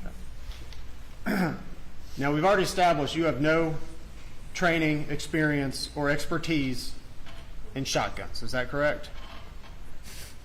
Well, maybe you need to explain a little bit more. Well, what do you have any formal training, formal expertise, formal education in how shotguns work, how shotgun projectiles work, and what they do after leaving the end of that barrel? Do you have any formal training, expertise, certifications, anything?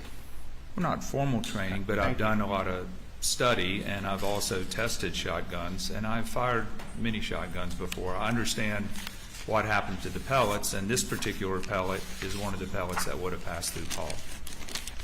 All right. What's the spread of a shotgun pellet exiting a shotgun barrel? What's the spread every 1 inch? Well, it's going to vary based on the choke and the ammunition, but for this one, it's pretty clear that the spread is about the size of a window because the muzzle of the shotgun was maybe, let's call it 3 feet inside the door. It's a 10-foot long room. So at 7 feet, the spread of these pellets after passing through a person, the spread of them is probably, that window maybe 26 inches wide. So that's going to be the spread. Obviously, there can be some deflection of the pellets as they pass through the body of the victim. Would that be a I variable? asked about that. Sure. Okay. So do you know the spread of a shotgun Every yard, how much it spreads, the cone. Do you know how much it spreads per yard? What kind of choke? Any choke, any gauge. I don't Do know. you the number. know? I don't know the number off Okay, the top of my you head. don't know. Do you even know it, not even off the top of your head, without looking it up? I would have to look it up. Okay. And do you know the range of fire for 10 feet, what that spread is? In centimeters, do you know? Or inches, well, either. I don't have this committed to memory. I would look it up. Is that even something you've ever known, or is that something you would have to look up? Like I said before, I have tested such things before, and Not I've asking certainly for what read you tested. literature. But again, it's not something that I have committed to memory. Again, this, if you wanted to know something like that, if that was helpful in this particular case, then what you would do is then you would go to the literature and find those answers. But I don't have that memory. Yeah, I don't know Well, if aren't it's you necessarily rendering an that, that doesn't opinion have it by drawing a memorized. line, by saying somehow that exited the shotgun? I mean, we saw the pictures with you standing there with your shotgun up, and we see this line. Are you not giving an opinion of its exit? I'm giving an opinion that a pellet from that shotgun followed that line and struck the And tree. yet you don't even know the cone and the rate of expansion of a shotgun. How can you give that opinion? You don't need to know that. Okay. So, because what you have here, 'Cause you can look it up and you ask got a Dr. hole in the Poole. window, and we have a slide for it. There's a hole in the window. There's a impact mark on the tree. That pellet traveled a straight distance between those 2 points, and 2 points forms a line. You don't need to know the spread. I mean, that's actually what happened. Was a pellet came out of that gun, it passed through the victim, it went through a hole in the window, and it hit the tree. How do you know then? How do you know it passed through the victim? How do you know that? Well, it has 9 pellets in the shotgun. Paul had 1 pellet in his shoulder. Sled recovered 7. I recovered 9. So I recovered the last pellet. All right, so how do you know that? How do you know that? What are you basing that on? What you just testified to, what are you basing that on? Well, when I looked at the sled records, they found 7 pellets, or that went through his body. They didn't find all the pellets, but he had 8 entrance wounds. He had 7 exit wounds. They found 1 pellet in his body, so that's 8. But we know the manufacturer puts 9. When I went to the crime scene in October 19 of 2021, the 9th buckshot pellet was in the window frame. How do you know that was the 9th buckshot pellet that went to it? Did you analyze it? Well, Did you analyze it? I didn't analyze it, Okay. but Are you assuming? Not allowing him to answer the question. He said, I didn't analyze it, but, and then he interrupted him. You need the camera on Harpoon I Liam. didn't hear the but. But go ahead. so the window got shot, right? Most of the pellets went through the window. Some of the pellets went through the little white parts of the window. There was 1 pellet that Sled didn't recover, and the reason is it was under kind of the lip. You know how where you pick up on a window, there's a thing where you put your fingers? It was under that, but still there. So you have a pattern of buckshot pellets like this big, The attorney's like rolling his eyes. and so like, you got 9 holes basically, or 8, because there's 1 pellet left in the victim, right? So How many- 9 minus the 1, so you have 8. There are 8 holes in that window. In my world, that's a very high probability that those are the pellets that came from the buckshot that injured Paul Murdaugh. 2 slides forward. 2 slides forward. What's this big thing here at the bottom? That big opening. Exhibit 47. Are you talking about the missing glass? Yeah, what is that? It's missing glass. All right. How many pellets went through there? I'd have to go back and look at my notes, but I counted for every pellet, except for the one that was missed by the crime scene investigators, which is under the... Let's talk about that. How many grains was the pellet you located on the windowsill? I never weighed it. Again, how do you know it came from there? Do you really know it came from there, or are you assuming it came from there? Well, the What do you window know? got shot with buckshot, and there's 1 missing pellet. Again, in my world, there's a very high confidence level that that missing pellet is there. Is that the same confidence level that you're using for all these other opinions? That Yeah. you found a pellet? All my opinions are at a very high confidence level. Yes. Well, we're going to go through them.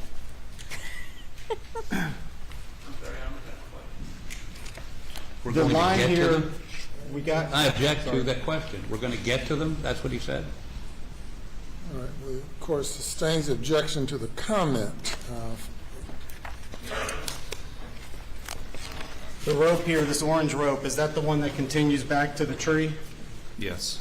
All right, do you have any formal training in what a projectile does if it strikes anything, be it human flesh or glass, or any of the other items that would have been located? Do you have any training in that? Again, not formal training, but it obeys the laws of physics, and I've tested it myself, and I've studied impacts. It's a big part of what I do. Have you done a test where you shot shotguns through glass, through wood, and through a human body, and then measured where they ended up? Have you done those tests? No, you don't need to test it because you can just look and see what happened to it. So is the answer no? I didn't do any testing with the shotgun here, but why would you need to test? Because I think we got the same slide up there. Would you agree with me? Well, I can't ask you a question, but that pellet right there went through that window and it lodged in a tree or damaged the tree. I don't need to test that because that's just what happened. All right, is it your opinion that it can only be that pellet? There's no other possibility? No other possibility? Is that your opinion? Well, I'm not saying that there might be some highly lower probability, but if you stand in that room and we have holes, and just like you've shown, they're scattered all over that window, and you look in the direction of the damage to the tree where Paul was injured, that is the only one. And it's just I don't think it really matters one way or the other. All I can say is that I think the shot went through Paul in the manner that I presented it today. Okay. It really doesn't matter to me all that much which pellet went through which hole. And I just want to be clear, you have no formal training in this, no pathological training, correct? I am not a pathologist. But you opine that you believe it went through Paul and then exited the window and struck that tree, but you have no formal training in any of that, correct? No pathology, no firearms, no shotgun-specific training other than anecdotal shooting a shotgun? None of that, no formal trainings. Is that correct? I would disagree with all of that because, again, it doesn't take a pathologist. There's a small entry wound into Paul's chest. So all 9 pellets enter. 1 remains in his body. 8 leave his body. Right. You are sitting here opining about pathology. Is that correct? I don't see how that's pathology. That's simple math. Okay. It's 9 minus 1 is 8.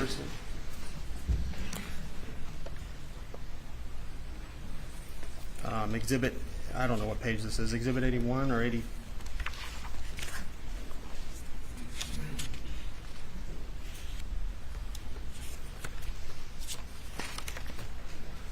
Candy? He's eating candy? I don't think he's eating candy, is he? Maybe it's like some spicy habanero candy or something. All right, reverse it. We'll start there. Go back if you wouldn't mind, a couple. Yeah, right here. Did you take this picture? No. How many inches does that look like he is tall? Well, you can't tell how tall he is because of the way this picture's taken. Well, what does it look like? Looks like it's This like shows his shoulder 64 inches. What about his head? You can't tell. You can't see a number at the top of there? 70 No, because 70 and a half? you'd have to be above the top of his head or right in line with the top of his head. The only thing you can glean from this picture is that his shoulder is 64 inches above the floor.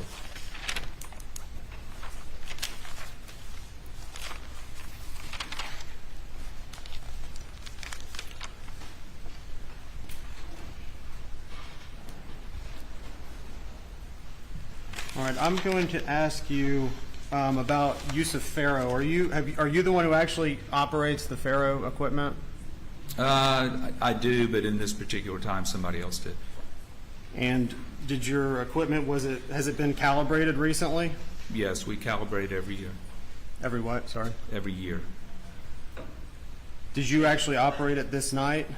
No, I believe Michael Or Whitley. this day, whatever it is. who is a biomedical engineer in my office. I believe he was the one that day that was doing the scanning. You described Faro as the as a sort of a time of flight laser. Is that your testimony? Yes, it uses a laser and it creates points. It creates a point cloud. Is it fair to say, though, it's not actually a time of flight laser, it's a phase-based laser? Would that be more accurate? I have no idea. Okay, so you don't know? I don't know. All right, beginning at, just toward the very beginning of the slide works.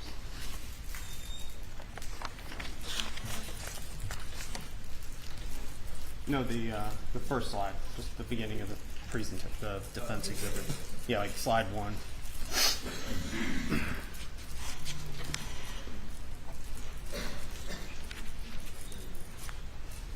Did you do the addition? I know that we're going to get to it, but there's some individuals you put in the Faro report. Were you the one who actually added that 3D render, or was someone else do it?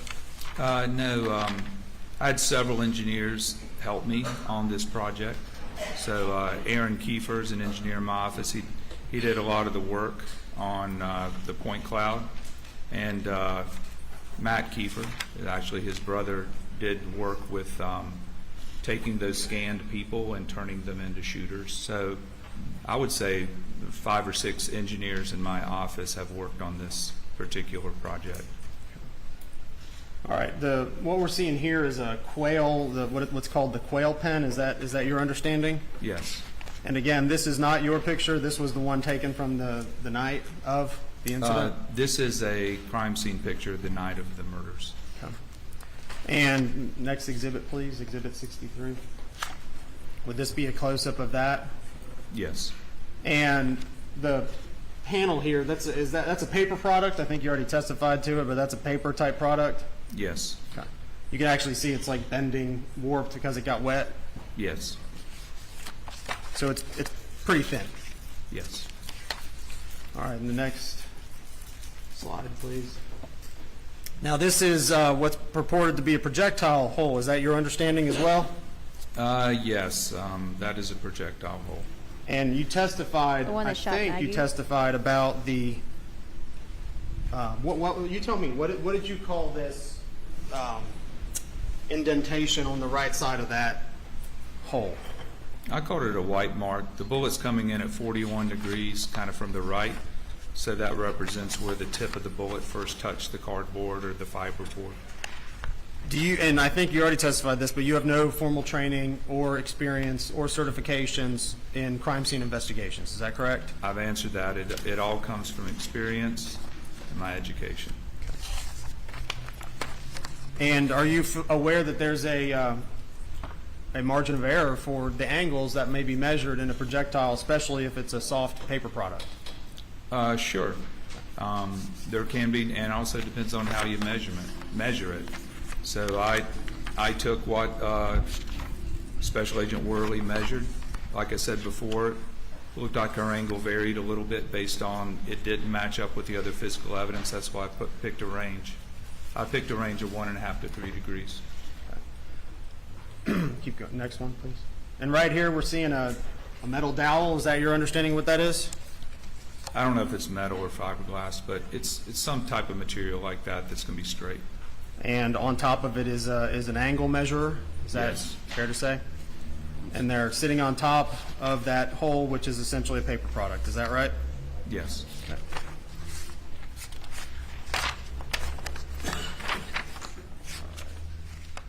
And no projectile was actually recovered from this Hole. from this direction of shot. Is that correct? Is that your understanding? That is my understanding.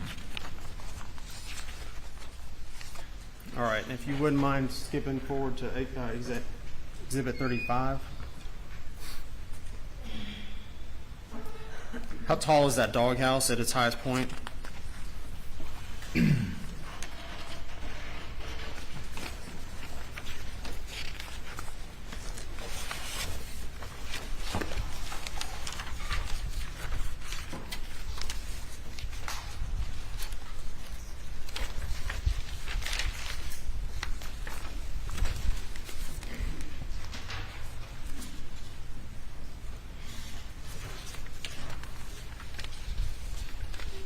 Everyone in the gallery looks so bored.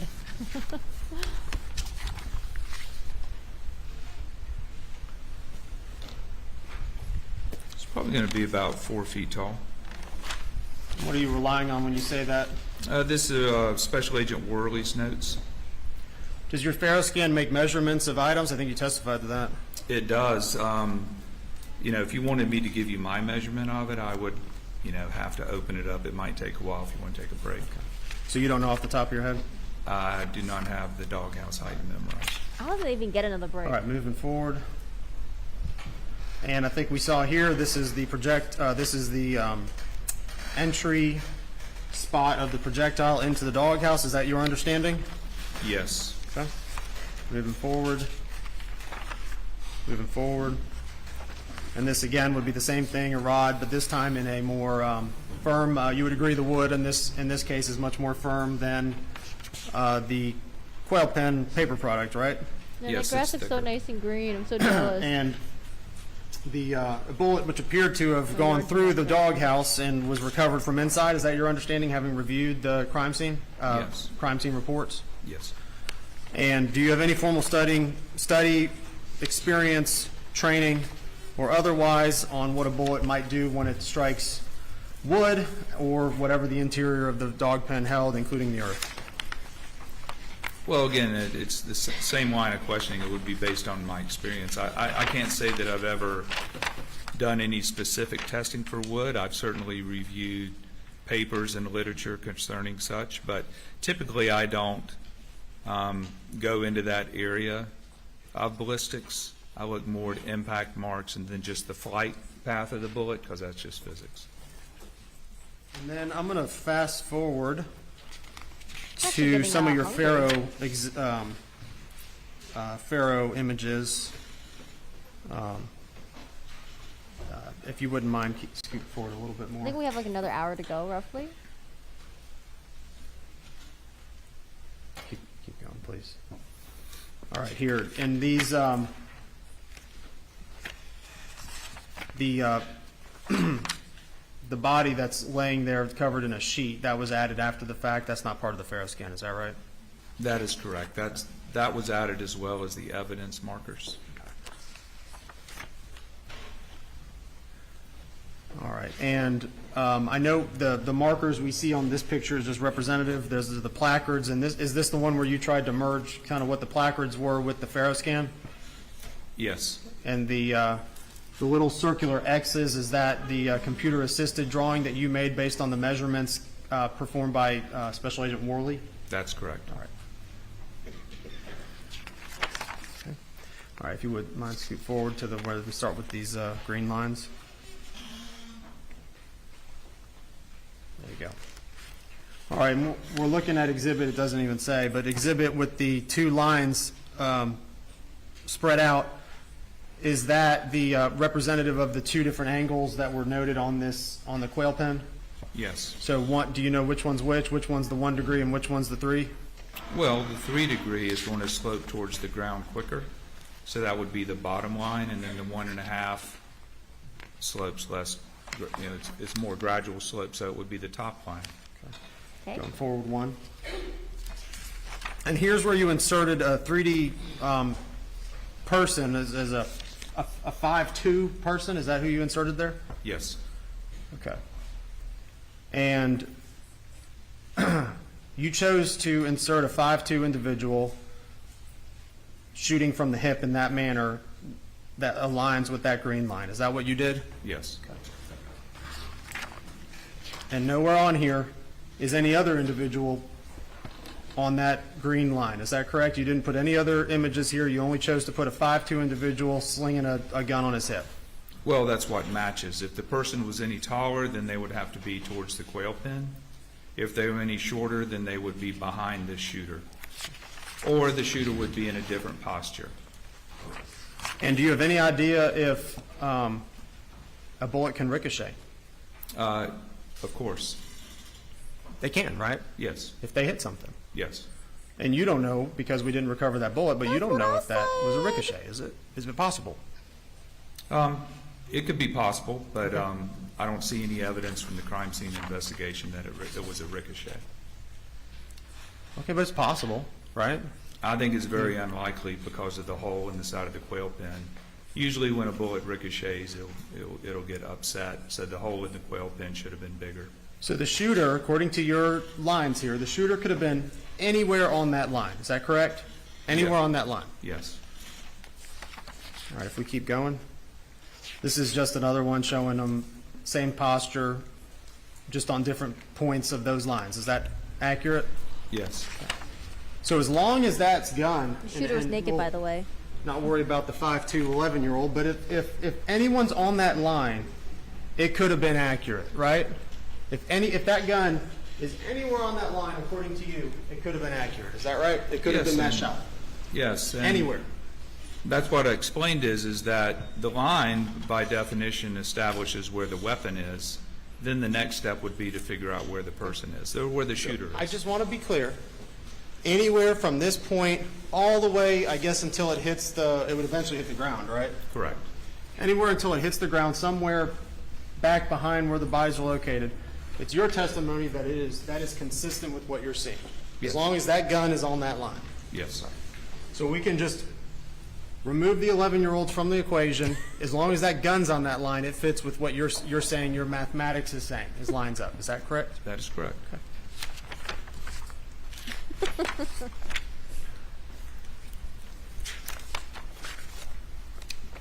And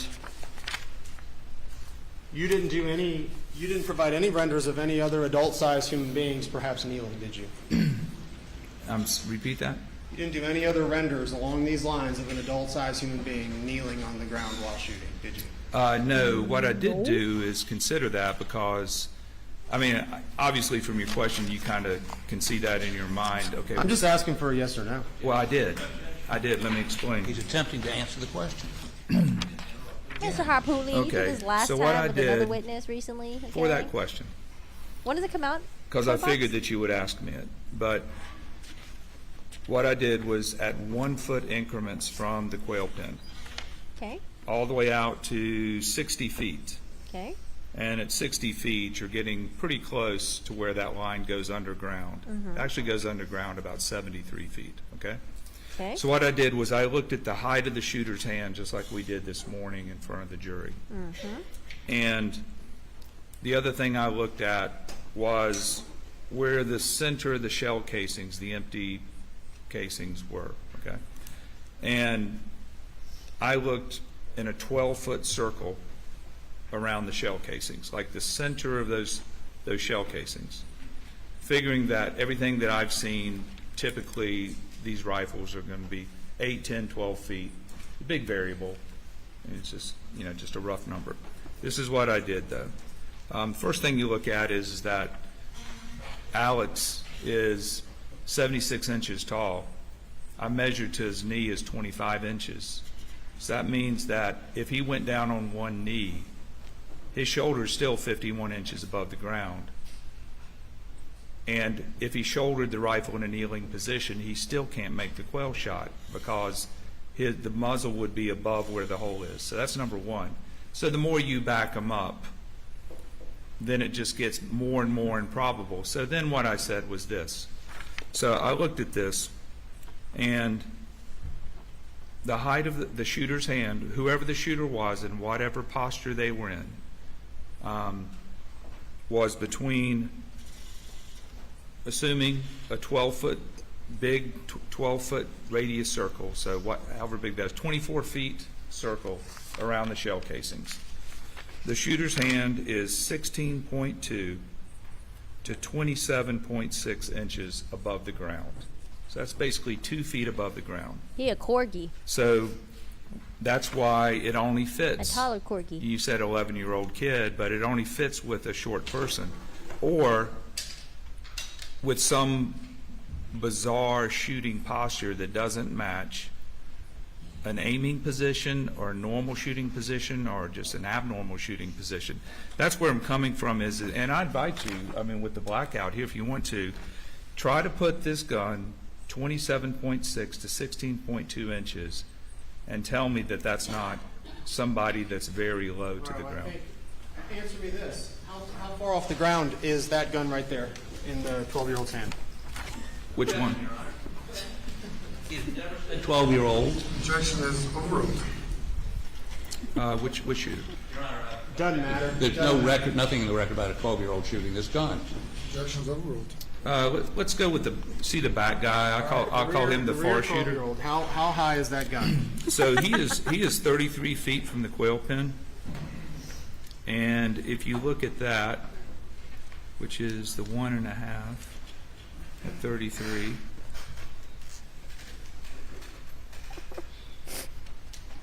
I mean, we're in the South. There might be some 11-year-olds, 12-year-old shooters, you know? Yep, he's gonna. The bottom of his hand is gonna be like right there at that 28-inch mark. Where's the line located? Right there. The line. Where the I believe this is the shot for At 33 feet, the muzzle. Maggie. The muzzle. 33 feet This is the for the blackout rear shot. shooter. The rifle shot. 39.6. 39 inches. 39.6. 39 inches. Yep. Do you have a tape measure? Oh, here we go.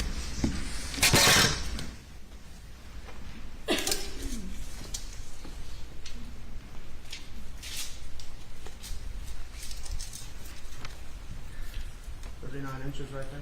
Yep. If we back it up 10 feet, back it up 10 feet. What's the distance? What's the green line at? 10 feet back, so 40 feet.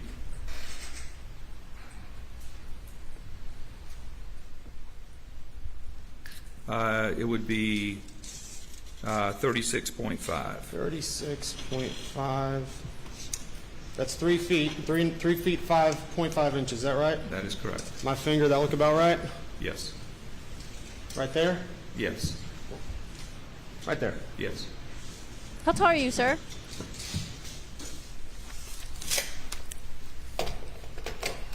But we got this. We got your renders that you went with are these two, right? Yes. Okay. You said 11-year-old was more probable than an adult kneeling down. Fast forward a little bit. Right here. Okay. So now we got. What's the angle of this doghouse that you calculated? That's 14 degrees. All right. And the shooter, the little youth there. The youth is how far away from that?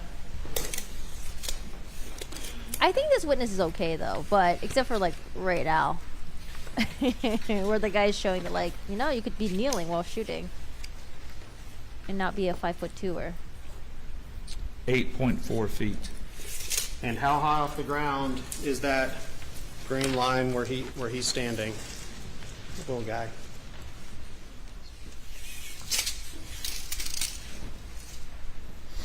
The muzzle is 29 inches above the ground.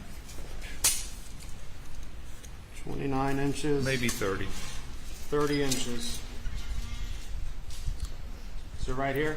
30? Yes. So 30 inches when you're up close right next to that doghouse. So what happens then when you back? I see the line, it's going upwards. So what happens when you back up? I mean, soon it's going to be over the little guy's head, right? Yes. Okay. But what happens if you're not such a little guy? If you back up, I don't know, let's back us up 5 feet. What happens? Let's see. So that would be about The little guy.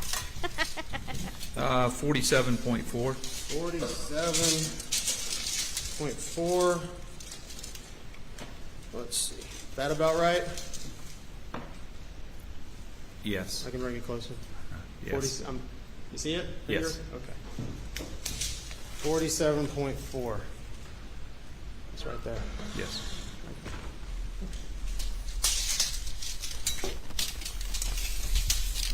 I'm glad we could demonstrate those heights to the jury. Thank you.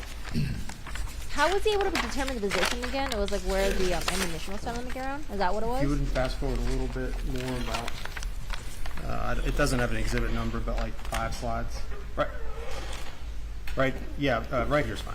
That was a good demonstration by the prosecutor. That's good, that's good. Very visual. Now, and I just want to be clear, you talk about casings, it's cartridge casings, and you're aware that shotguns have shells and rifles have cartridges, is that correct? Is that correct? Is that your understanding? Yeah. I call it a rifle cartridge, but a rifle cartridge would be the bullet and the casing and the gunpowder inside the casing. But I call them rifle casings. Okay. Well, I mean, before you just called it shell casings, I just want to be clear.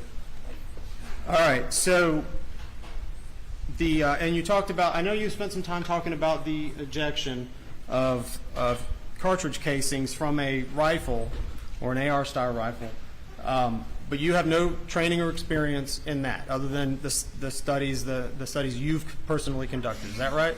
That's correct. In literature, which again, for this rifle, it's supposed to be 3 o'clock to 4:30, which is 45 degrees behind, but it can be forward.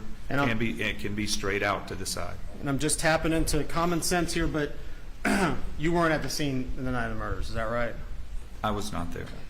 And so, is it possible that cartridge casings were moved? Yes. Is it possible that cartridge casings were ejected in an unorthodox manner? Yes. Is it possible that cartridge casings were ricocheted off of something, hit something and ricocheted? Yes. Okay. So where they laid, and this is just, again, tapping into common sense, not your engineering background, but where they laid may not necessarily be where they fell that night. Is that fair to say? Yes.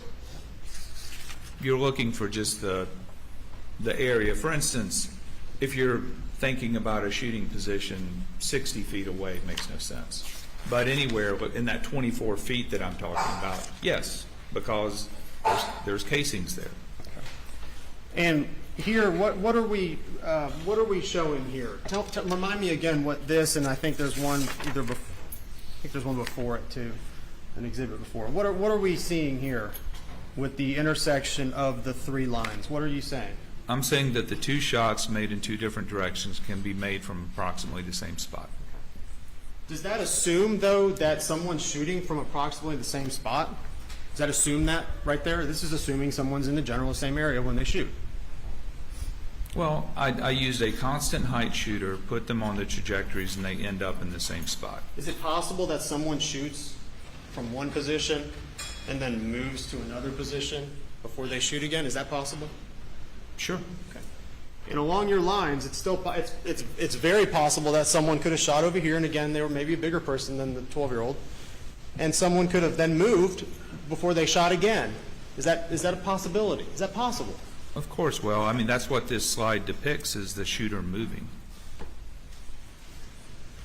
Right. Is it possible that they were back here and moved maybe just a little bit more than the 2 feet you put on your drawing? No, they would have to change their shooting posture. That's kind of the whole point. It's like, for instance, you know, if you want to, like your line of questioning, let's say that the shooter is laying down or on one knee, then stands up and shoots from the hip. I don't know if that's really consistent with a moving shooter, but it's my understanding from what people have determined and what I've heard in expert reports from the state is that they think the shooter was moving. So I was thinking that it doesn't have to be, but what's most likely is somebody is walking around shooting a gun. Okay. Again, you weren't there. You have no firearms training. Is that right? Or certifications? A reminder. Or crime scene training or certifications. Is that right? I was not there. So this is your best guess. Is that what it is? No, that is not a guess. So that be, is based, let me finish. That is based on all of the engineering principles, the physical evidence that was collected by both myself and Special Agent Worley. That is the physical evidence. Now, as you've done today, you can think about alternatives, and there very well can be alternatives. But you have to look at how likely the alternatives are. And that's what I'm doing here. There's always going to be variables. You can move things around, but I think as I've tried to get across today is that you draw a conclusion when you look at the evidence.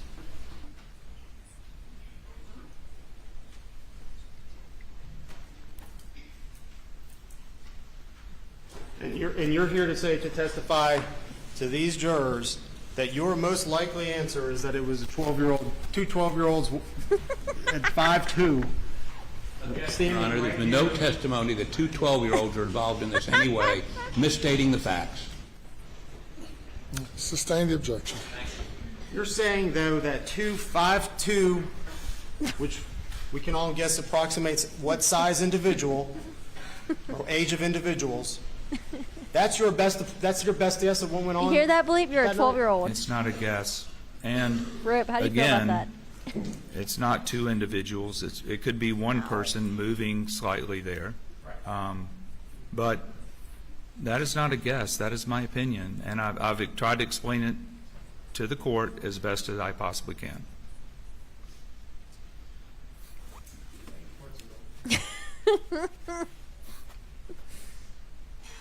So dumb.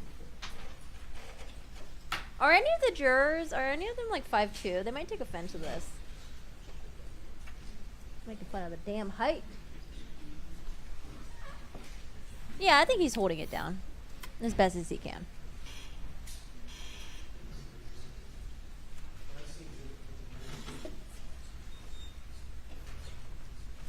Yeah, people in like some of the people in the law and crime chat are saying he's a quack. I don't believe that. Seems fine to me. Seems credible. Credible dude. Just to be clear, I'm going to move to exhibit 50. I believe it's 53.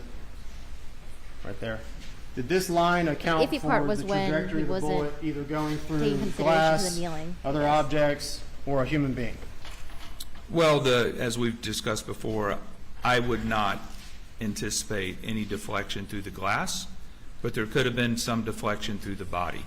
So what that would account for is that where I'm standing or where that string is could have moved a little bit going through the body, but I think everybody's agreed that the shotgun is inside the door, so that would limit how far you could move the shotgun side to side based on deflection due to contacting something solid inside the body. All right, so I didn't hear a yes or no. Did it account for the projectile traveling through a human body, glass, or any other objects that were then located in that room that night? Does it account for that? Yes or no? No, it doesn't account for it, but you could see, how that has to change or could change, because the amount that you could move the shotgun around from that position is limited by the opening in the doorway. And same thing for the green laser lines we saw earlier. Does that account for the projectile passing through a human body, wood, any other object that it passed through? Did your calculations account for that trajectory? Well, that path is a straight line path. It could have passed through a human body. It passed through the layers of the quail pen, but it's traveling straight at that point. Did your calculations, I'm going to ask it again because I need a yes or no answer. Did your calculations account for the projectiles in the other examinations, the green line ones? Did it account for the projectiles passing through an item such as wood or a human body? Did it account for that? No, I did not put there that the projectile somehow interacted with anything else and was deflected. All right, I'm going to go over a few variables if you wouldn't mind. So variables in doing all these calculations are, would you agree, it's where the gun was held? That's a variable. Not for the trajectories. So you won't concede that where the gun was held is a variable in a calculation, such as yours? Which calculation? It doesn't matter. We're talking about either your shotgun calculation or your rifle one. Was where the gun held a variable that you have to account for in making this determination? Where the gun was held physically? Not for the shot trajectories. All right. Will you concede then that it was a variable in the AR-300 blackout scenario? No, the shot trajectories, it doesn't matter where the gun is being held. So where the gun's held in your mind makes no difference? No, the gun is on the shot trajectory. I think I've explained that. Is it a variable of how the gun was held? No. Not a variable. Is it a variable if the party shooting was moving? Again, no. The barrel of the gun was on that shot line, in my opinion. Is it a variable if the party that the bullet would have potentially passed through was moving? Is that a variable? No. Is it a variable to you if the party was jumping or ducking? Is that a variable to you? No. Is it a variable if the party was maybe turning side to side? Is that even a variable? Not for what I've done. Okay, so you're saying no to everything I just asked, and all of those, you would agree all of those variables that I listed include motion. Is that right? Yes, those would all be if you were trying to figure out the orientation of the person that was shot, which is something that I did not do, and that's something I don't do. It's not my field of expertise.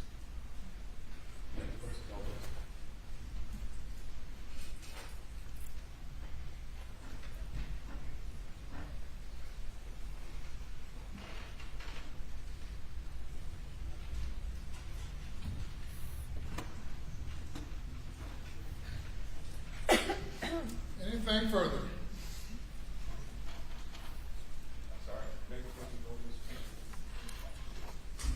Well, let's stand while we're indulging. Stretch time, y'all. I love it how this judge has stretch time. It's amazing. It's great. Ooh. Ugh. Stretch it out.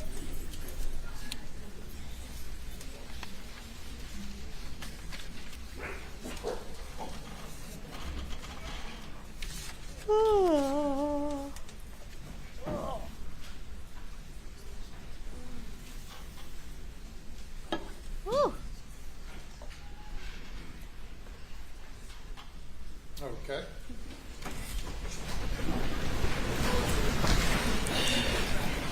Nice little stretch there.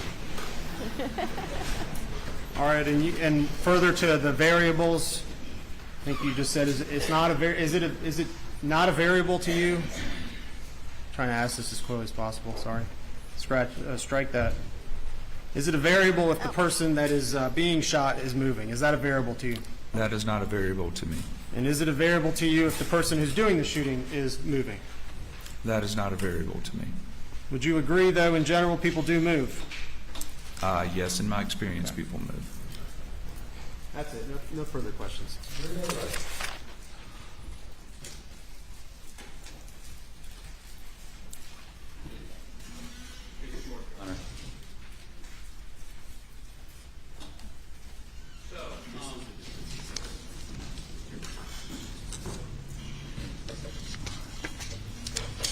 Okay, Mr. Harpootlian coming So back much here. to straighten out. But let's deal with his last questions.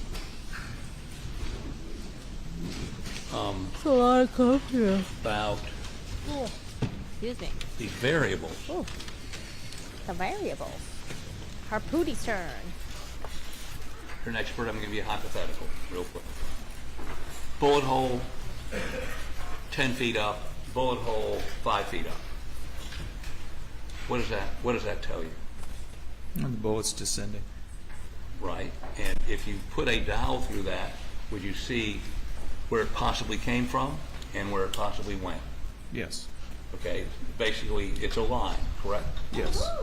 So Going over there.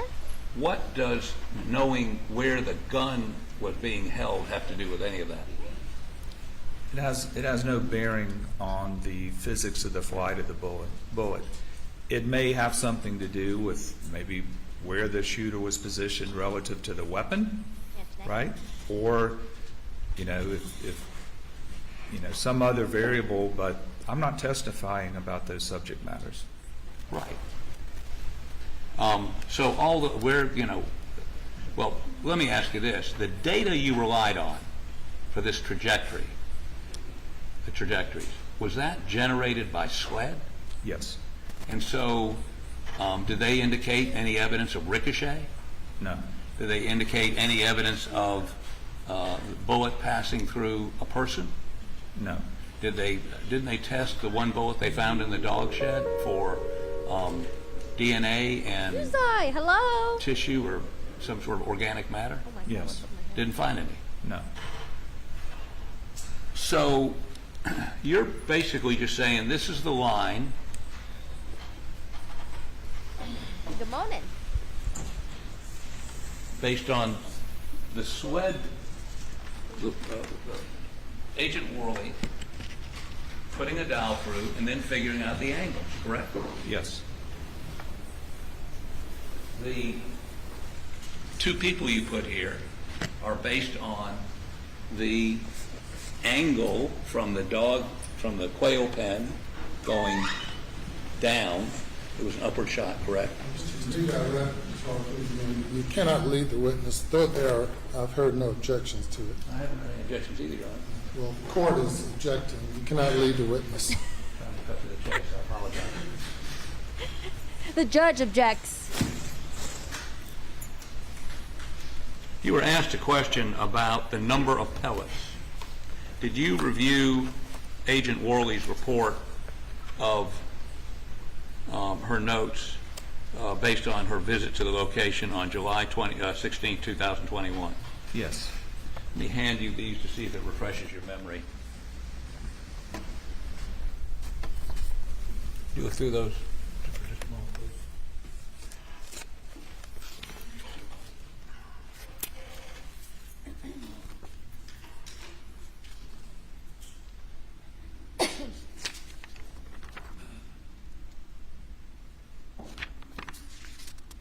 Okay. Let me see it, please.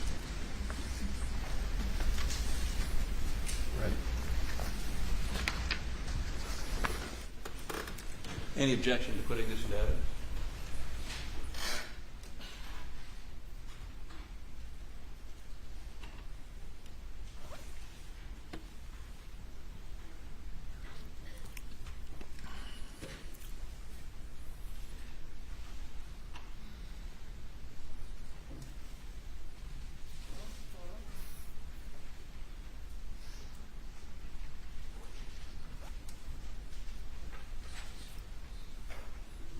No objection.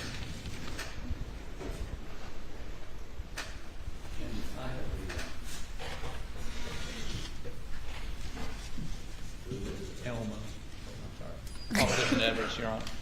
Submitted without objection. Hey man, ninjas, you gotta be small and stealthy, alright?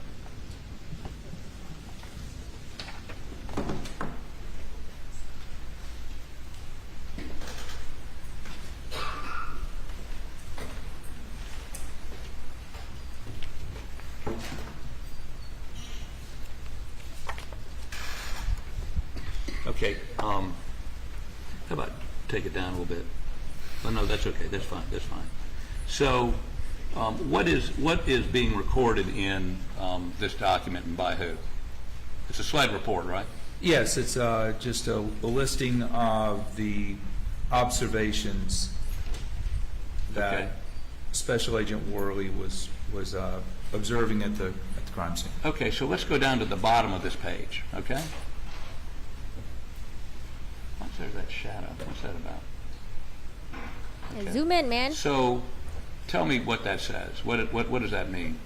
Those are the following bullet defects in feed room, the doghouse, the small animal cage, and the workshop were scaled, labeled, and photographed. Okay, so what is the defect A, B, C, D, and E? Those are 5 projectiles in the feed room window. And I think we previously heard those are buckshot pellets. Yes. You can't lead the witness. Okay. Go to the next page, please. So how many is that? 5. Okay, keep going. Top of the page, please. Okay, and so it can. What happens here? Defect F, G, and M. F and G are projectile entered the interior side of the window. Defect K is a possible defect in the exterior side of the window screen. And that accounts for how many pellets? You got 7. Okay, and how many pellets were there? 9. Okay.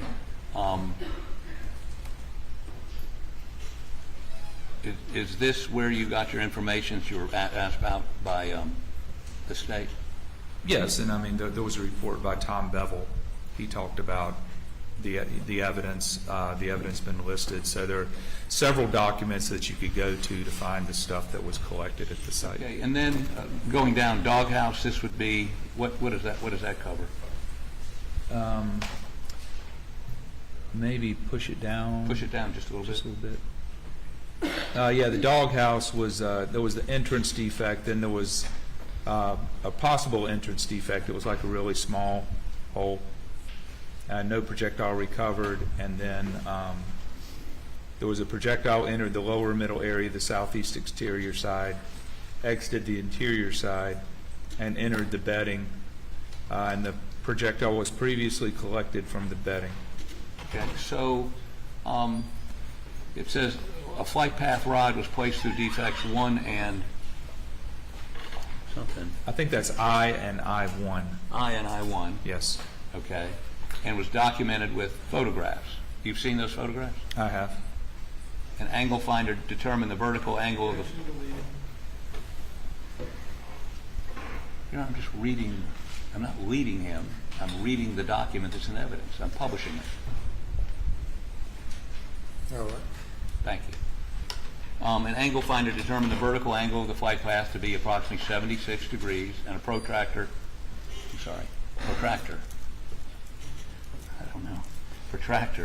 and a plumb bob determined the horizontal angle to be approximately 84 degrees. Is that right? Yes. Was that or was that inconsistent with the photographs you saw taken by Agent Worley of her performing those tests? I think it's off the horizontal angle, I think, was off a degree. A degree, Right. based on the photograph.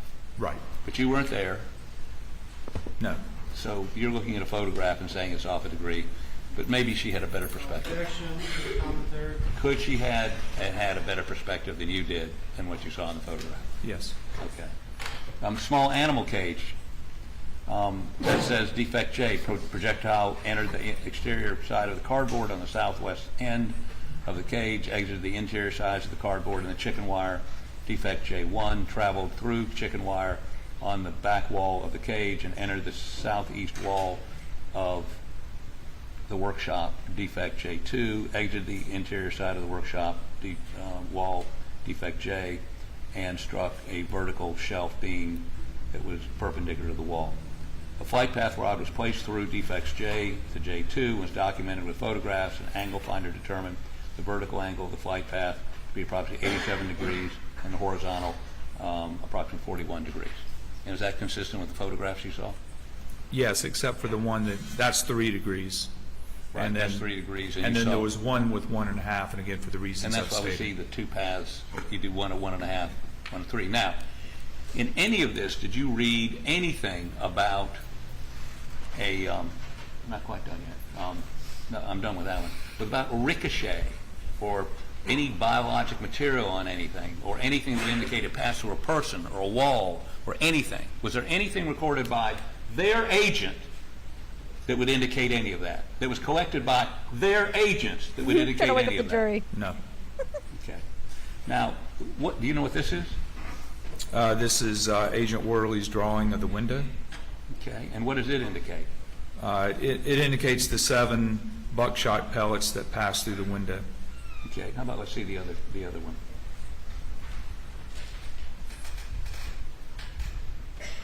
What is this? It's another drawing showing where the 7 buckshot pellets went through the window. Okay. One's from inside, one's from outside, or what? Yes. Okay. Yes. So there are 7 buckshot, and which one of these is the one you measured through? If that's the outside, Yeah. Maybe it is. I measured through a defect B1, What does which that would say be at the top? upper leftmost. Exterior side, yeah. Yes. Okay. So I went through B1. Okay. And is this consistent with what you saw? Yes. Okay. So you didn't get to look at this until October, correct? Of 22. 22. Right. Now, these drawings, their examination was done in June and July of 21, within a month of the murders, correct? Yes. And what you had to go on basically was photographs, right? Objection to the leading room. What, if anything, did you have to rely on to do the analysis? Well, the information and data that SLED collected because... I'm sorry, who collected it? SLED. Okay, and? Right, because they were there very early on and I was not, and then also went and took a look at the physical evidence, and I found some stuff there that was helpful to my investigation itself. So it wasn't 100% based on SLED, but a lot of this information came directly from SLED. Okay, do you know when Alec Murdaugh was charged with murder? Was it July of 22? I don't remember. but at some point over a year after the murders. Yes. Okay. And you were retained and got out there within 90 days of his arrest, correct? Yes. But they waited over a year to arrest him, correct? Yes. So my question is, I mean, these issues raised, would the ammo that you used for your sound testing, whether you were using the same brand or some different brand, did it make any difference? No. Objection, no basis in his expertise. What, if any, difference would it have made in the acoustical issues you were testing? Different ammo? Same objection. None. I'm sorry. Sorry, Your Honor, was he able to answer? I'm sorry, was he able to Yes, answer that? objection was overruled. Your answer. Thank you. It makes no difference. All of the shotguns are right in the same range. It doesn't matter. The rifles are in the same range. Weapons of this type are not loud enough to be heard inside the house from that distance with all the variables. Okay, you were also asked a question about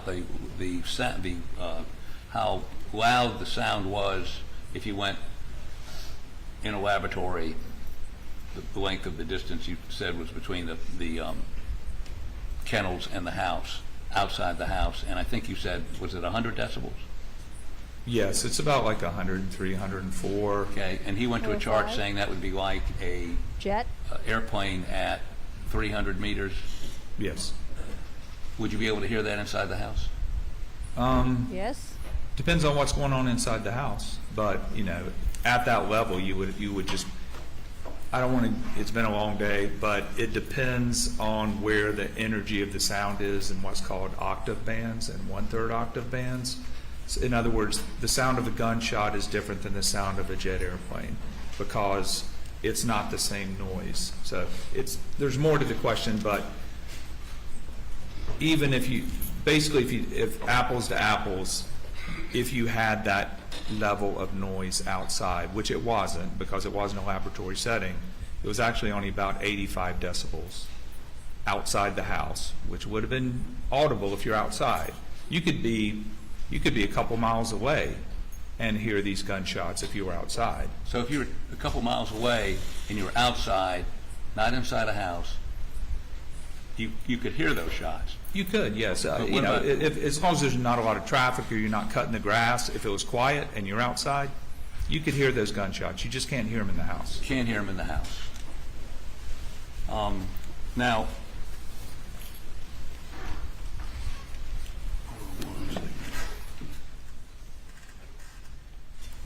did you find any data, any reports, anything you looked at for SWAD, that they did any of the trajectory calculations that you did? No. They did a computer simulation, right? Or a scan. They scanned the same way I did. And then when you look at it, we saw it 4 weeks ago, there's a sort of a fly. Objection to the leading. Objection sustained. Did they do, what if any Faro did they do? Faro computer generated. Did they do one? All I know is that they did scan the scene in July, just like I did, but I have not yet seen anything from them using their scan. And did they, but I want to make sure I understand this. They got the information, strike that. What if any trajectory computations did they do, SWED, the state, any FBI, anybody hired by these guys over here, do on trajectory? Did you see anything? No. So the first time anybody's done any trajectory calculations is you, and as you indicated, we were going through that PowerPoint last night, trying to make sure it was understandable. Objection to the leading. Understand.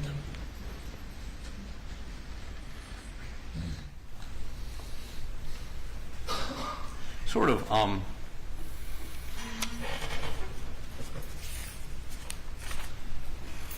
one last question.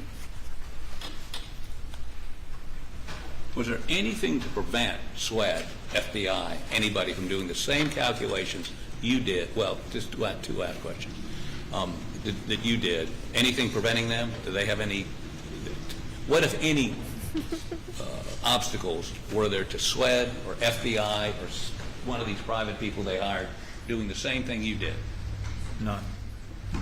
And let me get this straight. He kept talking about children 5'2". Doesn't wait, stand up. That's a clerk in my office. She's 5'3". So, That's Mr. Stain. she's not a child. That's all I'm trying to point out. She's 22. Objections and commentary. Apologize to the court, Your Honor. Based on your calculations and based on the assumption that somebody would be holding the rifle either at their hip or at their shoulder in a way in which you could operate that weapon, what, if any, opinion do you have as to whether that person could be Alec Murdaugh shooting into that quail pen? It can be. Thank you.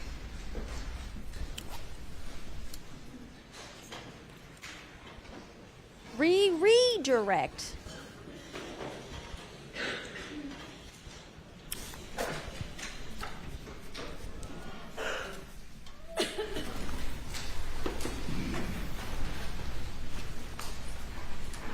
I know you just answered that question, but it could be on anyone on those green lines. Is that right? Your green lines that you drew could be anyone along that green line.